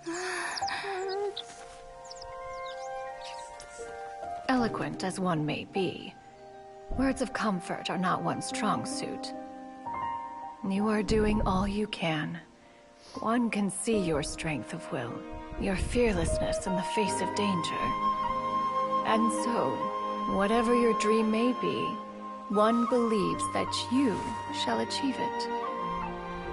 Of course, whenever the perils you face overwhelm you, or you become weary, one is always here for you. After all, as an elder, it is only right to look out for the young ones. Thanks, Bayonetta. Grilled chicken drumsticks.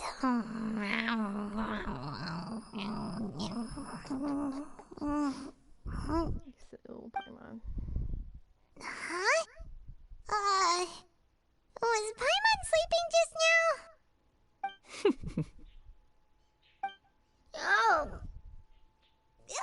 Paimon wasn't talking to you. Paimon had a dream about eating grilled chicken drumsticks, that's all.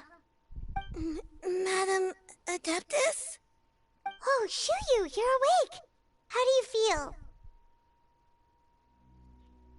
I feel a little better. Thanks.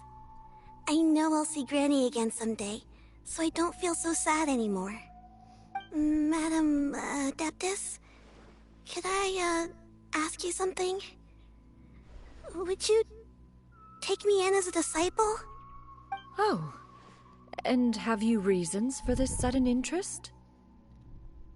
I know Granny thought what she did back then was wrong. She felt really bad about it. But without that mistake, I would have never been born. Even though Granny lost her memories, she never forgot to show me how much she loved me. So, I thought maybe one day I could become a cool Adeptus like you and help a whole bunch of people, just like Granny wanted to do. Upon some reflection, one supposes you are no mere mortal. The fact that Yuendai's blood flows through your veins is proof enough of that. If this is what you desire, one shall make it so. 1 second, I gotta put my dogs.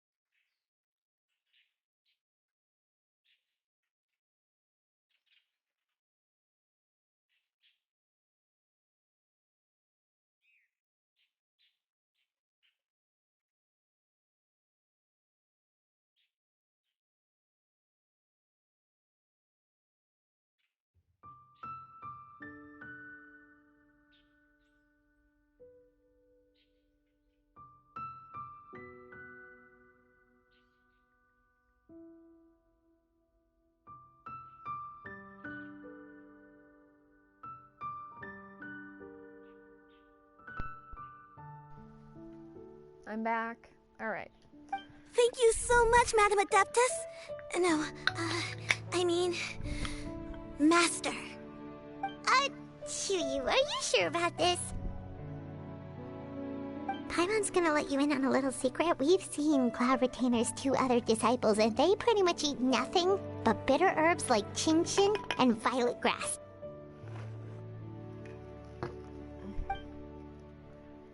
If you join them, you'll never enjoy Wanmin Restaurant's delicious cooking ever again. How utterly preposterous. One has never enforced such a rule. Every individual must find their own path to enlightenment. So long as one retains a pureness of spirit, one's dietary proclivities are quite irrelevant. Well, you say that, but Paimon's not seeing any tasty treats up here now, is she? Although Mount Outsong is rich in natural beauty, its location does preclude access to certain finer mortal comforts. That is precisely why one plans to relocate to Liyue Harbor. Shu Yu shall have the honor of becoming one's first disciple in the human world. Whoa! You're leaving Mount Outsong? Oh, sorry. Is that why you took on this human form? One has never concerned oneself with the location of one's residence. From the very beginning, one has sought only solace and peace. Sorry Yet in the end, all of one's disciples ended up in Liyue Harbor. Ganyu, Shenhe, Yuandai, they all chose a life among the mortal world. One has reflected on this fact for many years now. One can only assume that it is due to some failing on one's part as an elder or master. A failing, perhaps, of recognizing what it was they truly wanted. One is most curious as to what aspect of Liyue Harbor could have enticed them to remain there. One could hardly offer an opinion on the matter, but perhaps some time in the harbor will prove instructive. Why are you all so silent? Paimon is, just a bit shocked, that's all. So, does this mean we can grab a meal together in Liyue Harbor sometime? One has precious little time to squander. However, if one finds oneself otherwise unoccupied, one would not be opposed to the idea. They're so cute. One will be assuming the identity of a human while residing in Liyue Harbor. You should take care to avoid disclosing one's true identity. Don't worry, we'll help you keep it a secret. So, when can we expect to start seeing you in the city? Perhaps in 2 days' time. One has some matters to see to before one's departure. Preparation is the key to success, after all. One plans to put up various items from one's collection for sale. The earnings should provide for a comfortable living in Liyue Harbor. One has already picked out a handsome property near Chuhu Rock. 'Tis no small purchase, but what is mortal life if not one expense after another? Sorry, my dog is really cute. Seems like you've really thought of everything. Then how about we meet up in Liyue Harbor in 2 days? A sensible plan. See you then. Oh, also, why don't you take this suspense insomnia mechanism as a souvenir? Anytime you should feel ill at ease in the future, you may try quieting your mind and sitting in meditation as you listen to its melodies. It might help you find a new perspective. Awesome! Thanks, Cloud Retainer! Hey, didn't we promise Shincho that we'd tell him what we found out? Should we make a trip to the Feiyun Commerce Guild? It's totally up to you. Blech.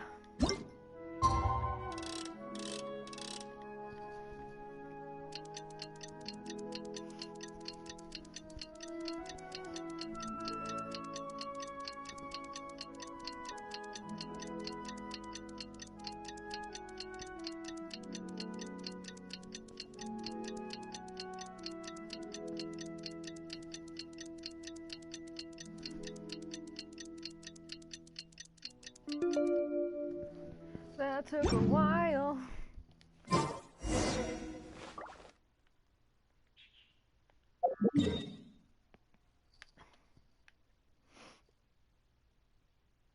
Leave it.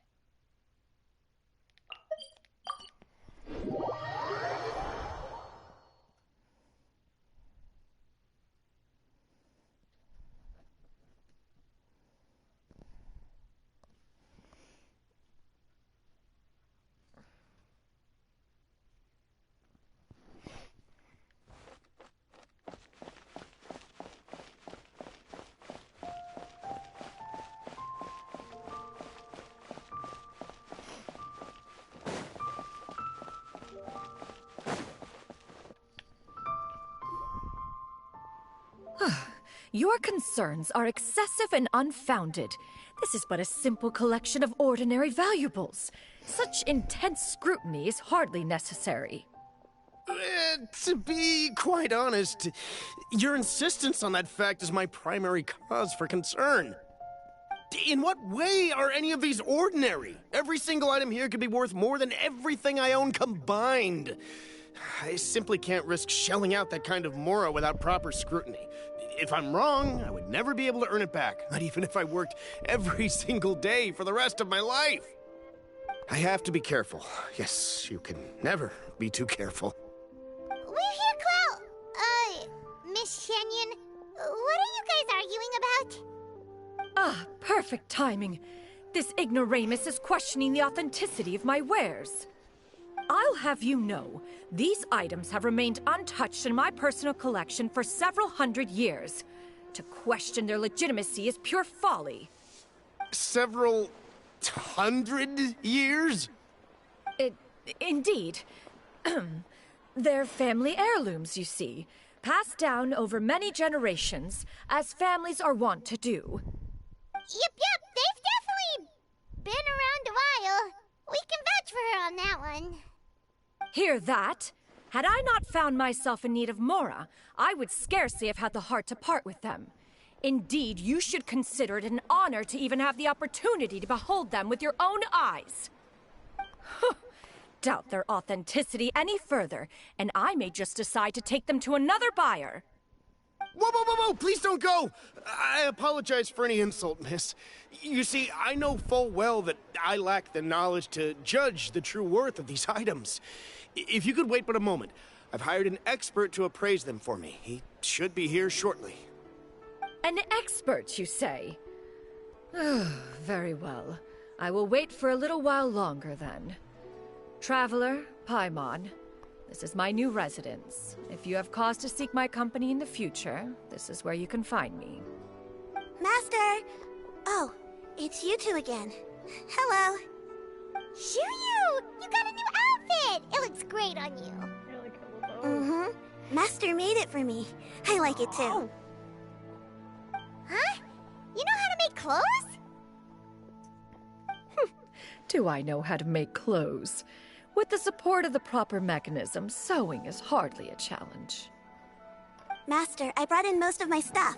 There's a few boxes left, but they're kind of heavy, so I just left them outside. Fret not. I shall help you move them into your room. Actually, I should probably sort through my stuff a bit first. Everything's kind of messy right now, so maybe you could, not look yet, Master? Yeah, that'd be great.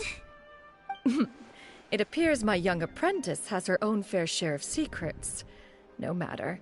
Do what you must, child. Now, this expert you mentioned. When can we expect their arrival? Soon. Ah, there he is!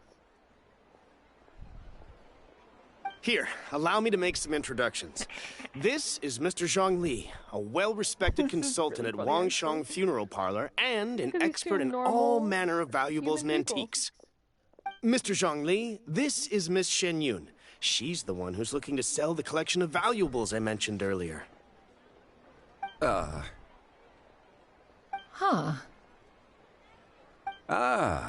If it isn't Miss Shenyun. It has been quite some time since our last meeting. What a serendipitous reunion. Indeed, most serendipitous. Have you been faring well as of late, Mr. Zhongli? Quite well, thank you. I was fortunate enough over the past few days to enjoy both a stroll in the mountains and a fresh brew of tea from the most recent harvest. The experiences left me with such insight and peace. Huh. So you two are already acquainted? Indeed. How fortunate we are that fate has brought us together again. If you are otherwise unaware, allow me to inform you that Miss Shenyun is a well-regarded collector and appraiser. She is well-versed in all fields, and oft-celebrated for her impeccable taste. You stand to gain much from this opportunity. You are too kind, Mr. Zhongli. True collectors pride themselves on their wealth of knowledge and eye for detail. I can say without a doubt that you are foremost in that regard. Why, you flatter me, Miss Shenyun. It would seem that you are as self-effacing as ever. Not at all, Mr. Zhongli. Not at all. While I am loath to butt into this conversation, I must ask, you two already knew each other, and you seem to have quite a cordial relationship. Can I be certain that you're not working together to swindle me? I mean, you never know. Huh! A preposterous accusation. The heavens themselves would collapse before we would conspire to do such a thing. Miss Shenyun speaks the truth. Contracts are built on honesty and trust. If that proves to be beyond your capabilities in this instance, this transaction may be taken elsewhere. Say no more. Let us depart. I jest. What fool would still harbor doubts after Mr. Zhongli himself has vouched for the goods? Miss Shenyun, wait!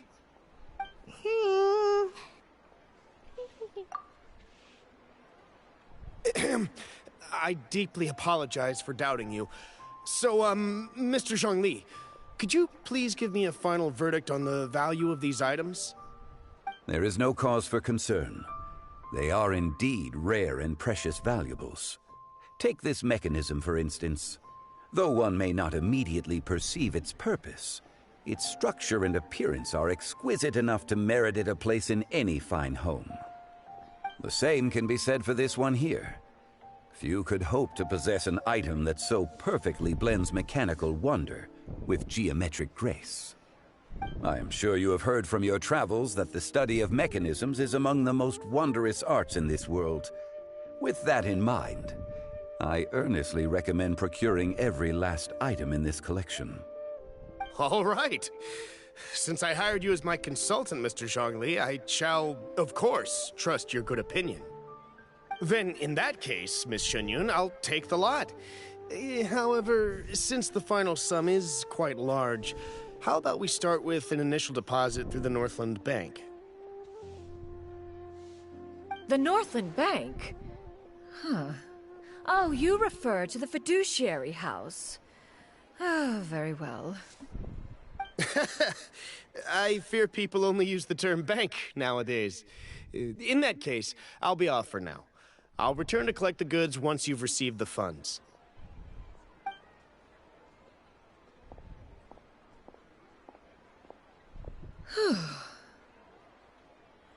Zhongli! My friends, have you been doing well? We've been great! How about you? Paimon didn't know you were such a busy consultant! My days have been quite pleasant as well. I had been quietly enjoying a cup of tea when Mr. Xiaozu requested my services. As for you, Miss Shenyun, I presume you must be looking to settle in the city? I must say, the name Shenyun sounds exceedingly strange coming from you. Perhaps you could dispense of that particular epithet in further conversation. Whatever for. Am I not addressing you as a friend should? God, they're both so awkward. Well, that is true, but... Alas, refer to me however you will. After all, a name exists such that others may address you with it. One is hardly ignorant of that fact. It would seem that you have gained many valuable insights over the years, Cloud Retainer. One has indeed. One's previous stays were all brief. Now that one has made up one's mind to move and settle, one has gained a much better appreciation of the hubbub and commotion of the city, as well as the people's hard work and ardor. This city is much changed from how it was more than 1,000 years ago. Not unlike the ocean tides, so too shall the movement of people ebb and flow. From turmoil to peace, enlightenment to aspiration. Human society possesses limitless potential. In another 1,000 years, the scene we witness here may change in ways that are impossible for either of us to imagine. Alright, that's enough reflection for one day. No need to get all sentimental on us. You make a valid point, Paimon. Now that the sale has concluded, what say one plays the host as we try some specialty dishes together? One must profess great interest in trying bamboo shoot soup. Perhaps you have forgotten, Cloud Retainer, but I once tried my hand at that dish. You were at the table on that occasion, so logic dictates that you should have already tried it. Oh? What occasion was this? It was a reunion between friends several centuries ago. Alas, you must have been too preoccupied to secure yourself a portion. Or perhaps our other companions simply availed themselves of faster reflexes on that occasion. Huh! Hardly. 'Twas most certainly out of consideration for the others in attendance. In but a moment, one will show you what it means to have a true deftness of hand. It is settled then. Bamboo shoot soup, mora meat, crab roe tofu, triple-layered consommé. We shall enjoy the lot. One has already passed word to Shenhe and Ganyu to make a reservation. It is prime time for them to meet one's newest disciple. Is that agreeable to everyone? It should be a most splendid occasion.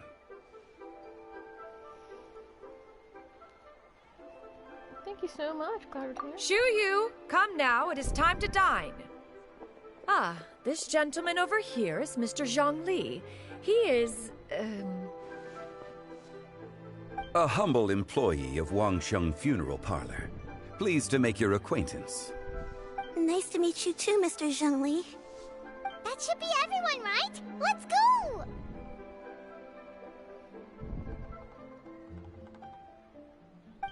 Sounds good. Actually, Master, have you ever tried Adeptus' temptation? I heard it's impossible to stop eating after even just one bite.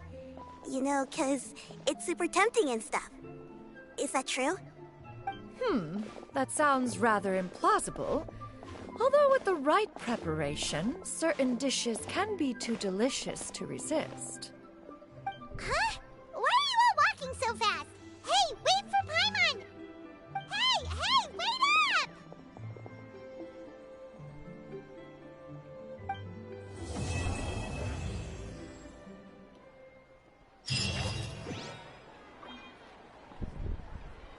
Adventurer. Hey there.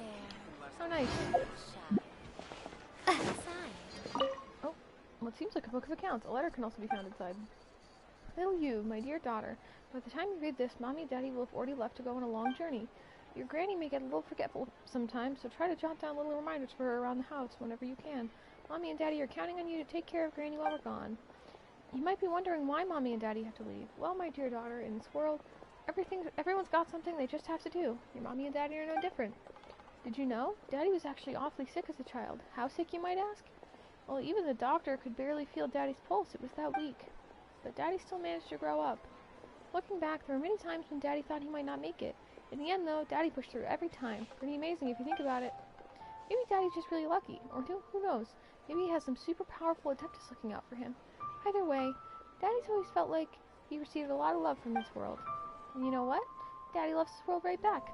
They told Daddy that his mission would be super dangerous, but both Mommy and Daddy decided to sign up. You'll have grown quite a bit taller the next time Mommy and Daddy see you again. Maybe you'll be so big that Mommy and Daddy won't even recognize you. How about this? Let's use a code. Do you remember that one phrase that Daddy taught you when you were little? That can be our secret code next time we see each other again. That way we'll recognize each other no matter what. You remember it, don't you? While the Millivith stands guard, evil shall never prevail. Aw. Okay.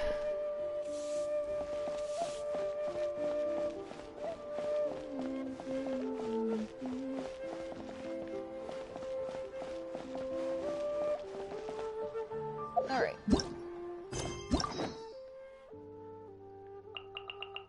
Okay, so we're not gonna do Sino yet. We'll go hang out with Kaveh. God, I'm almost done with the hangouts. Wow, they need to make more.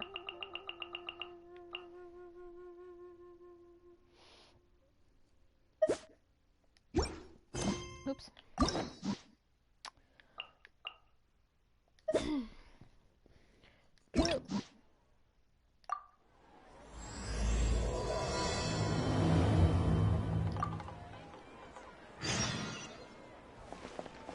Ew. Wait.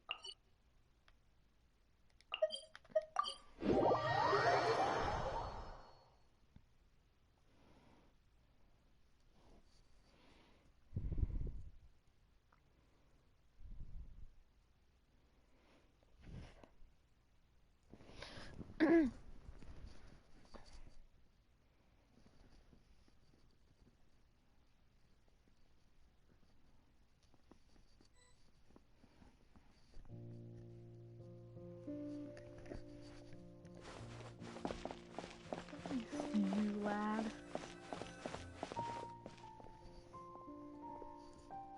I've taken a look at your proposal.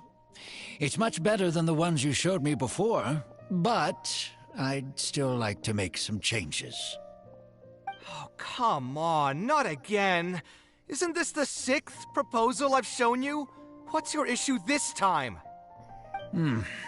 It's a bit hard to put into words, but the design still doesn't look quite right to me. I have to say, that's a terribly vague and unconvincing explanation. Please enlighten me. What would feel more right to you? For starters, don't you think this roof is jutting out a bit too far from the top? It looks almost like the head of a fungus. This door, too. I don't think it needs to be nearly this large. If you could reduce it to around my height, you could use the leftover materials to construct a few more rooms. The roof and the door are the most fundamental parts of a building. If we were to change them, then what would be left of the design? Even if the soul of the building won't be lost, all traces of architectural style would be gone. Anyone with the slightest inkling of architectural knowledge would know to leave them alone.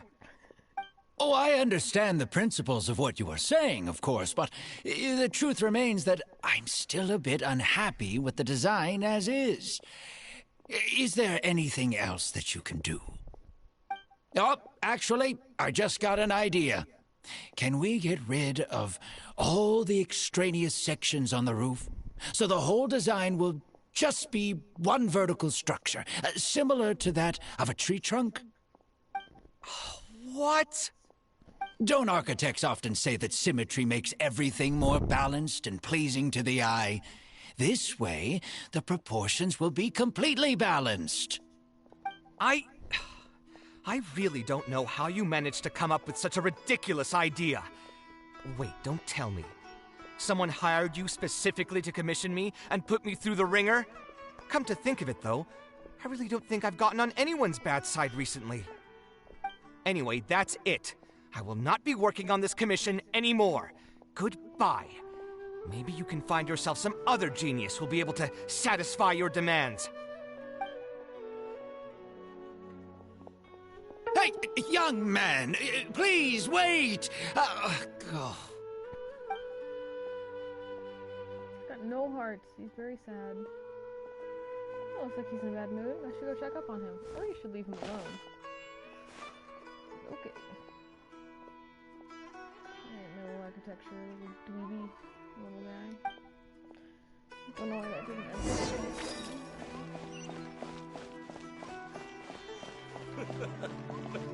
It makes me laugh every time.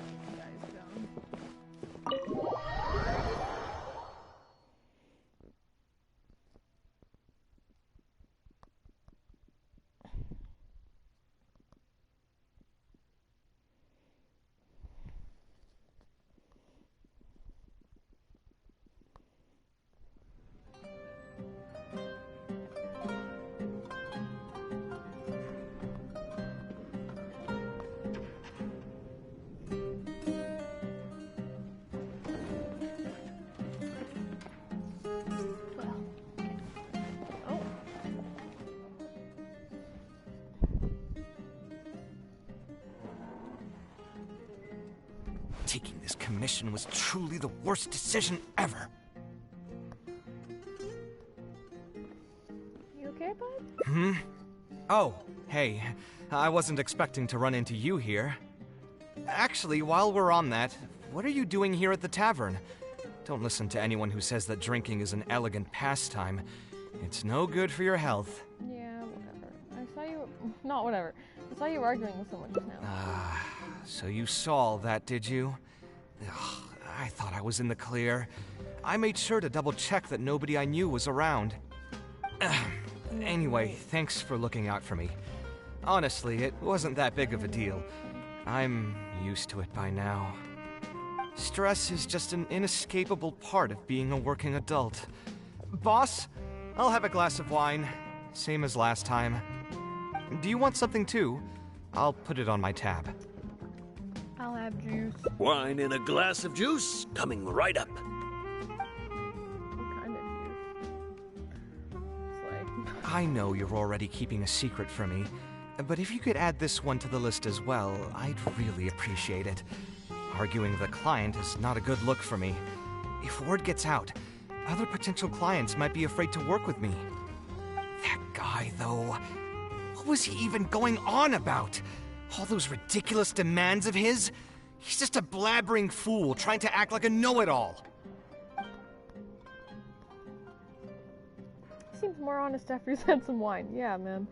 Tends to be how it works. Another glass, please, boss. I'm not leaving today till someone has to carry me out. You've got it, sir. I gotta say, though, it almost feels like you're saying that every other day now. It really is every other day that you'd run into a client who knows nothing about construction requirements or architectural style. If this was in the past, I'd never have gone through 6 whole drafts trying to accommodate the client's preferences. But perhaps getting used to this just means that I've grown numb to it. I've worked on so many projects since graduation, and none of them have been approved at the first pass. I would spend a lot of time altering my designs, and by the time the clients were finally satisfied, all my passion and enthusiasm would be gone. It feels like I'm straying further and further from my artistic vision with every change I have to make. I suppose, though, that just sticking to your guns and completely disregarding other people's feedback would also not be a good thing. All of this makes for a real paradox, one that particularly crops up in my work, too. In the end, what is the true meaning of art? Should I see it as a divine gift of inspiration from the gods, or an expression of the light of my own wisdom? Here's your drink. How are you already spouting nonsense after just one glass? Your tolerance is usually much better than that. Boss, what do you think is the meaning of art? The meaning of art? Really, my friend, who in Sumeru understands art better than you? Anyway, I don't know about art, but I do know that I'm interested in business, and some patrons are waiting to be served. So, you'll have to excuse me for now. Just holler if you need anything. What do you think, traveler? 2 glasses of wine, Kaveh? You like this? Okay,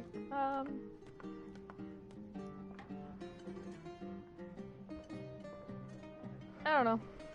I have an opinion, but these aren't really it. Sorry. Efforts and dedication isn't complete. Okay, I'll explain for fun. I think that art is sort of a sliding scale between skill and technique. So creators' efforts and dedication, yes, but also like emotion and the heart behind it. So you can have something that's very technically well made and very heartfelt. You can have stuff that's very technically well made. It doesn't have a lot of heart behind it. People don't tend to love that stuff, but some people do. Like those on TikTok, the like lime lips get a lot of flack, they fall on one far end of that spectrum, and then the other spectrum is something that doesn't take a lot of skill, has a lot of heart behind it, and I think a lot of modern art also gets a lot of flack, also falls into that, but I think that those both are still art. But I think you have to have at least a little bit, or I think you have to have, yeah, at least a little bit of both of those things, but for me it can lean really far one way or the other. So like, another example of something that's high skill but low heart would be somebody who's really skilled at making furniture, maybe. Might not have the same level of meaning as like an interpretive portrait of a loved one or something, right? But it's still art because it requires artistic skill of carving and putting things together and stuff like that. That's my opinion about it. Anyway, I don't know. No worries. It was just an offhand question. It's been bothering me for a while. Even when I'm awake, the question haunts me like a bad dream. I still haven't found a good answer to it. Or maybe it was never a correct answer in the first place.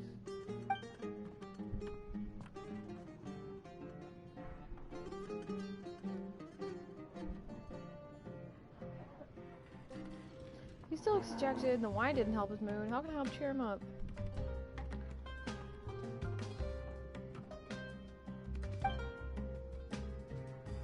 Maybe I should play it safe and just make a simple suggestion.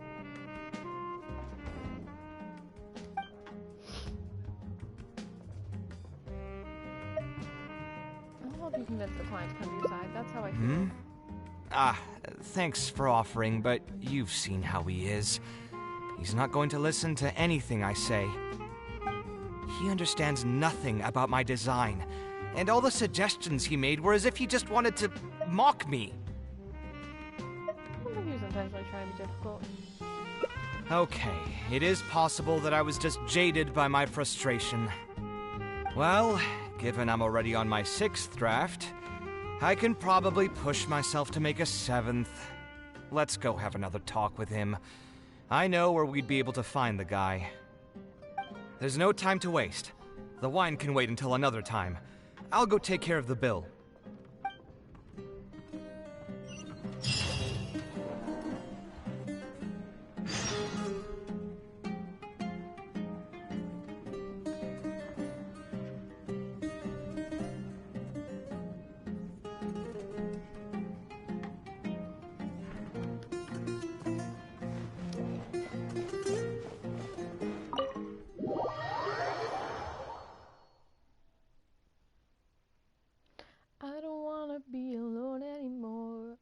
Checking you out, I was just making sure. Whoa, whoa.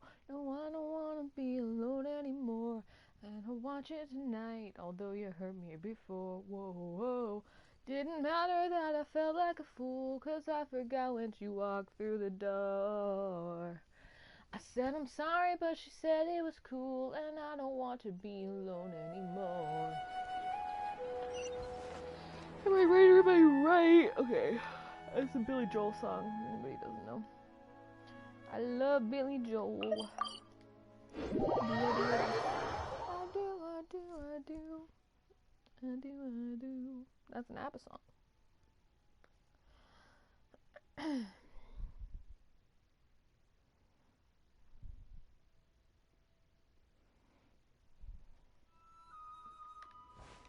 Hello, sir.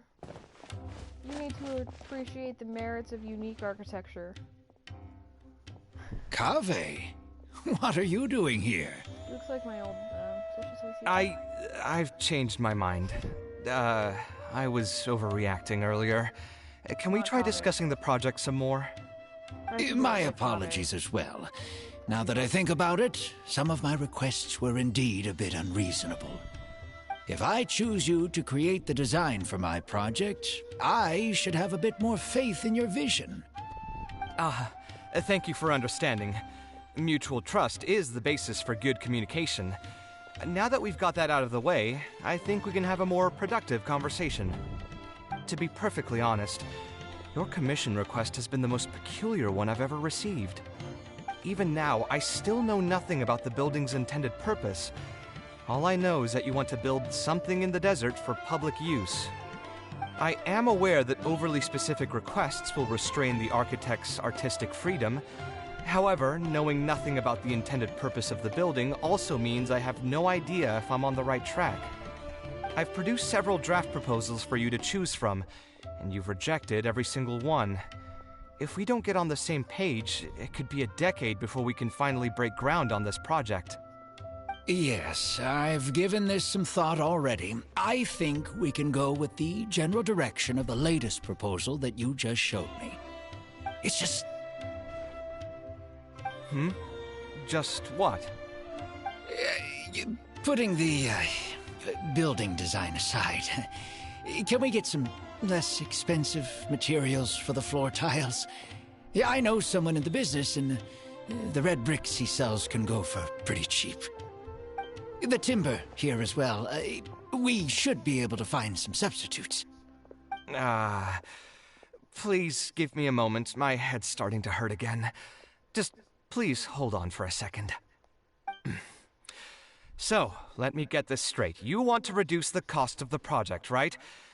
But if we implement your suggestions, then I'm afraid we have to scrap the entire design. Architectural design cannot be neatly split into discrete parts. Any change to one part of the design will affect the quality of the whole thing. I decided to utilize high-end timber for this section because the weight-bearing structure requires the supporting materials to be durable and strong. Same with the tiles. Switch them out and the entire mural will have to be redesigned. More importantly, if we make such a change, both its practical functionality and aesthetic value will take a great hit. If all you need is a building with a roof that can keep people dry in the rain, you shouldn't have commissioned me. Many architects would be able to build you one of those while charging far less in commission fees. Is fair. Actually, Please tell me, are you absolutely sure that there's no room for any changes in this draft of the design? I think the most important thing for me is to understand what you would actually like to get. Okay. If you could tell me more about your vision, I might be able to work with the design some more. You are the client, after all.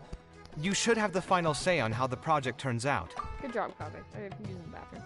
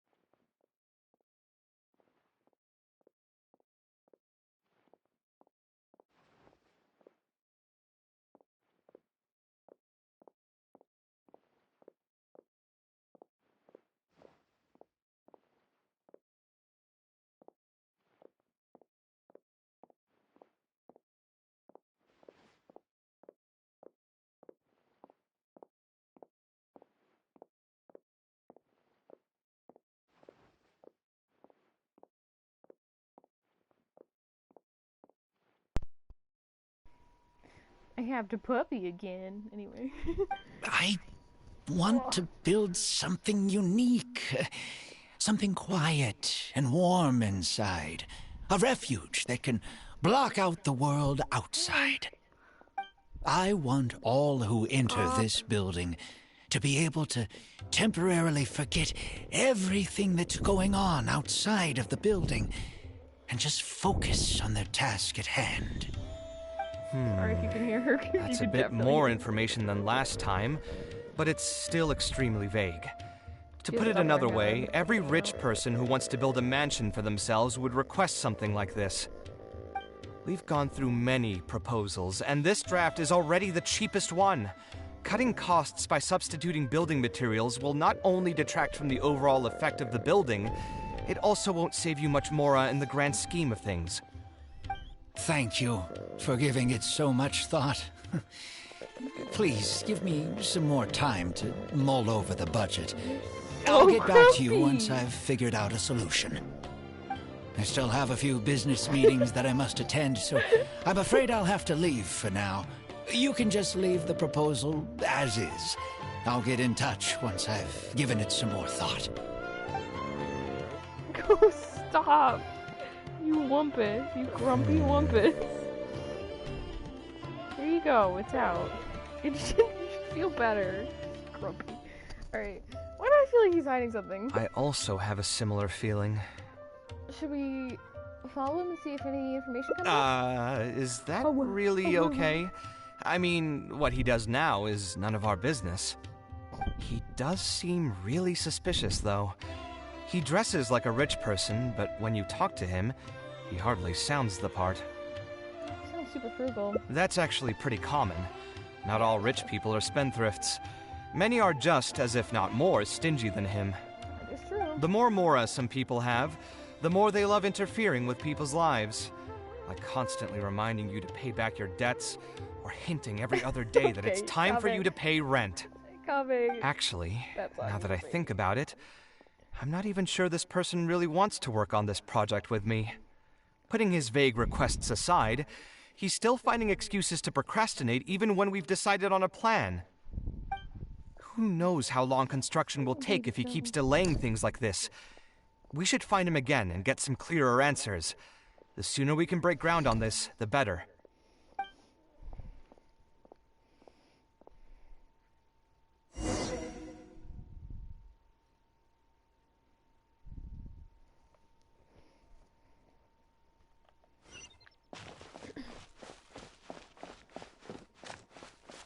Why are you going into this cave? Huh? Where did he go? I could have sworn he went this way. Let's keep looking.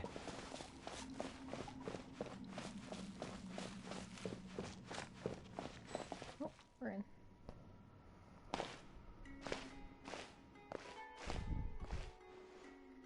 Oh, hey, look!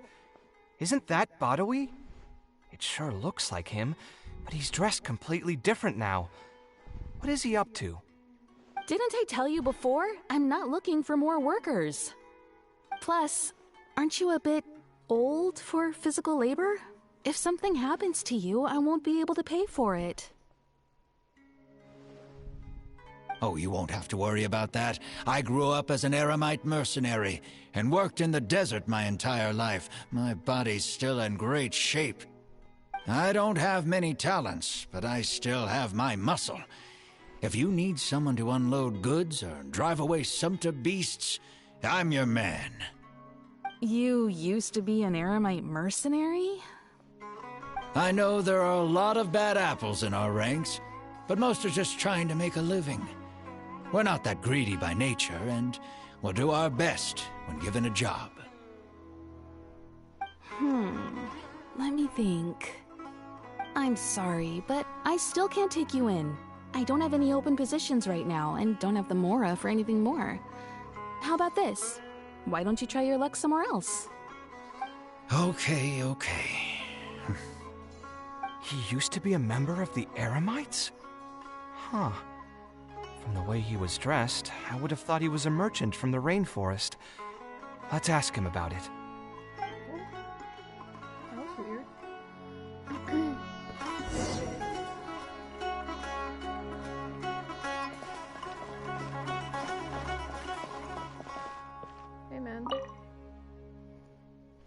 we meet again. Huh? Why are you guys here? That's what we wanted to ask you. Who are you? Why did you dress up like a merchant to talk to me about our project? There's no need for us to continue this project if you still want to keep hiding things from us. I don't work with individuals I can't trust. Believe me, I didn't have any bad intentions. It's just... All right, there's no point hiding anything anymore. The building I'm trying to commission you for is not really a personal residence for me, but rather a library for children living in the desert. A library? Funded entirely by yourself? Shouldn't this be the responsibility of the academia? I've heard that the academia will be looking to prioritize the desert with the allocation of educational resources and materials. It sent over a large shipment of regular goods just last month. You're right, and I was aware of these happenings as well. I just figured what I want to do is a separate effort from what's already being done by the academia. The desert is too vast. Even if the academia spends a lot of effort trying to disseminate knowledge in those parts, it might still take decades, if not centuries, to reduce the educational gap that already exists between the two regions. And what's more, I don't know if the academia would ever reverse its stance in the future. All I know is that as a desert dweller, we should not wait passively for good things to happen to us. If we only did that, we'd never be able to stand up and hold our heads high. I don't have much longer left on this world, so I just want to use whatever time I have to contribute something to my homeland.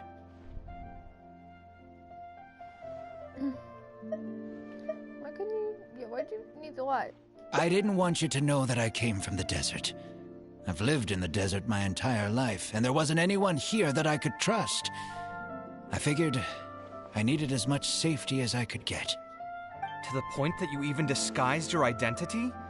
That's certainly taking playing it safe to the next level. Hold on.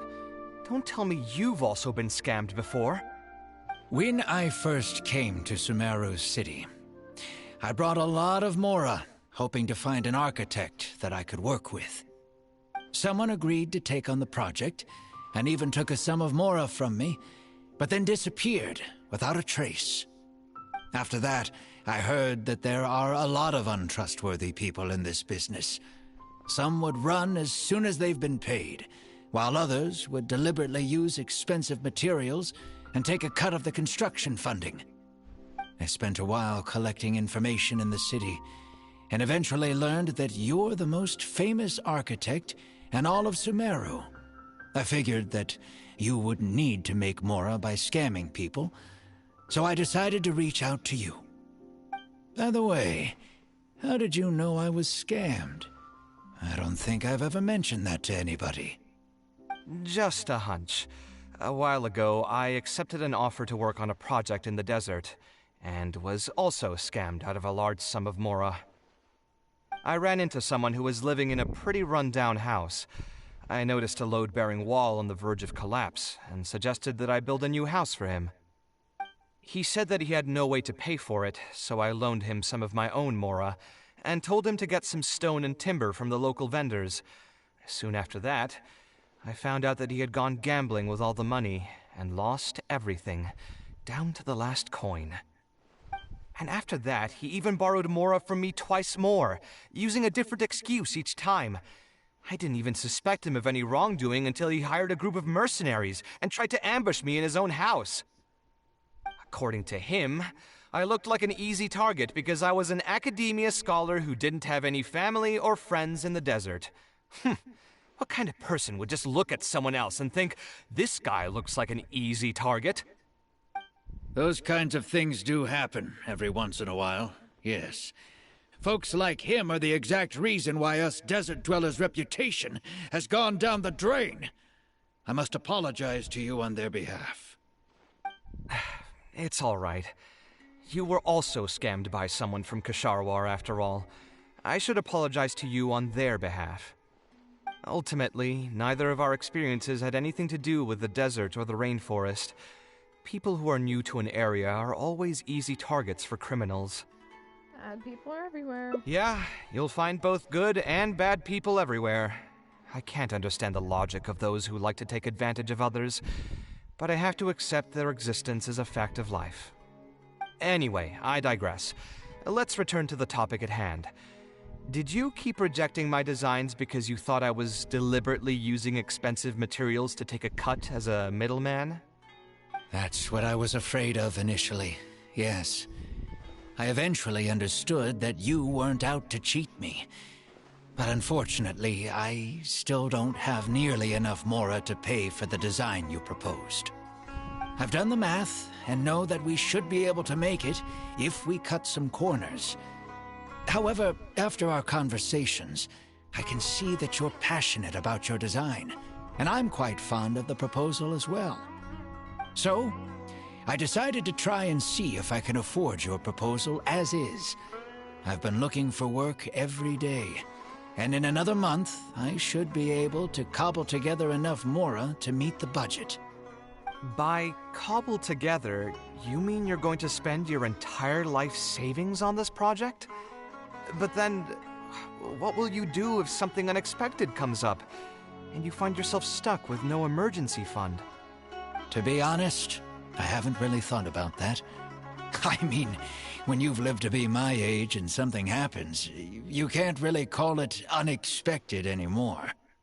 All I want is to build this library before I leave this world, so that the children of the future would have some books to read, and the desert dwellers would be able to learn their letters and pick up some practical knowledge. You seem really passionate about this.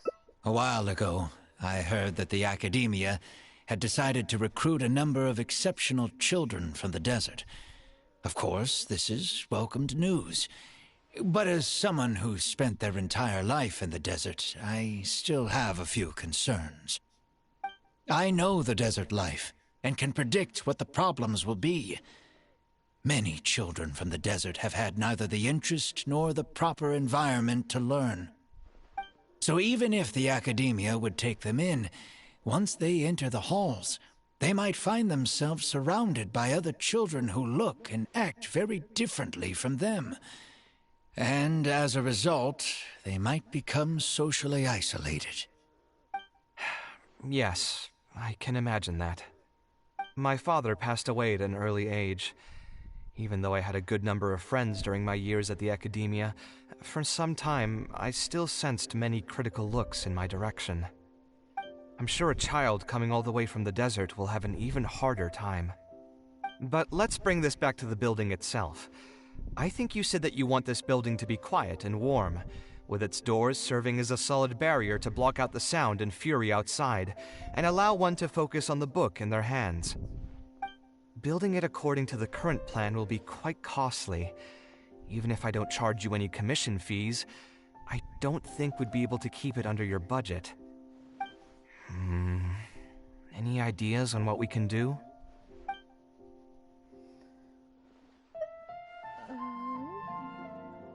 Would any other merchants be willing to sponsor the project? Sponsor the project? You mean convince wealthy merchants to join our cause and pool their money together to build the library? That does make sense. A library is a big project, and it's going to be hard to fund it with just a single person's Mora. What do you think? If we can find others to sponsor the project, we could potentially increase the size of the building 2- or 3-fold. It's all fine with me, but where do you think we'll be able to find these sponsors? Well, you're right. If I really think about it, I'm not too familiar with many big-name merchants.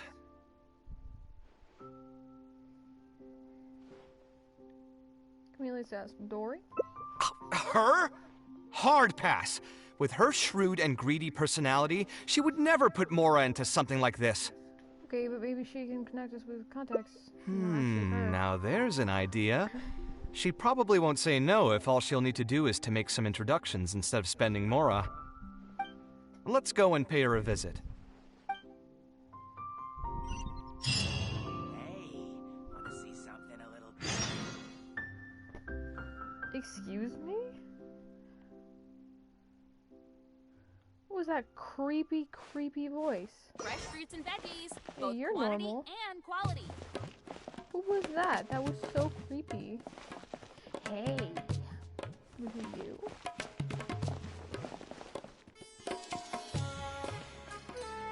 Hey, wanna see something a little different? Who are you? Is this another one unopened? Huh? What do you mean by another one? Hey, what do you mean by another one? I have something new here you've definitely never seen before. Look at this. It can be squeezed into various shapes and stick to the wall. It's slime paste. And this one's called up and away. Just rub it between your hands and it will rise up into the air. How do you like it? Fun, isn't it? Buy it for yourself and bring it back home to your kids. It's so good. Don't go. Anyway, that was weird. It's weird. Hey, don't talk like that. You can take that as personal advice.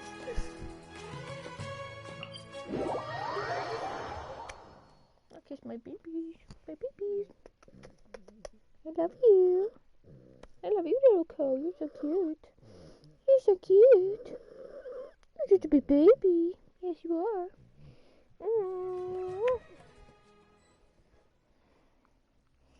Alright. Starfall! Okay.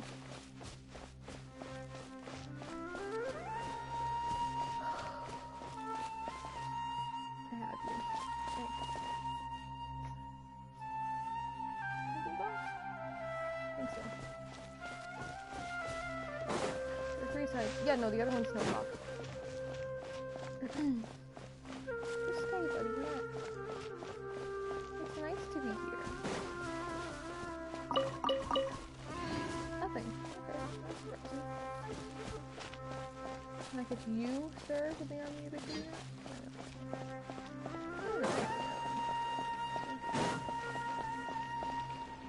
Please, speak with the butler if there's something you need. Where did I put the delivery?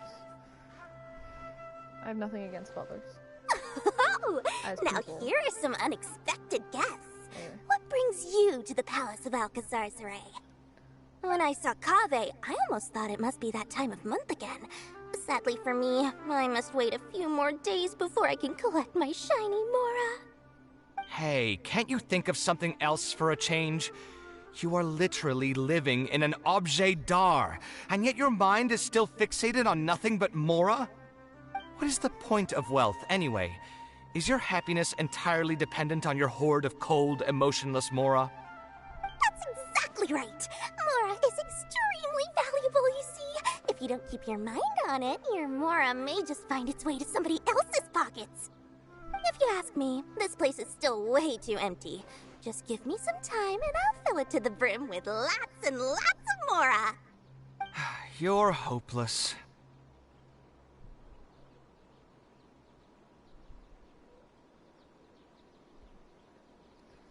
Let's get back to why we're here. Oh, Okay, so fine, you have Paul. an We were having such a actual nice reason to time. visit me? Alright, let's hear it. We would like to ask for your help in introducing us to some merchants. Merchants? Why? Is there some kind of business opportunity? You wouldn't be interested, buddy. Oh, I see. So you're just looking for someone to help you fit the bill. I knew you wouldn't be interested in something like this. Still, you wouldn't refuse just making some introductions for us, would you? Sure, I can connect you with some folks, but with every service comes a fee, you know. A fee? You mean just for introductions? Of course! Making introductions means using my connections and putting my reputation on the line. Why wouldn't I charge a fee for something so important? Since we've known each other for so long, though, I'll give you a huge returning customer discount. How about 500,000 Mora? Oh my god. 500,000? I guess that's okay. But why are you charging a fee before we've even secured any funding? That just doesn't seem right. Besides, by helping us out, you'd be doing a great service to the public. Can't you take your mind off your Mora even for just 1 second and focus on something far more important?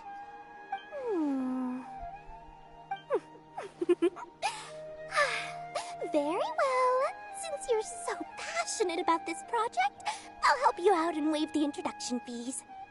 3 of my business partners came by earlier today to discuss some things with me, and they still haven't left yet. I'll arrange a meeting for you, and just so we're clear, it'll be up to you to present your project and discuss any deals. Thanks. Thank you so much. You can wait here. I'll bring them over to you. Oh, he's not so sad anymore. That's great.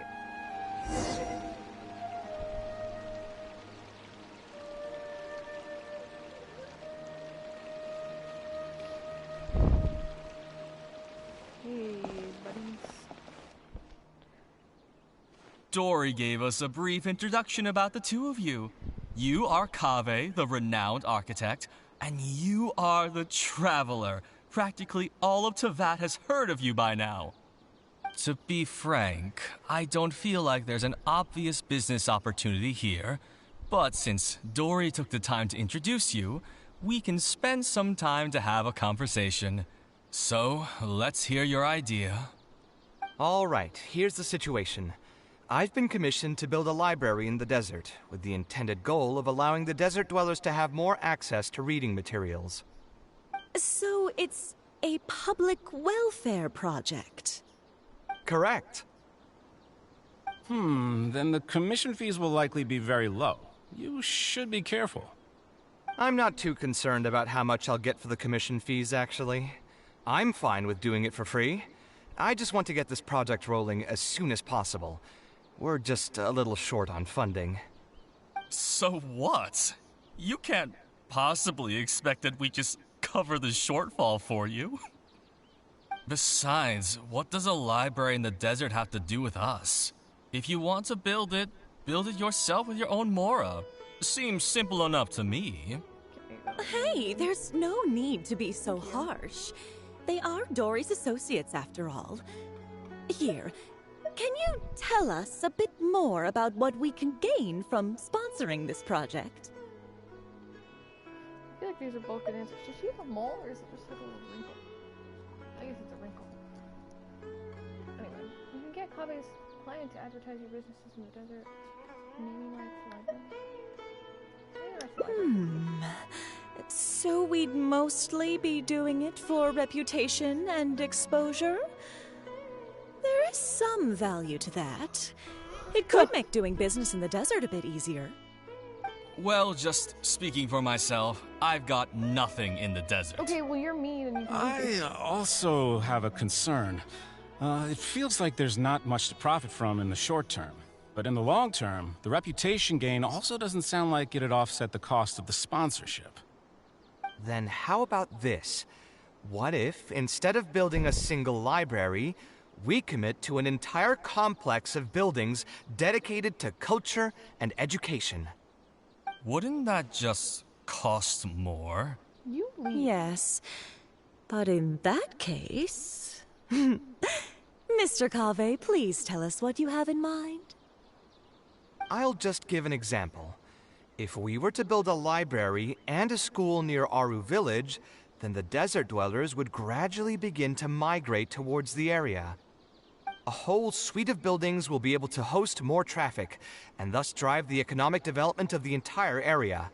In turn, that would lead to direct business opportunities. I've been to the desert several times. Although there are still many lingering tensions between the two regions, the amount of interaction has been steadily increasing, and in the long term, the desert will only become more and more important to Sumeru. Way to pitch, buddy. You do have a point. Education in the desert is indeed an industry that has not been tapped into. If we can be the first to place stakes in the area. And you just believe anything he tells you?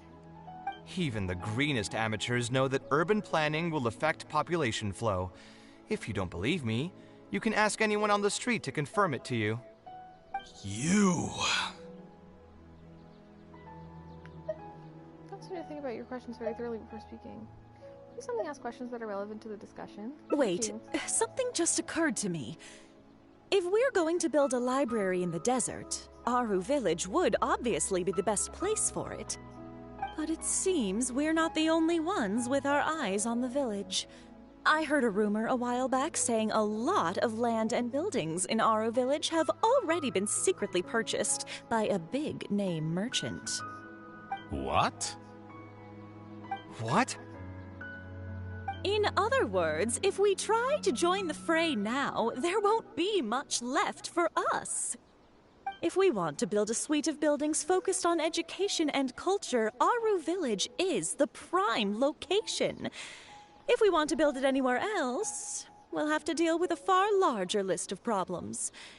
It's not impossible, I suppose, but... Then there's no hurry. We can wait for Aru Village to develop more first and get into the market for expansion to other areas. But if you were to do that... Is there nothing else to discuss? Great timing! I pretty much heard all I want to hear. If there are no other urgent matters, I'll be on my way. Good. I'll be off as well. If you have any new ideas, please feel free to reach out. It seems like the others are not interested in funding this, so no point in me doing this on my own. Let's revisit this another time. Hey, guys, wait! Well, what can I say? I guess it went somewhat as expected. They are Dory's friends, after all. As soon as they heard that there's not much more in this for them, they lost all interest. It's just business, I guess. Yeah, it's just another day doing business with people. But I can never get used to that. Those people never think of anyone other than themselves. Yeah, that's fair. Looks like we'll have to figure out some other way to get the funding. Let's go. How did the meeting go? Want to talk about it? Not really.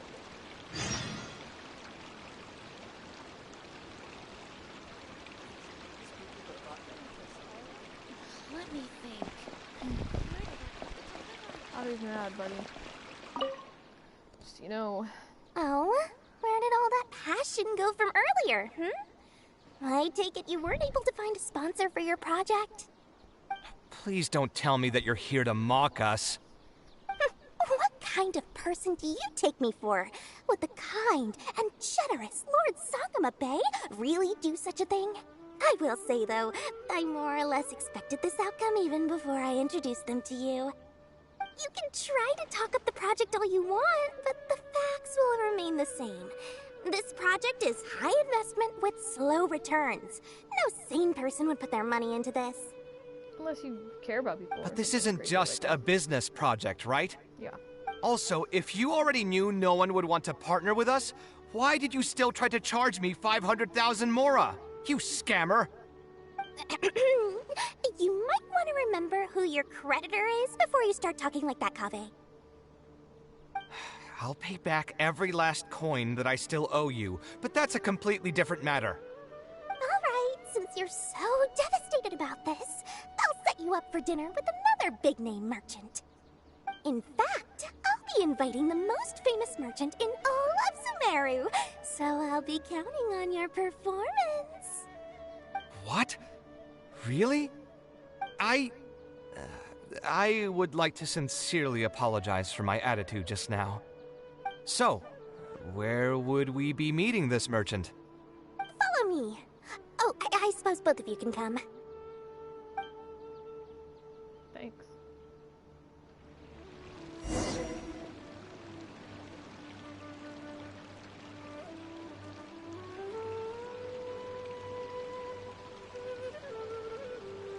Sorry, 1 second.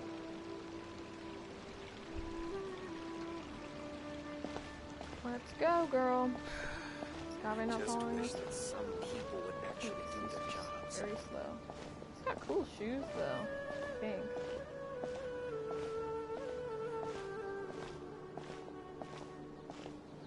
Yeah, they're cool. They're little loafer things.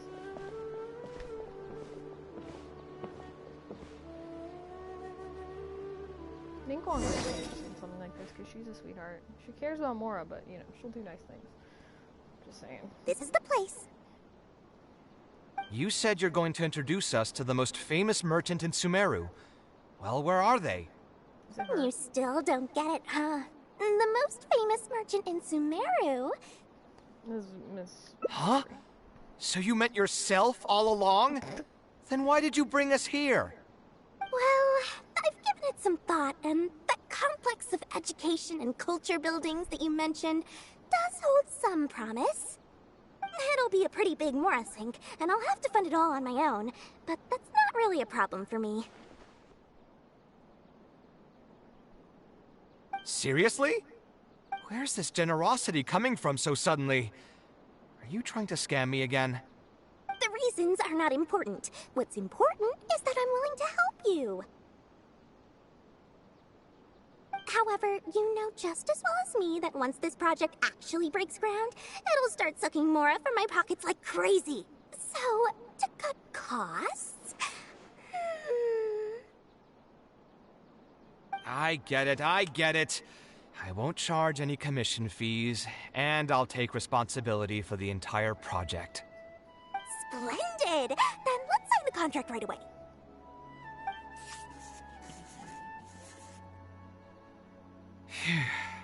This way, the children of the desert will have some books to read. Their lives should improve a bit after this. You seem rather pleased. Of course. There are a few things better than using my knowledge to help other people change their fates. I must thank you as well, Dory. I used to say you only cared about Mora, which might have been some prejudice on my part. Sorry for that. I will also try to pay back my debts as soon as possible. Now, let's have a quick discussion. Where would you want the library to be built? That will be the most important building. There's no rush. I'll provide you with a copy of the deed when we get back. You can just use the address on the document to find the lot. Huh? The deed? You don't mean... So hold on a sec. The person who has been buying up everything around Aru Village was you all along? Oh my, did I not tell you about that? Yep, yours truly has been buying up all the land. I must thank you for bringing your ideas to me. Before our conversation, I had no idea what to build on all those lots. So, from my perspective, this has been a great turn of events. I didn't put much in and easily got a lot in return. But what about my commission fees? Huh? Didn't you waive those yourself? I was just gonna say that to cut costs. We mustn't procrastinate and should start construction as soon as possible. But before I could finish my sentence, you volunteered to waive your commission fees and even promised to take responsibility for the whole project from start to finish. I am so touched, really. It's obvious that you used every trick in the book to deceive me. You deliberately paused for a long time while talking about the project and kept glancing at me with that menacing look in your eyes. Huh? You really think so? Well, the contract's already been signed, so there's no point in dwelling on the details. You know what? I'll pay for tonight's dinner.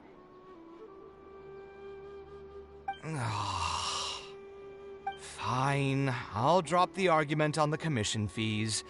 But since you said you're paying for dinner, I'm going to order the best dishes and booze this place has to offer, and lots of it. Tonight, we're feasting until I've recouped my full commission fees.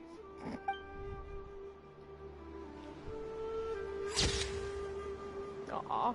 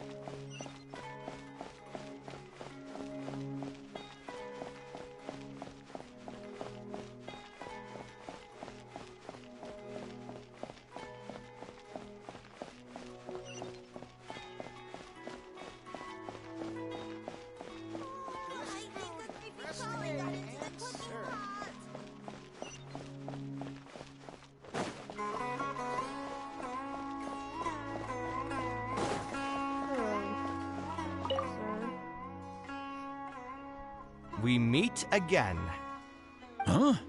Why are you guys here? That's what we wanted to ask you. Who are you? Why did you dress up like a merchant to talk to me about our project? Do we try a slightly different style? A slightly different style? Give me a minute. Most architects would probably prioritize cutting costs and removing extra features in this situation. Indeed, converting the building into a simple bungalow would solve most of our problems. However, I do not think this would be the best solution. While it's true that the aesthetic value of a building is often viewed as an afterthought, neglecting it has some long-term negative consequences. It is especially undesirable in this situation, as the library will serve a high number of children, many of whom would have never been exposed to structures that may be considered elegant or beautiful. To completely give up on the more aesthetic design would mean stripping the children of an opportunity to appreciate the beauty of architecture. I share Badawi's sentiments in wanting to preserve a more complex design. However, if we can reduce the ornate aspects of the design while maintaining its fundamental elegance, which is to say we won't touch the arches and stone pillars but make changes elsewhere, this is definitely a first. To make up for the loss of regular details, we would need to put a lot of extra effort into the layout, lines, and color. I see. Would that really be okay? It just increases the difficulty of the design. You should feel lucky that out of all the architects in the city, you chose to approach me. Most of the others would have given up on this project by now. As for inspiration, I think I might have something in mind, but I'd need to visit the site to make sure. Where do you want this place to be built? Tell me the exact location. Aru Village. Although it wasn't my childhood home, I think it'll be the best site for such a building. Okay, then we can pay a visit to Aru Village. Is there something I can do for you? I've already caused you a lot of trouble before, and now you're revising the design again because of me. Which draft are we even on now? It's making me feel terribly guilty. No. Let me think. You said you used to be an Eremite mercenary, right? In that case, you could help us clear out some monsters that are blocking the way to Aru Village. We want to keep the roads clear, and reduce the loss of materials during transport to a minimum. If everything goes well, that'll help us save some Mora. All right, just leave it to me. If there's anything I'm good at, it's clearing out monsters. What are you waiting for, then? Let's pack up and get ready to go. Fresh fruits and veggies, both quantity and quality.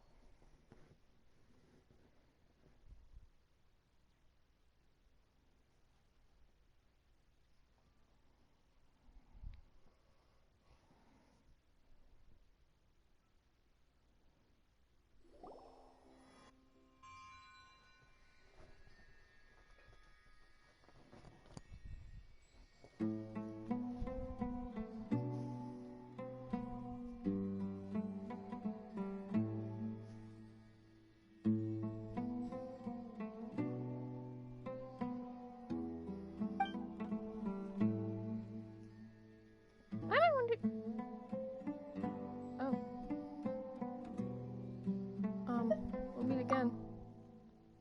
Yeah, we'll definitely meet Jed again as long as we continue adventuring. As for Tirzad, we can find him in the academia. He calls himself an indoor zoology researcher, after all. Tirzad? Adventure? Could it be? Sorry for interrupting your conversation. I'm Colin Tari, a student in the academia. I seek traces of the past that remain on the Earth. Were you part of Tirzad Hindi's recent expedition in the desert? Huh? How did you know? It really is you. He mentioned both of you in the acknowledgments of his paper.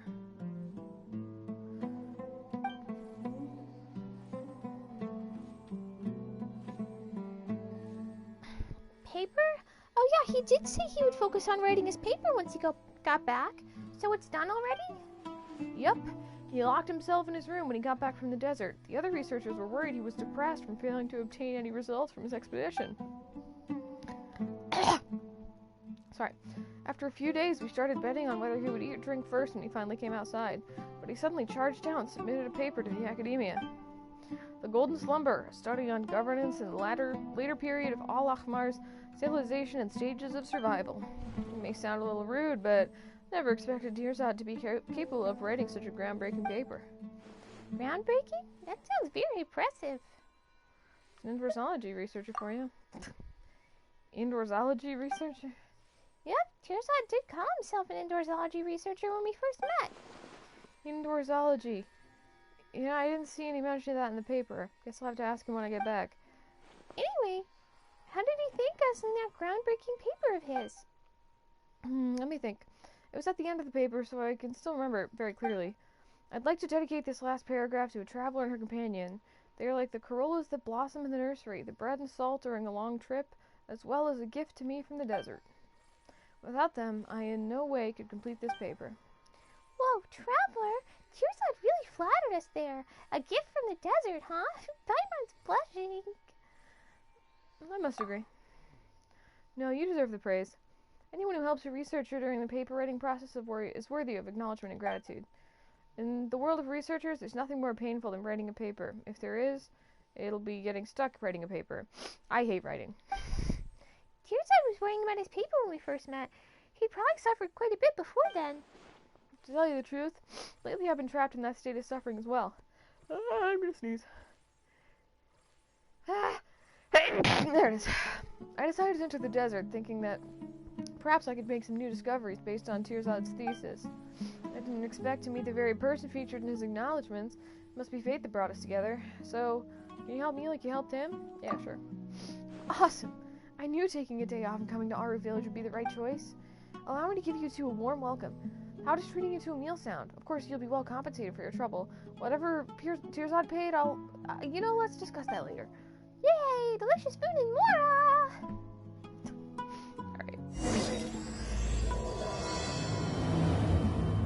Sounds fun, but that's not what we're doing right now.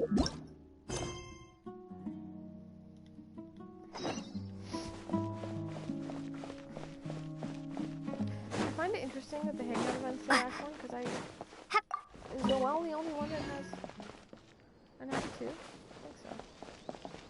That's weird.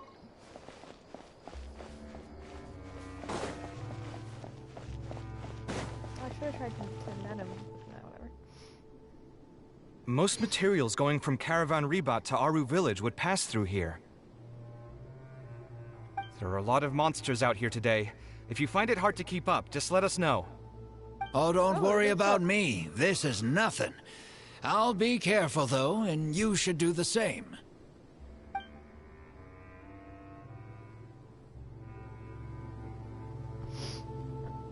Oh. Okay, yeah. I thought it was... Sight clear! Tuh! Kya! Tuh!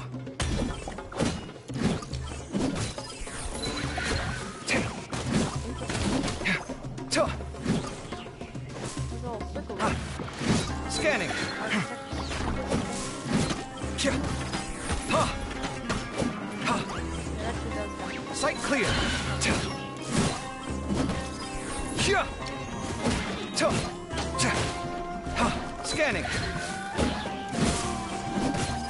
Tuh! I've been through. Come at me! Kya! Ha! Ha!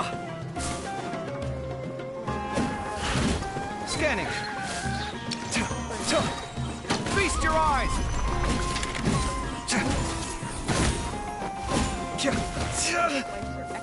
Come at me.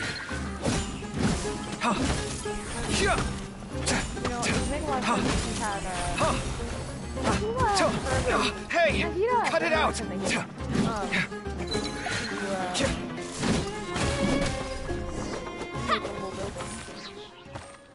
can do that. I hope I get to fight her. You hurt? I'm fine. I've spent my entire life fighting these kinds of monsters in the desert, after all. they won't get the best of me. But it's one thing to fight against monsters, and another to fight against an old injury. It's something I picked up when I was young. There were many fights between mercenary brigades back then, and one day someone stabbed me in the back. I didn't think much of it back then, but with age, it's caught up to me. Few mercenaries get to enjoy their later years. Failing health tends to take the joy out of reputation and wealth, and many mercenaries never even made much of the latter to begin with. Is there someone you know who can help to look after you? Unfortunately, no. My wife passed away at an early age, and I don't have any children. Sometimes I'd close my eyes and realize most of my life story has already been written. I have many regrets about my past, but at the same time I also know that there were never many options for me in the first place. I joined the Eremites when I was young, and won many battles with them. My survival was more a matter of luck than actual ability. If at all possible, I want future children of the desert to have some more options in life. I don't want them to turn out like me. My apologies. The older we get, the more we tend to ramble. Seems like we've already cleared out most of the monsters. Let's hurry over to Aru Village.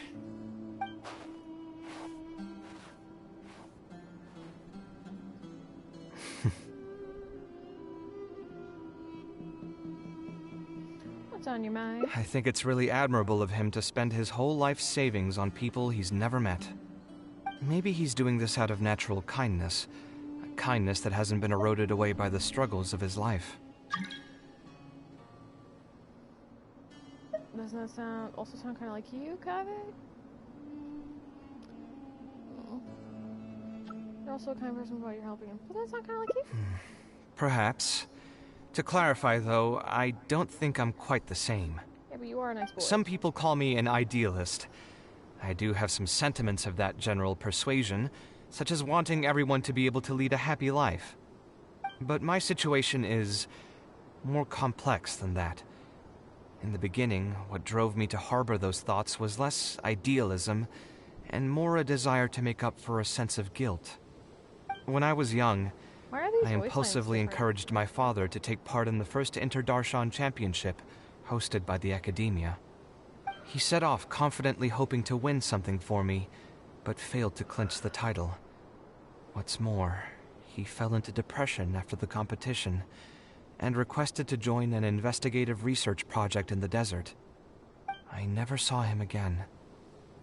Word has it that he got caught in quicksand. Even if other factors may have contributed to his death, the fundamental cause still circles back to me.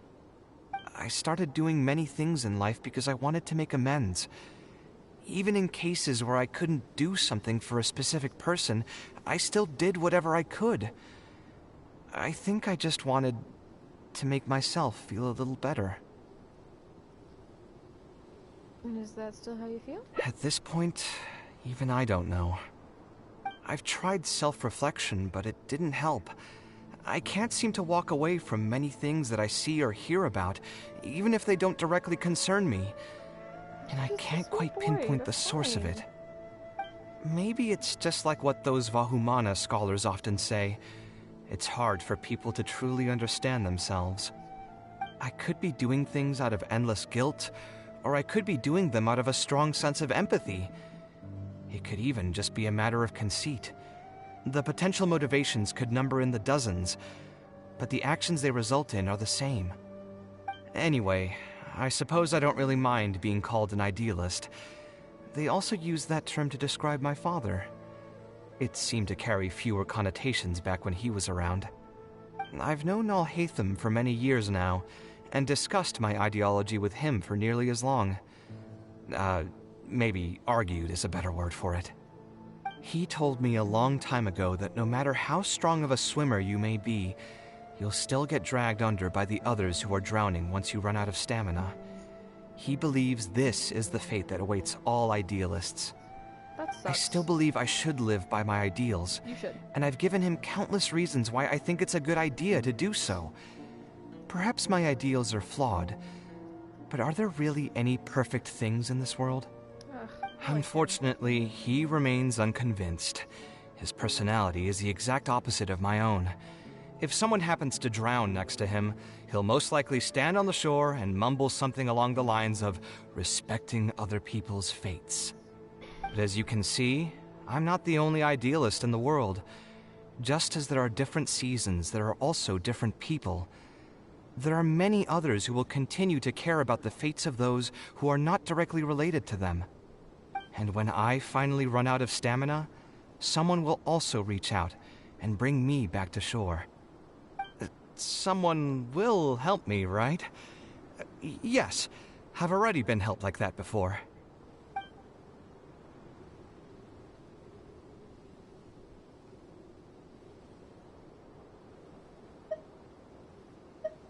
I'll help you when the time comes. But you've helped me plenty already. If you didn't reach out to me, I would probably be passed out on the tavern table right now instead of talking with Badawi.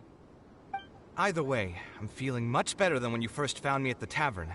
I can feel inspiration already welling up inside of me. Maybe this will be just the opportunity I needed to create a whole new style. All right, let's head to Aru Village.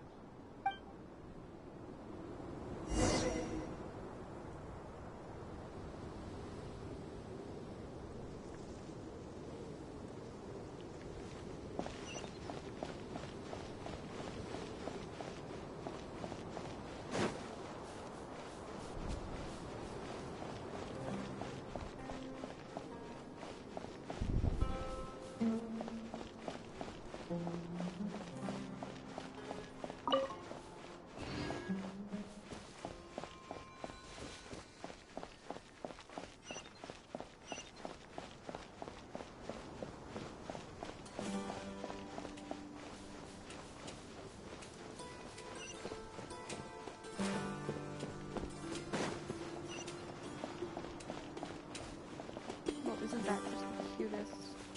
Look at this. Oh, okay. Sorry, your friend left you. You're so cute. These guys remind me of Jumba from Lilo and Stitch.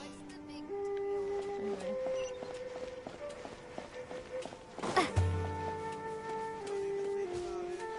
These are meant for transporting goods.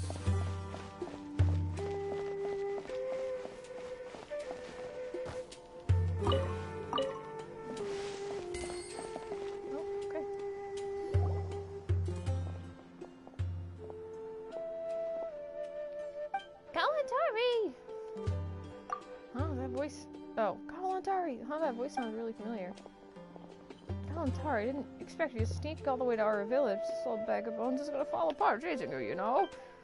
Oh, Mr. Sohail. Someone at your age should be reading through texts and records at the Academia. What are you doing all the way out here? What am I doing here? I'm here to stop you youngsters from running off into the desert, of course. Well, you've read quite a few papers, yet you can't keep your cool. Tearsod gains some success once, and you all go charging into the desert like mindless fungi. The sage is afraid you'll alert the Matra, and worried you might damage the ruins, so I was sent to dissuade all of you. All of us? But I came alone. I even specifically applied for paid leave to keep it a secret from everyone else. You did come alone, but you're not the only one with the same idea. You know how many leave applications the sage received yesterday? 46. A total of 46 applications. All of them from young students wanting to try their luck after reading that paper. They gave all sorts of excuses, helping a neighbor whose house caught on fire, a fungi invasion turning their homes upside down, accidentally consuming spoiled curry. If only they used their creativity on writing papers. What a vast assortment of excuses. And that's exactly why you should trust them. As they say, the absurdity of the truth often exceeds any researcher's imagination. Besides, I haven't seen any other research here in our village. There's a high chance they were all telling the truth. Of course you didn't. I've already convinced all 45 of them to go home while on my way here. You're the last one. Listen, academic research never relies on luck. Tearsod may have produced a well-written paper, but we still haven't verified its credibility. But I found a guide. No buts. Having no prior experience is enough to get you lost in the desert. Even if you don't get lost, there's no guarantee you won't accidentally damage something within the ruins. For the sake of your safety in the ruins, you must head back. If you refuse, I'll have to ask Kulwani from the Corps of 30 to escort you back. Please head back. Alright. And that's how a researcher of the Academia should act. Alright, off you go. Huh? Mr. Sohail, you're not going back? Of course not. I'll be staying here for some time to stop other rash researchers like you from entering the desert. I'm not rash. I'm just in need of inspiration for my paper. I thought I finally had my chance. Goodbye, traveler, and maybe meet again. Safe travels. I look sad. Being unable to write a paper really does seem like torture. Oh, that sucks. Anyway.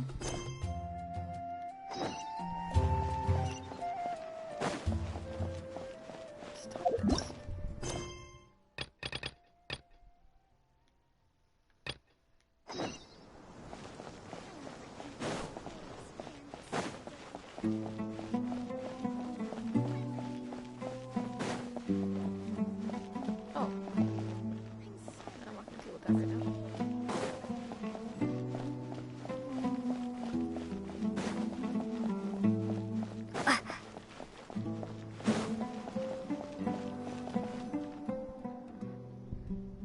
Now that we're here, it's my partner's time to shine. Marak!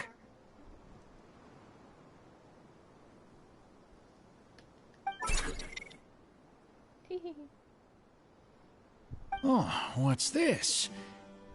My toolbox. I built it using an ancient mechanical core. It's not too smart, but it's super useful and can help me with a variety of tasks. I'll take Marak and find a suitable location for the building. Once that is done, I'll get to work on a few designs. Traveler? Sataria? Ah, you know each other? Hello.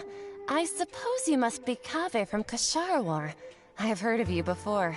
My name is Sataria, and I'm currently the person in charge of promoting educational assistance programs here in the desert.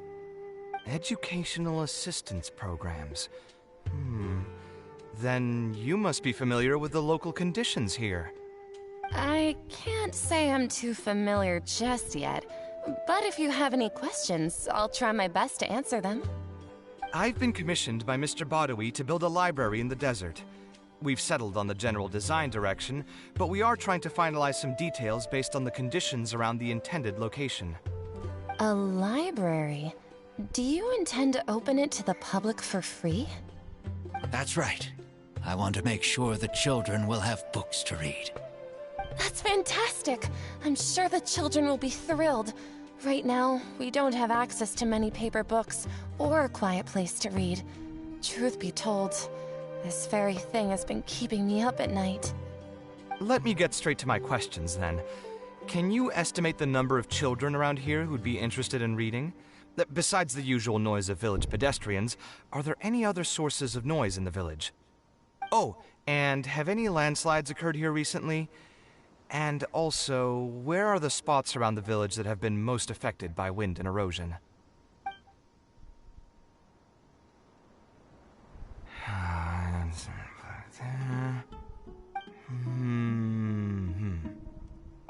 All right, that should be everything.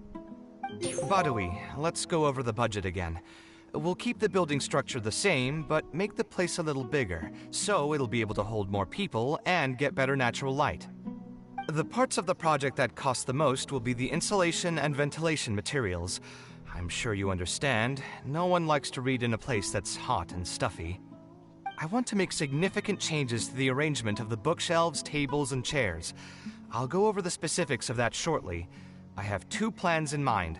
Both are pretty minimalist in style, but will provide a very different ambiance from the world outside. Our final cost should be around 70% of the last figure I quoted. The whole thing should take around half a year to complete. Marak has produced a sketch for all of you to see. If everyone's okay with it, then we'll proceed with that as the formal plan.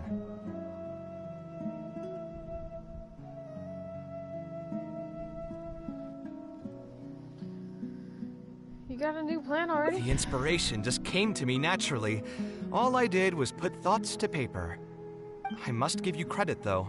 If it weren't for your advice and suggestions, I probably wouldn't have landed on this new style so quickly. According to the traditions of my profession, I should probably name this style after you. Let's call it the Traveler style. In the meantime, let's look forward to the day when this building is completed and can finally open its doors.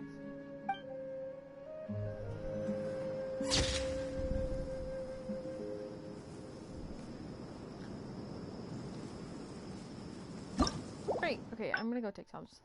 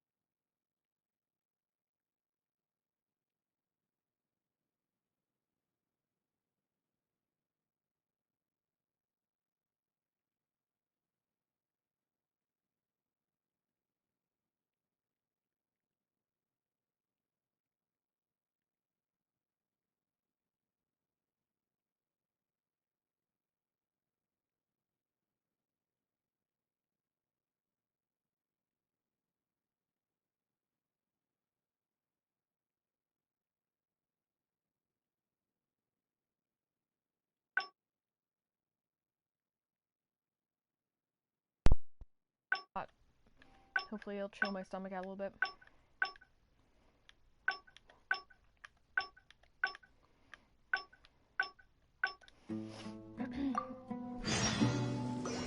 Man, I'm hurting. It's unpleasant, brother.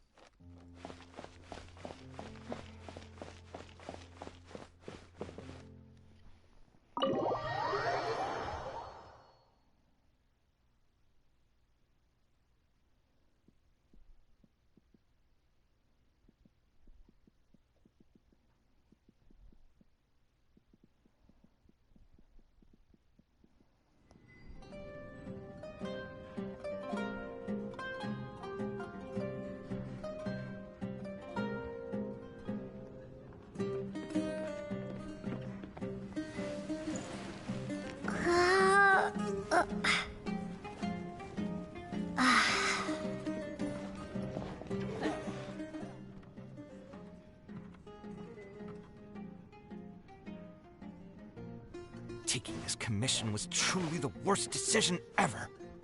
Really? Hmm? Oh.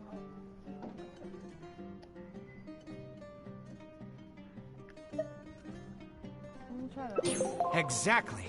So our thoughts on the meaning of art are rather similar. In Sumeru, and especially Sumeru of the past, the arts are not a popular discussion topic. Trying to talk about the arts is basically the key to killing any conversation. It's too bad that I'm not in my best form today. Otherwise, we could have talked about this for a little longer.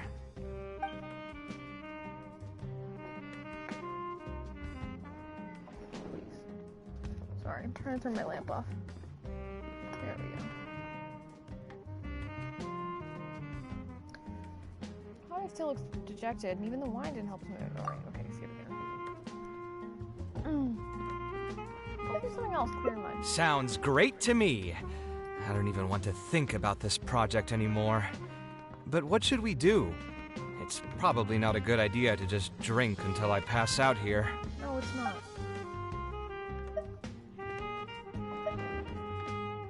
Why'd you decide to become an architect? Huh? Where did that come from? I mean, it's not like it's some kind of secret. You probably already know some bits and pieces of my past. Oh, really? My mother is also an architect. I've always adored her drawings, and when I was young, I used to sit next to her and watch her bring all kinds of buildings to life on paper. You could say my interest in architecture just naturally grew with time. Would she understand how you're feeling right now? Perhaps.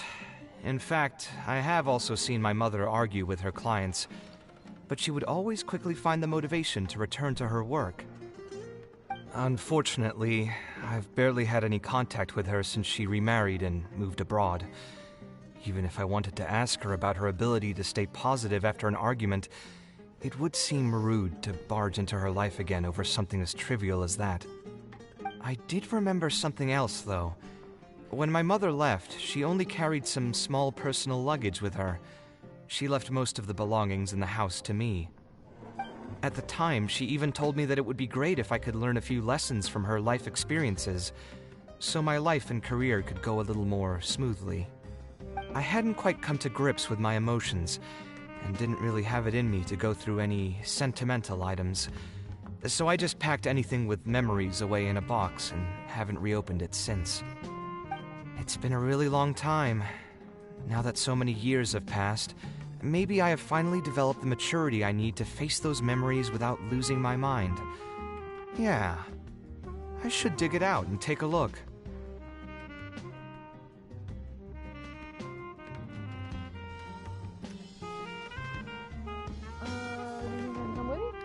Huh?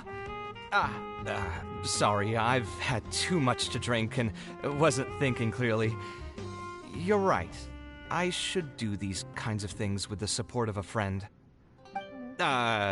Speaking of that, I can call you a friend now, right? Either way, thanks for reminding me that I can invite you to come along. Had I just gone back by myself, it would have looked like I'm deliberately trying to keep things from you. Ugh, thinking too hard about the words is giving me a headache, so I'll just give it to you straight. Thanks to your advice, I have decided to put my current projects on pause for now, and spend some time trying to rekindle the passion for my craft. If you want to stick around and see how this will turn out, you'll be sure to encounter some bits and pieces of my past. Do you think you'd find that too boring? Oh, man. All right, then let's head back together. I mean, you already know where I live. Who knew that the day would come when I, too, would have some friends over? Let me see. I should have tidied up the place before I left the house this morning. Hatham shouldn't be home now either. He's usually in the records room at this time of the day. Anyway, there's no more time for drinks. I'll go take care of the bill.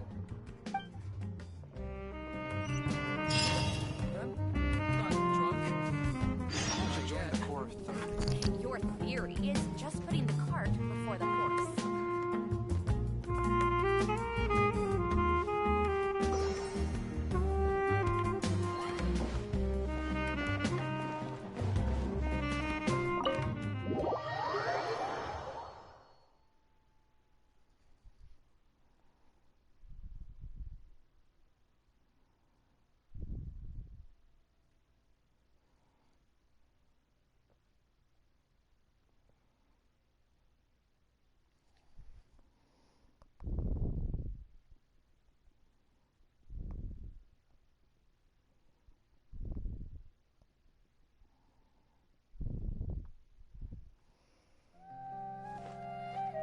Go home with Connor.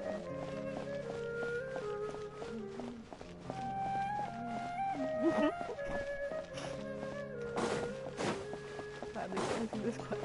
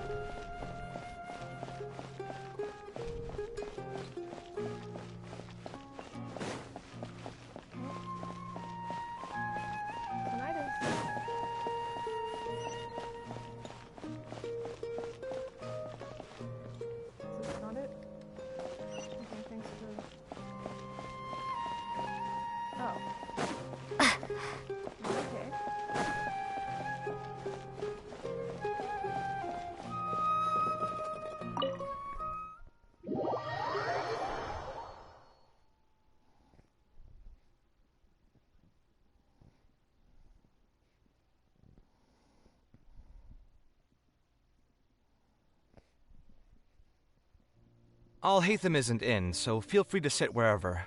I'll bring out the box.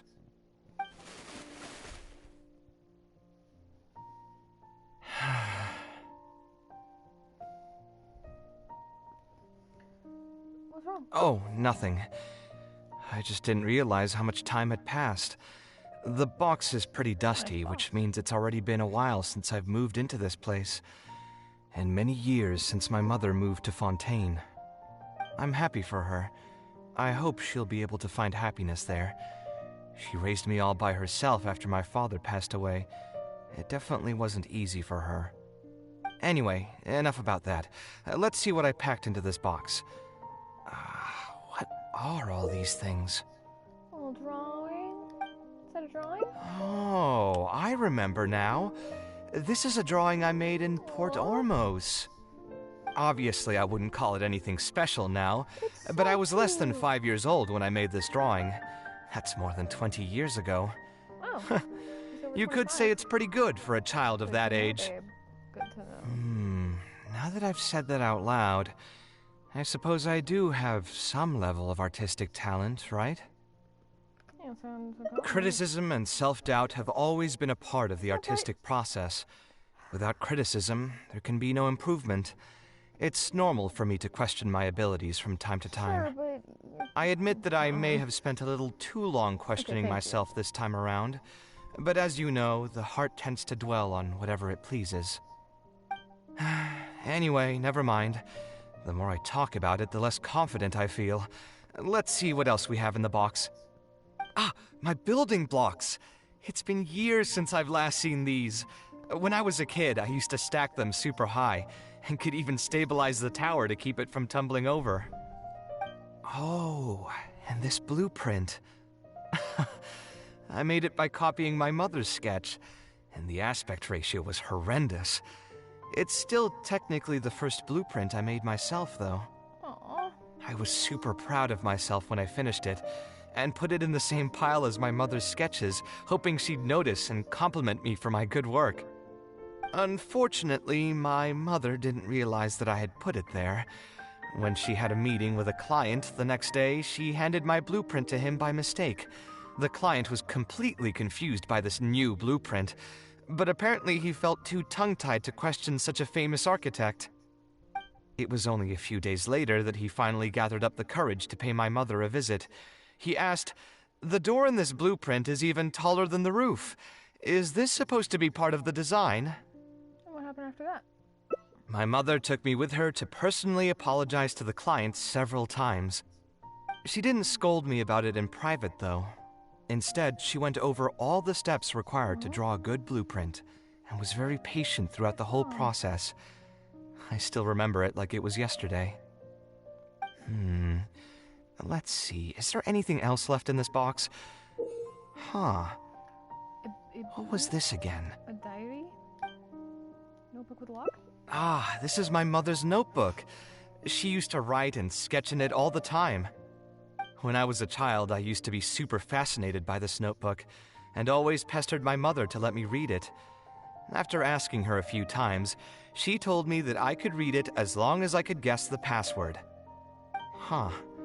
Wonder why she didn't take this notebook with her.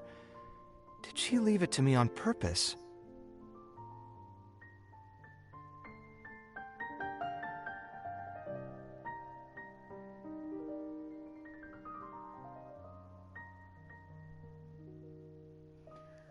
You could open it and take a look. Is it locked? If only I could. Yeah. I never managed to guess the password. Even after all these years? Hey, it's not a matter of time, it's a matter of inspiration. That's what we need to guess the password.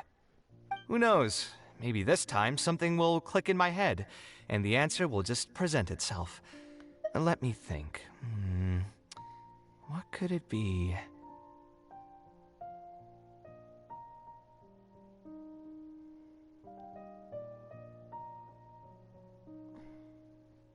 Your birthday, sorry. I could tell what you were thinking. Don't worry, I tried all the easy guesses a long time ago. I've tried my name, my father's name, my mother's name, my grandparents' names on both sides, and all of our birthdays. I've tried every name and number remotely related to my family. I've even tried stuff like Love You Kave, Take Care, and Yours Truly. I've tried every cheesy phrase and well-wish in the book, but this lock has refused to budge. I wouldn't try that route again. I have a hunch that it won't be that simple. Also, if she really did use something like that, she'd never hear the end of it from the folks over at Haravatat if they ever found out.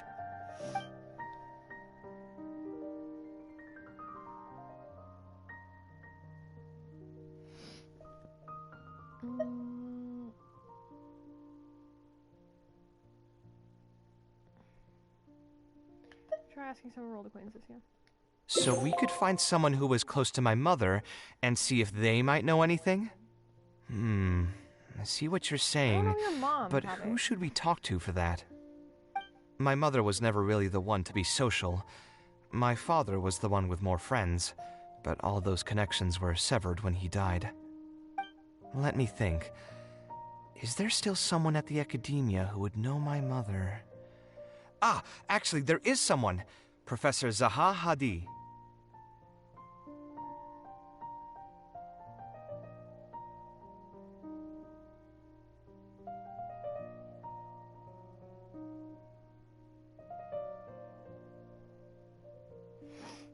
Who's that? Huh. You've never really heard of her? She's a famous Gasharwar scholar and leading expert in formal garden design. My mother studied under her as a student many years ago. Professor Zaha Hadi published many works during her career, so I was able to learn a lot by studying her essays. If there's anyone who still remembers my mom, it'd be her. She's older now and is no longer teaching at the academia. But if I remember correctly, she spends most of her time around the Bimarstan area. Let's go take a look. We might run into her if we're lucky.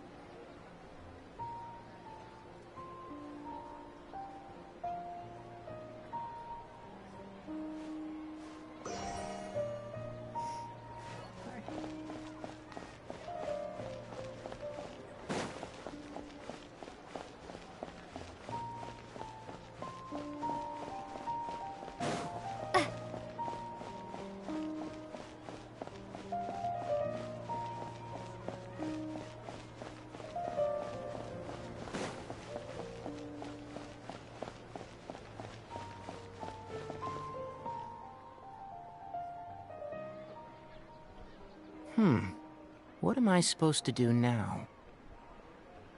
Forget it. I'll just head back. Tainari, what are you doing here? Oh, it's you. Good to finally see you again. I came into the city to buy some experiment reagents, hoping to bring them back with me to Gandharvaville. But as soon as I got here, I noticed someone banging on Cyrus's door. You've all heard of Cyrus, right? He's an ex-sage and Sino's adoptive father. I was thinking about going over to ask what's happening. That granny over there may appear old and frail, but her vocal cords certainly sound loud and healthy as ever. Granny? Yeah, she's just over there. You can go check out the situation yourselves in a moment. Kave, were you at the tavern? I had a quick drink or two. Can you still smell the alcohol? Drinking in broad daylight. Really? You want to pass out by the road and get run over by a sumpter beast like some mindless fungus, huh? And you, traveler? You didn't try to stop him?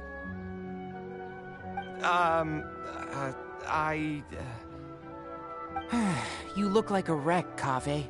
What happened? Are you feeling down again?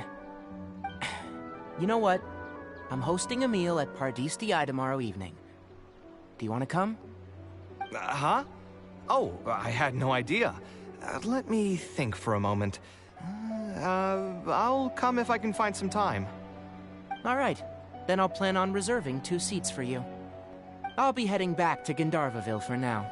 I have a feeling that argument over there is going to continue for quite some time. It might be best if we don't get involved. A granny who lives nearby. Let's go take a look.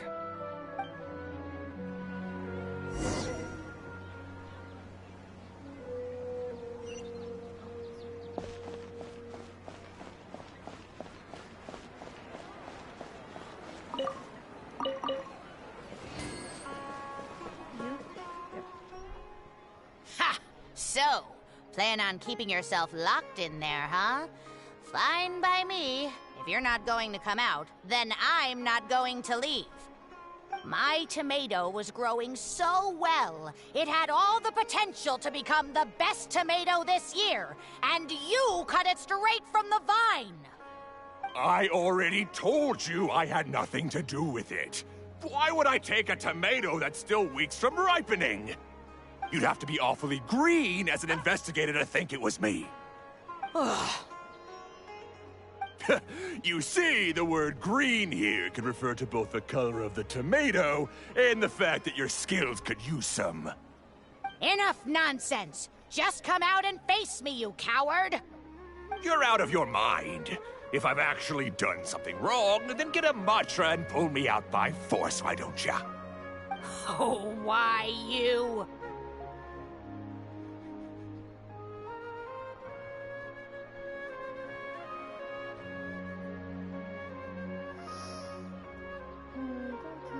Professor Zahahadi?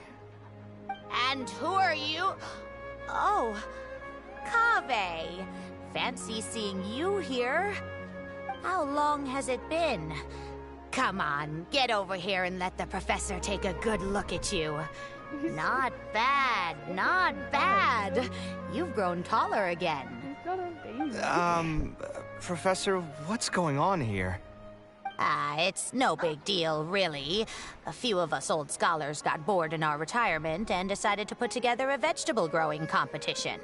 At the end, whoever loses will have to go up on stage and do a performance for the winners. Which brings us to our current predicament. My tomato was sure to win until a certain someone decided they couldn't bear to lose. Hey, don't try to defame me in front of the kids. If we're airing out each other's dirty laundry now, then why don't we talk about you sneaking into Janat's garden the other night? Ahem! Lucky for you, seeing these youngsters come to pay their respects today has put me in a better mood. I'll let you off the hook, for now. Come on, let's go. We'll take our conversation elsewhere. He doesn't need to be a part of it. Yes, of course.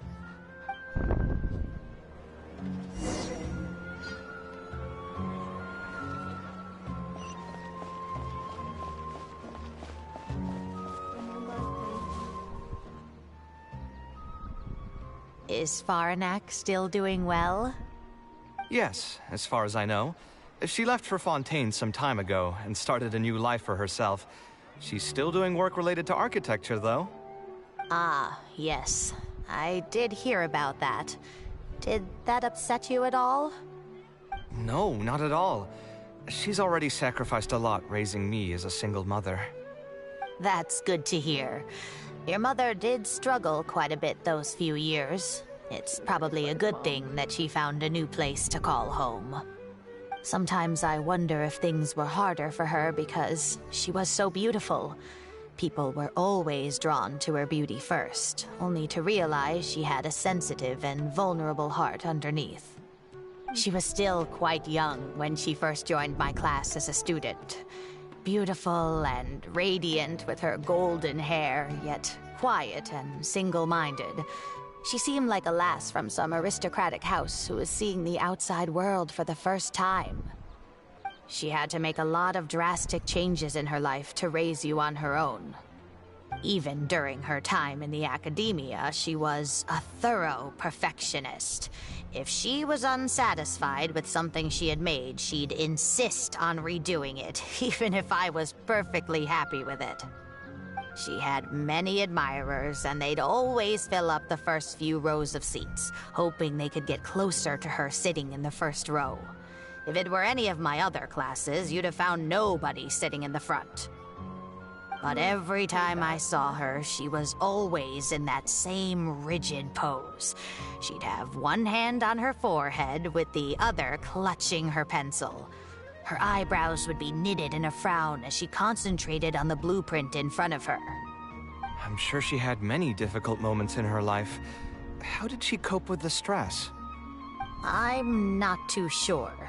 She never talked about such things with me. She rarely opened up to other people, you know. I do remember one time, though, when she got into a heated argument with a friend. She said something I found very memorable. She said, "True art cannot be understood, but as an artist, I wish some people could understand its meaning and value." If you ask me, that's probably the greatest source of pain for geniuses of their craft. It's extremely hard for them to find someone who can truly understand their ideas. So that's how it is. I wonder if the password could be... Understanding? I tried both just now. Seems those aren't it either. What are you trying to do? My mother left her notebook to me, but it has a password and I haven't figured out what it is yet. I'm trying to learn more about her so I'd have a better chance at cracking the code. Thank you for all that you told us. It's the least I can do. Talking to youngsters like yourself makes me feel younger too. Honestly, looking at you now, I can see how much you resemble her. It's almost as if she's standing right in front of me again. Your personalities are quite alike, too. You're both stubborn and both a little awkward. Of course, I'm sure the similarities are mostly superficial. But so long as you continue to harbor those traits, you'll find a lot of difficulties in your work. Yeah. I've taught a lot of students over my career, and in my experience, very few genius architects of Ksharawar ever found happiness for themselves. They would know exactly what they want to express and fight for it tooth and nail, which inevitably led to arguments with their clients. Some clients would choose to respect the architect's vision or just let the argument go because of the architect's reputation, but those are the rare ones. When Faranak first graduated, she was getting into arguments with her clients nearly every single day. I think it only got a little better when she met your father. I see. But wasn't my father from Ratawahist? Could he understand the designs my mother made? Why are the lines No, different? I think they were probably beyond him, too. But despite that, he still stayed next to her, listening to her joys and sharing in her sorrows. Faranek had many admirers, but she ended up choosing your father. His support probably played a part in that decision. So instead of understanding, perhaps all we need is just companionship. Maybe that's what she was trying to tell you? Huh. It worked. Oh, was that the right password? Yes! Then you should be on your way, child. Find a quiet place and see what she wanted to say to you. Being the awkward person that she is, I suppose there were many things that Faranek could never say out loud. Instead, she probably left them in her diary, hoping that they would make their way to you one day. If you're ever in a mood to chat again, just come and find me here. You're always welcome to discuss architecture topics with me as well. Thank you so much, Professor. There's no need to be so formal. I'll let you kids go. It's time for me to take another stroll around the vegetable garden. I wonder what my mother could have written about. Kabe They all say Zaha Hadid's class is the toughest, but I think it's actually not too bad. On the other hand, though, structural mechanics is definitely a pain, no matter how you try to approach it. I doubled down and managed to get through it in the end. I met someone special. At first, I didn't think much of him, but now, I feel very happy whenever I get to spend time with him. We decided to name our son Kaveh. I don't think a younger me would have ever imagined forming such an intimate bond with another person. Back then, I lived only in the shadow of myself, as well as that of the dream in my heart. The bad news came. And even though it's been several days now, I still can't bring myself to come to terms with what happened. My eyes are so swollen it's hard to see. What if they're all lying to me? And this is just a long, cruel dream. But I have to face reality. I still have someone to take care of. No matter what happens, I'll do my best to raise my son on my own. Huh? Is this a drawing? Seems like it was done by my mother.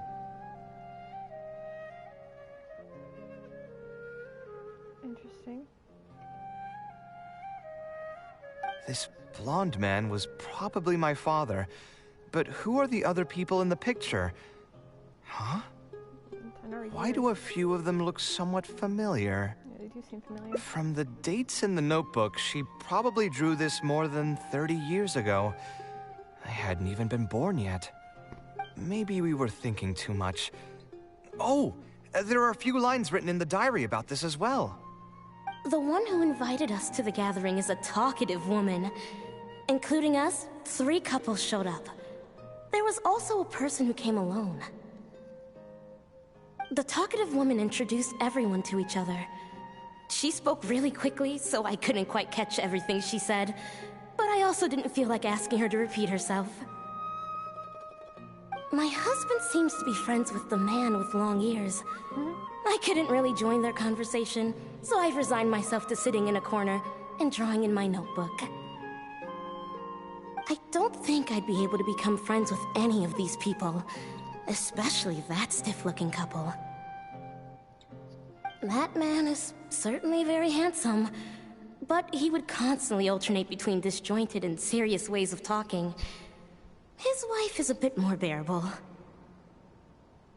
We were not acquainted with each other to begin with, and I doubt we'll see each other again after this gathering. The ambiance of this gathering is surprisingly pleasant, however. Talking to people can allow us to find some peace after a long day. Maybe my son will also partake in these gatherings in the future. I hope he'll be able to make many friends. Who would have thought my mother used to attend that kind of thing? It seemed she was only good at talking about her own work, and found it difficult to join into other conversations. As a result, she often kept to herself and would be off to the side, drawing. There's more written on the back.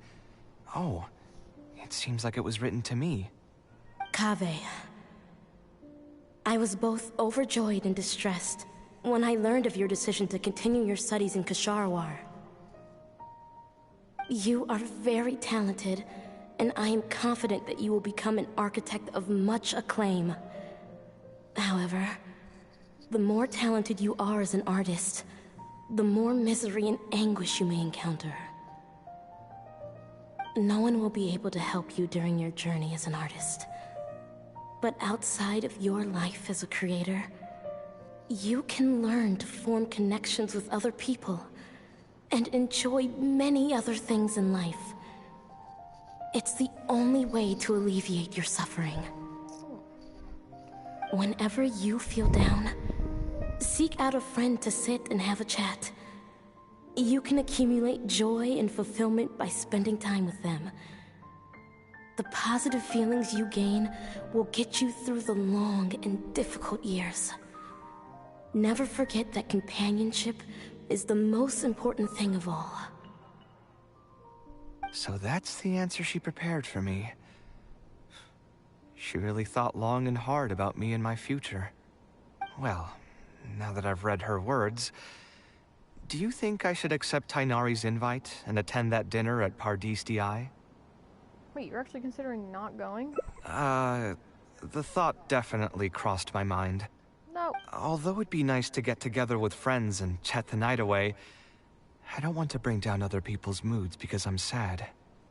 Besides, don't most people hate the feeling of seeing their friends troubled and being unable to help? Yeah, but... And what's worse, nearly all of my problems can't be easily resolved with some encouraging words or gesture. And don't forget, I'm also older than all of them. As their senior, I should appear to be a bit more responsible. Felt. It's normal for friends to take care of each other. You're not wrong, but I keep feeling like I haven't really helped them much in return. It's always fun to have you around, buddy. Wait, do you mean it? Oh my You're God. not making fun of me, are you? Stop it. I've gotten so used to sarcasm that I can't tell what's genuinely a compliment anymore. Wait, by fun, did you mean... You know what? I'm not going to overthink it. Good. I'll see you tomorrow at Pardis Di.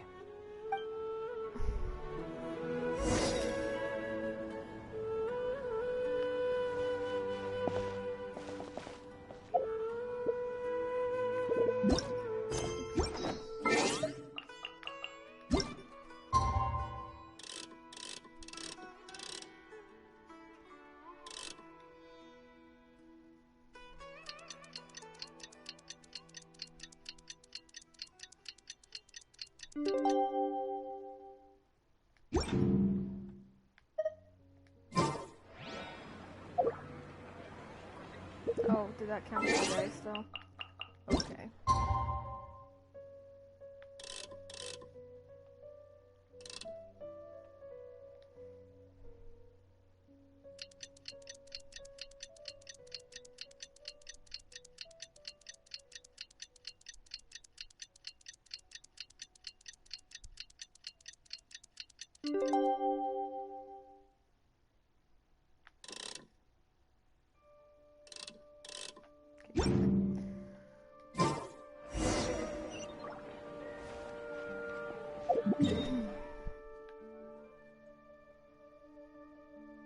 Why did I think it was north? Anyway.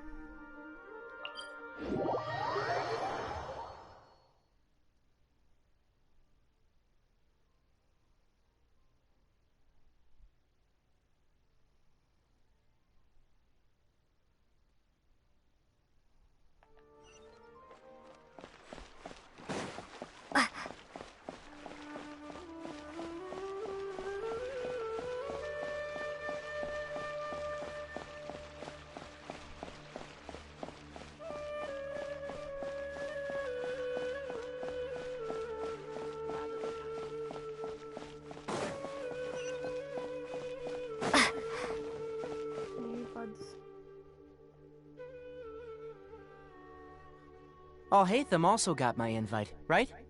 Will he be coming to join us? That guy? He's never been a fan of social gatherings. I wouldn't get my hopes up if I were you.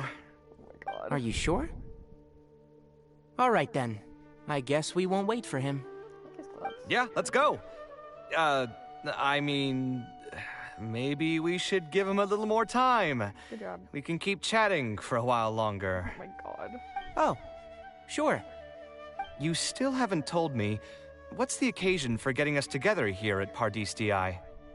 We're celebrating the end of the first phase of Kale's studies. I wanted to thank you all for the help you've given her along the way. That's awesome. Then where's Kale? Fair question. She said she wanted to show everyone a bit of what she's learned, so she's still doing some last-minute prep at home. She'll be here shortly. Anyway, let's get started. To tell you the truth, I'm actually not so confident that the second phase will go as well as the first. The curriculum will become a lot more involved, and I'm worried that she won't be able to get through all of it.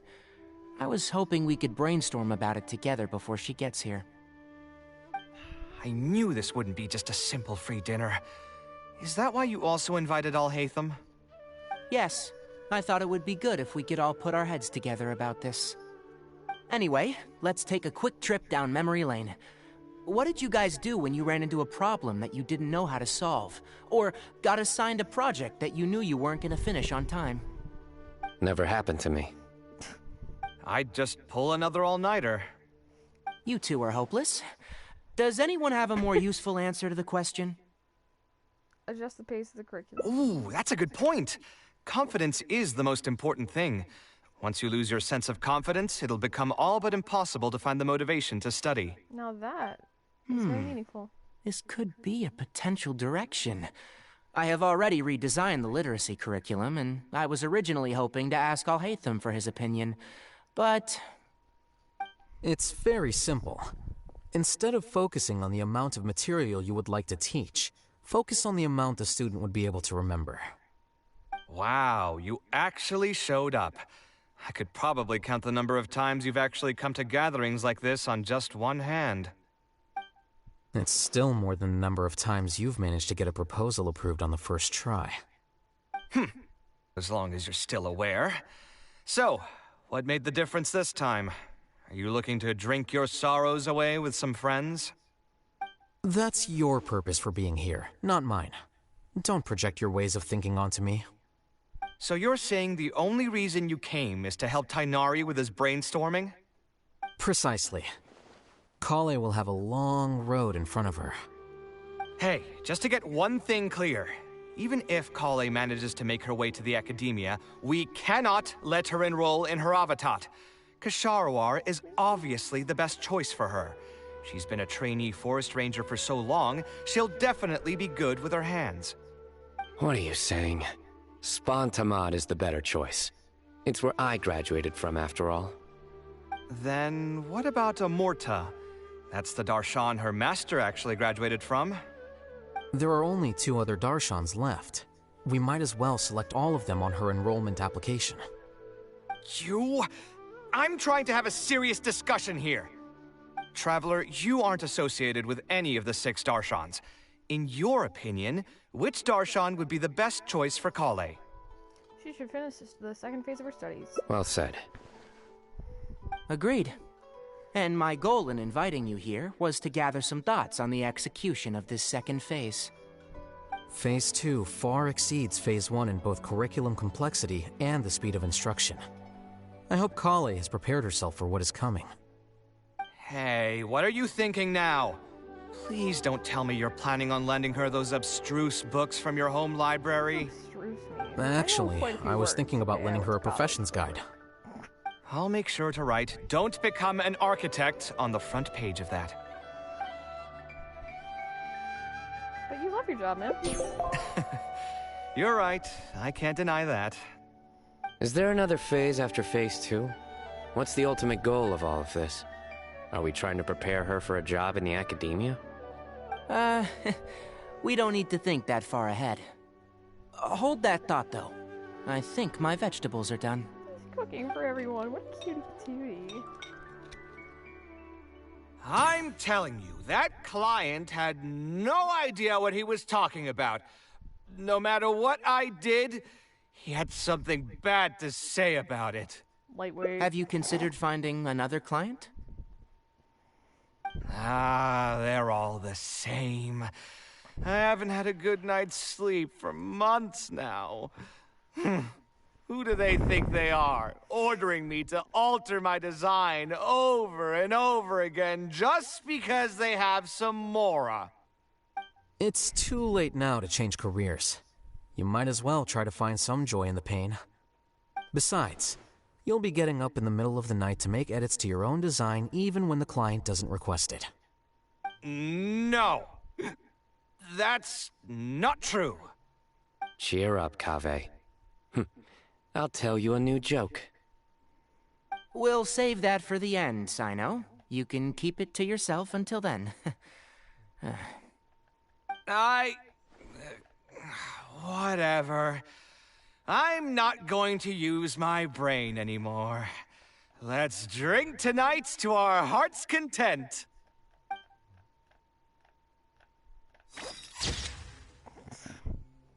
What a goof. Alright, I'm gonna do Serenity Pot and go to bed.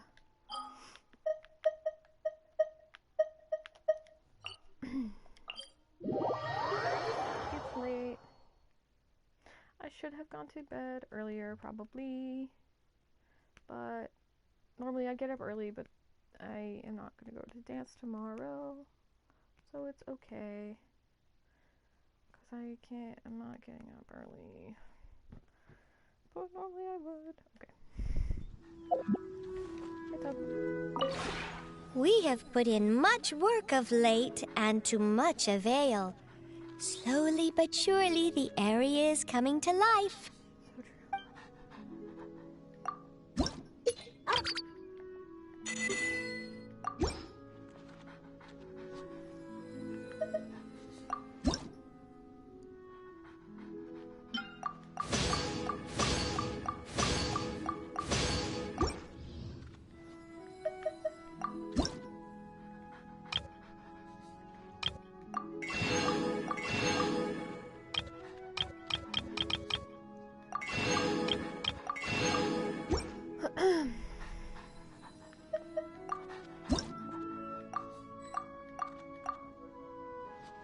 I'm actually not gonna put anything right this time because I really should just go to bed.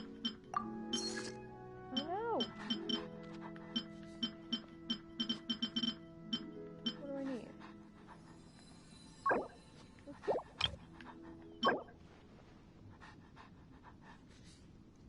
I can just buy some of that, probably.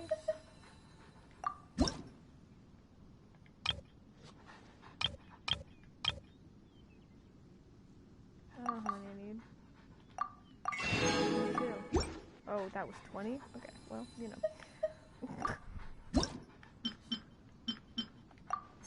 Great. I know I have fun stuff to put, but not yet. If you ever have any questions about the realm within, you may ask me. Okay, and then we'll also do... we'll do Wish. We won't do Archive. That's how we'll do this. Oh, I should do Mail. I should do Mail. Oh.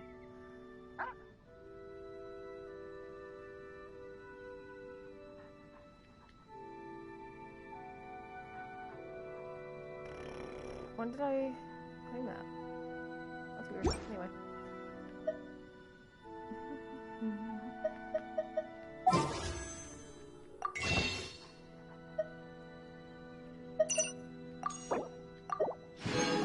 One little wish. That's okay. Great. I'd really like champion, so we'll do that. Yeah.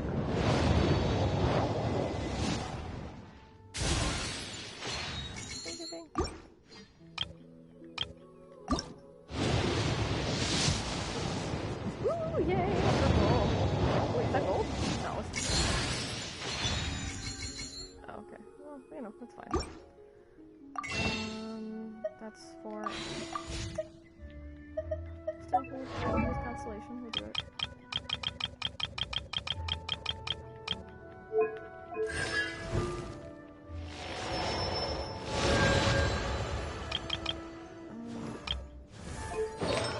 You're all purple.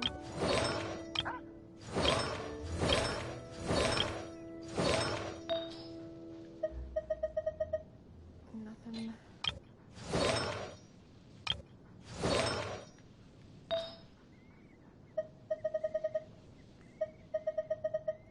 Nope. You're all purple, okay. And... Wait.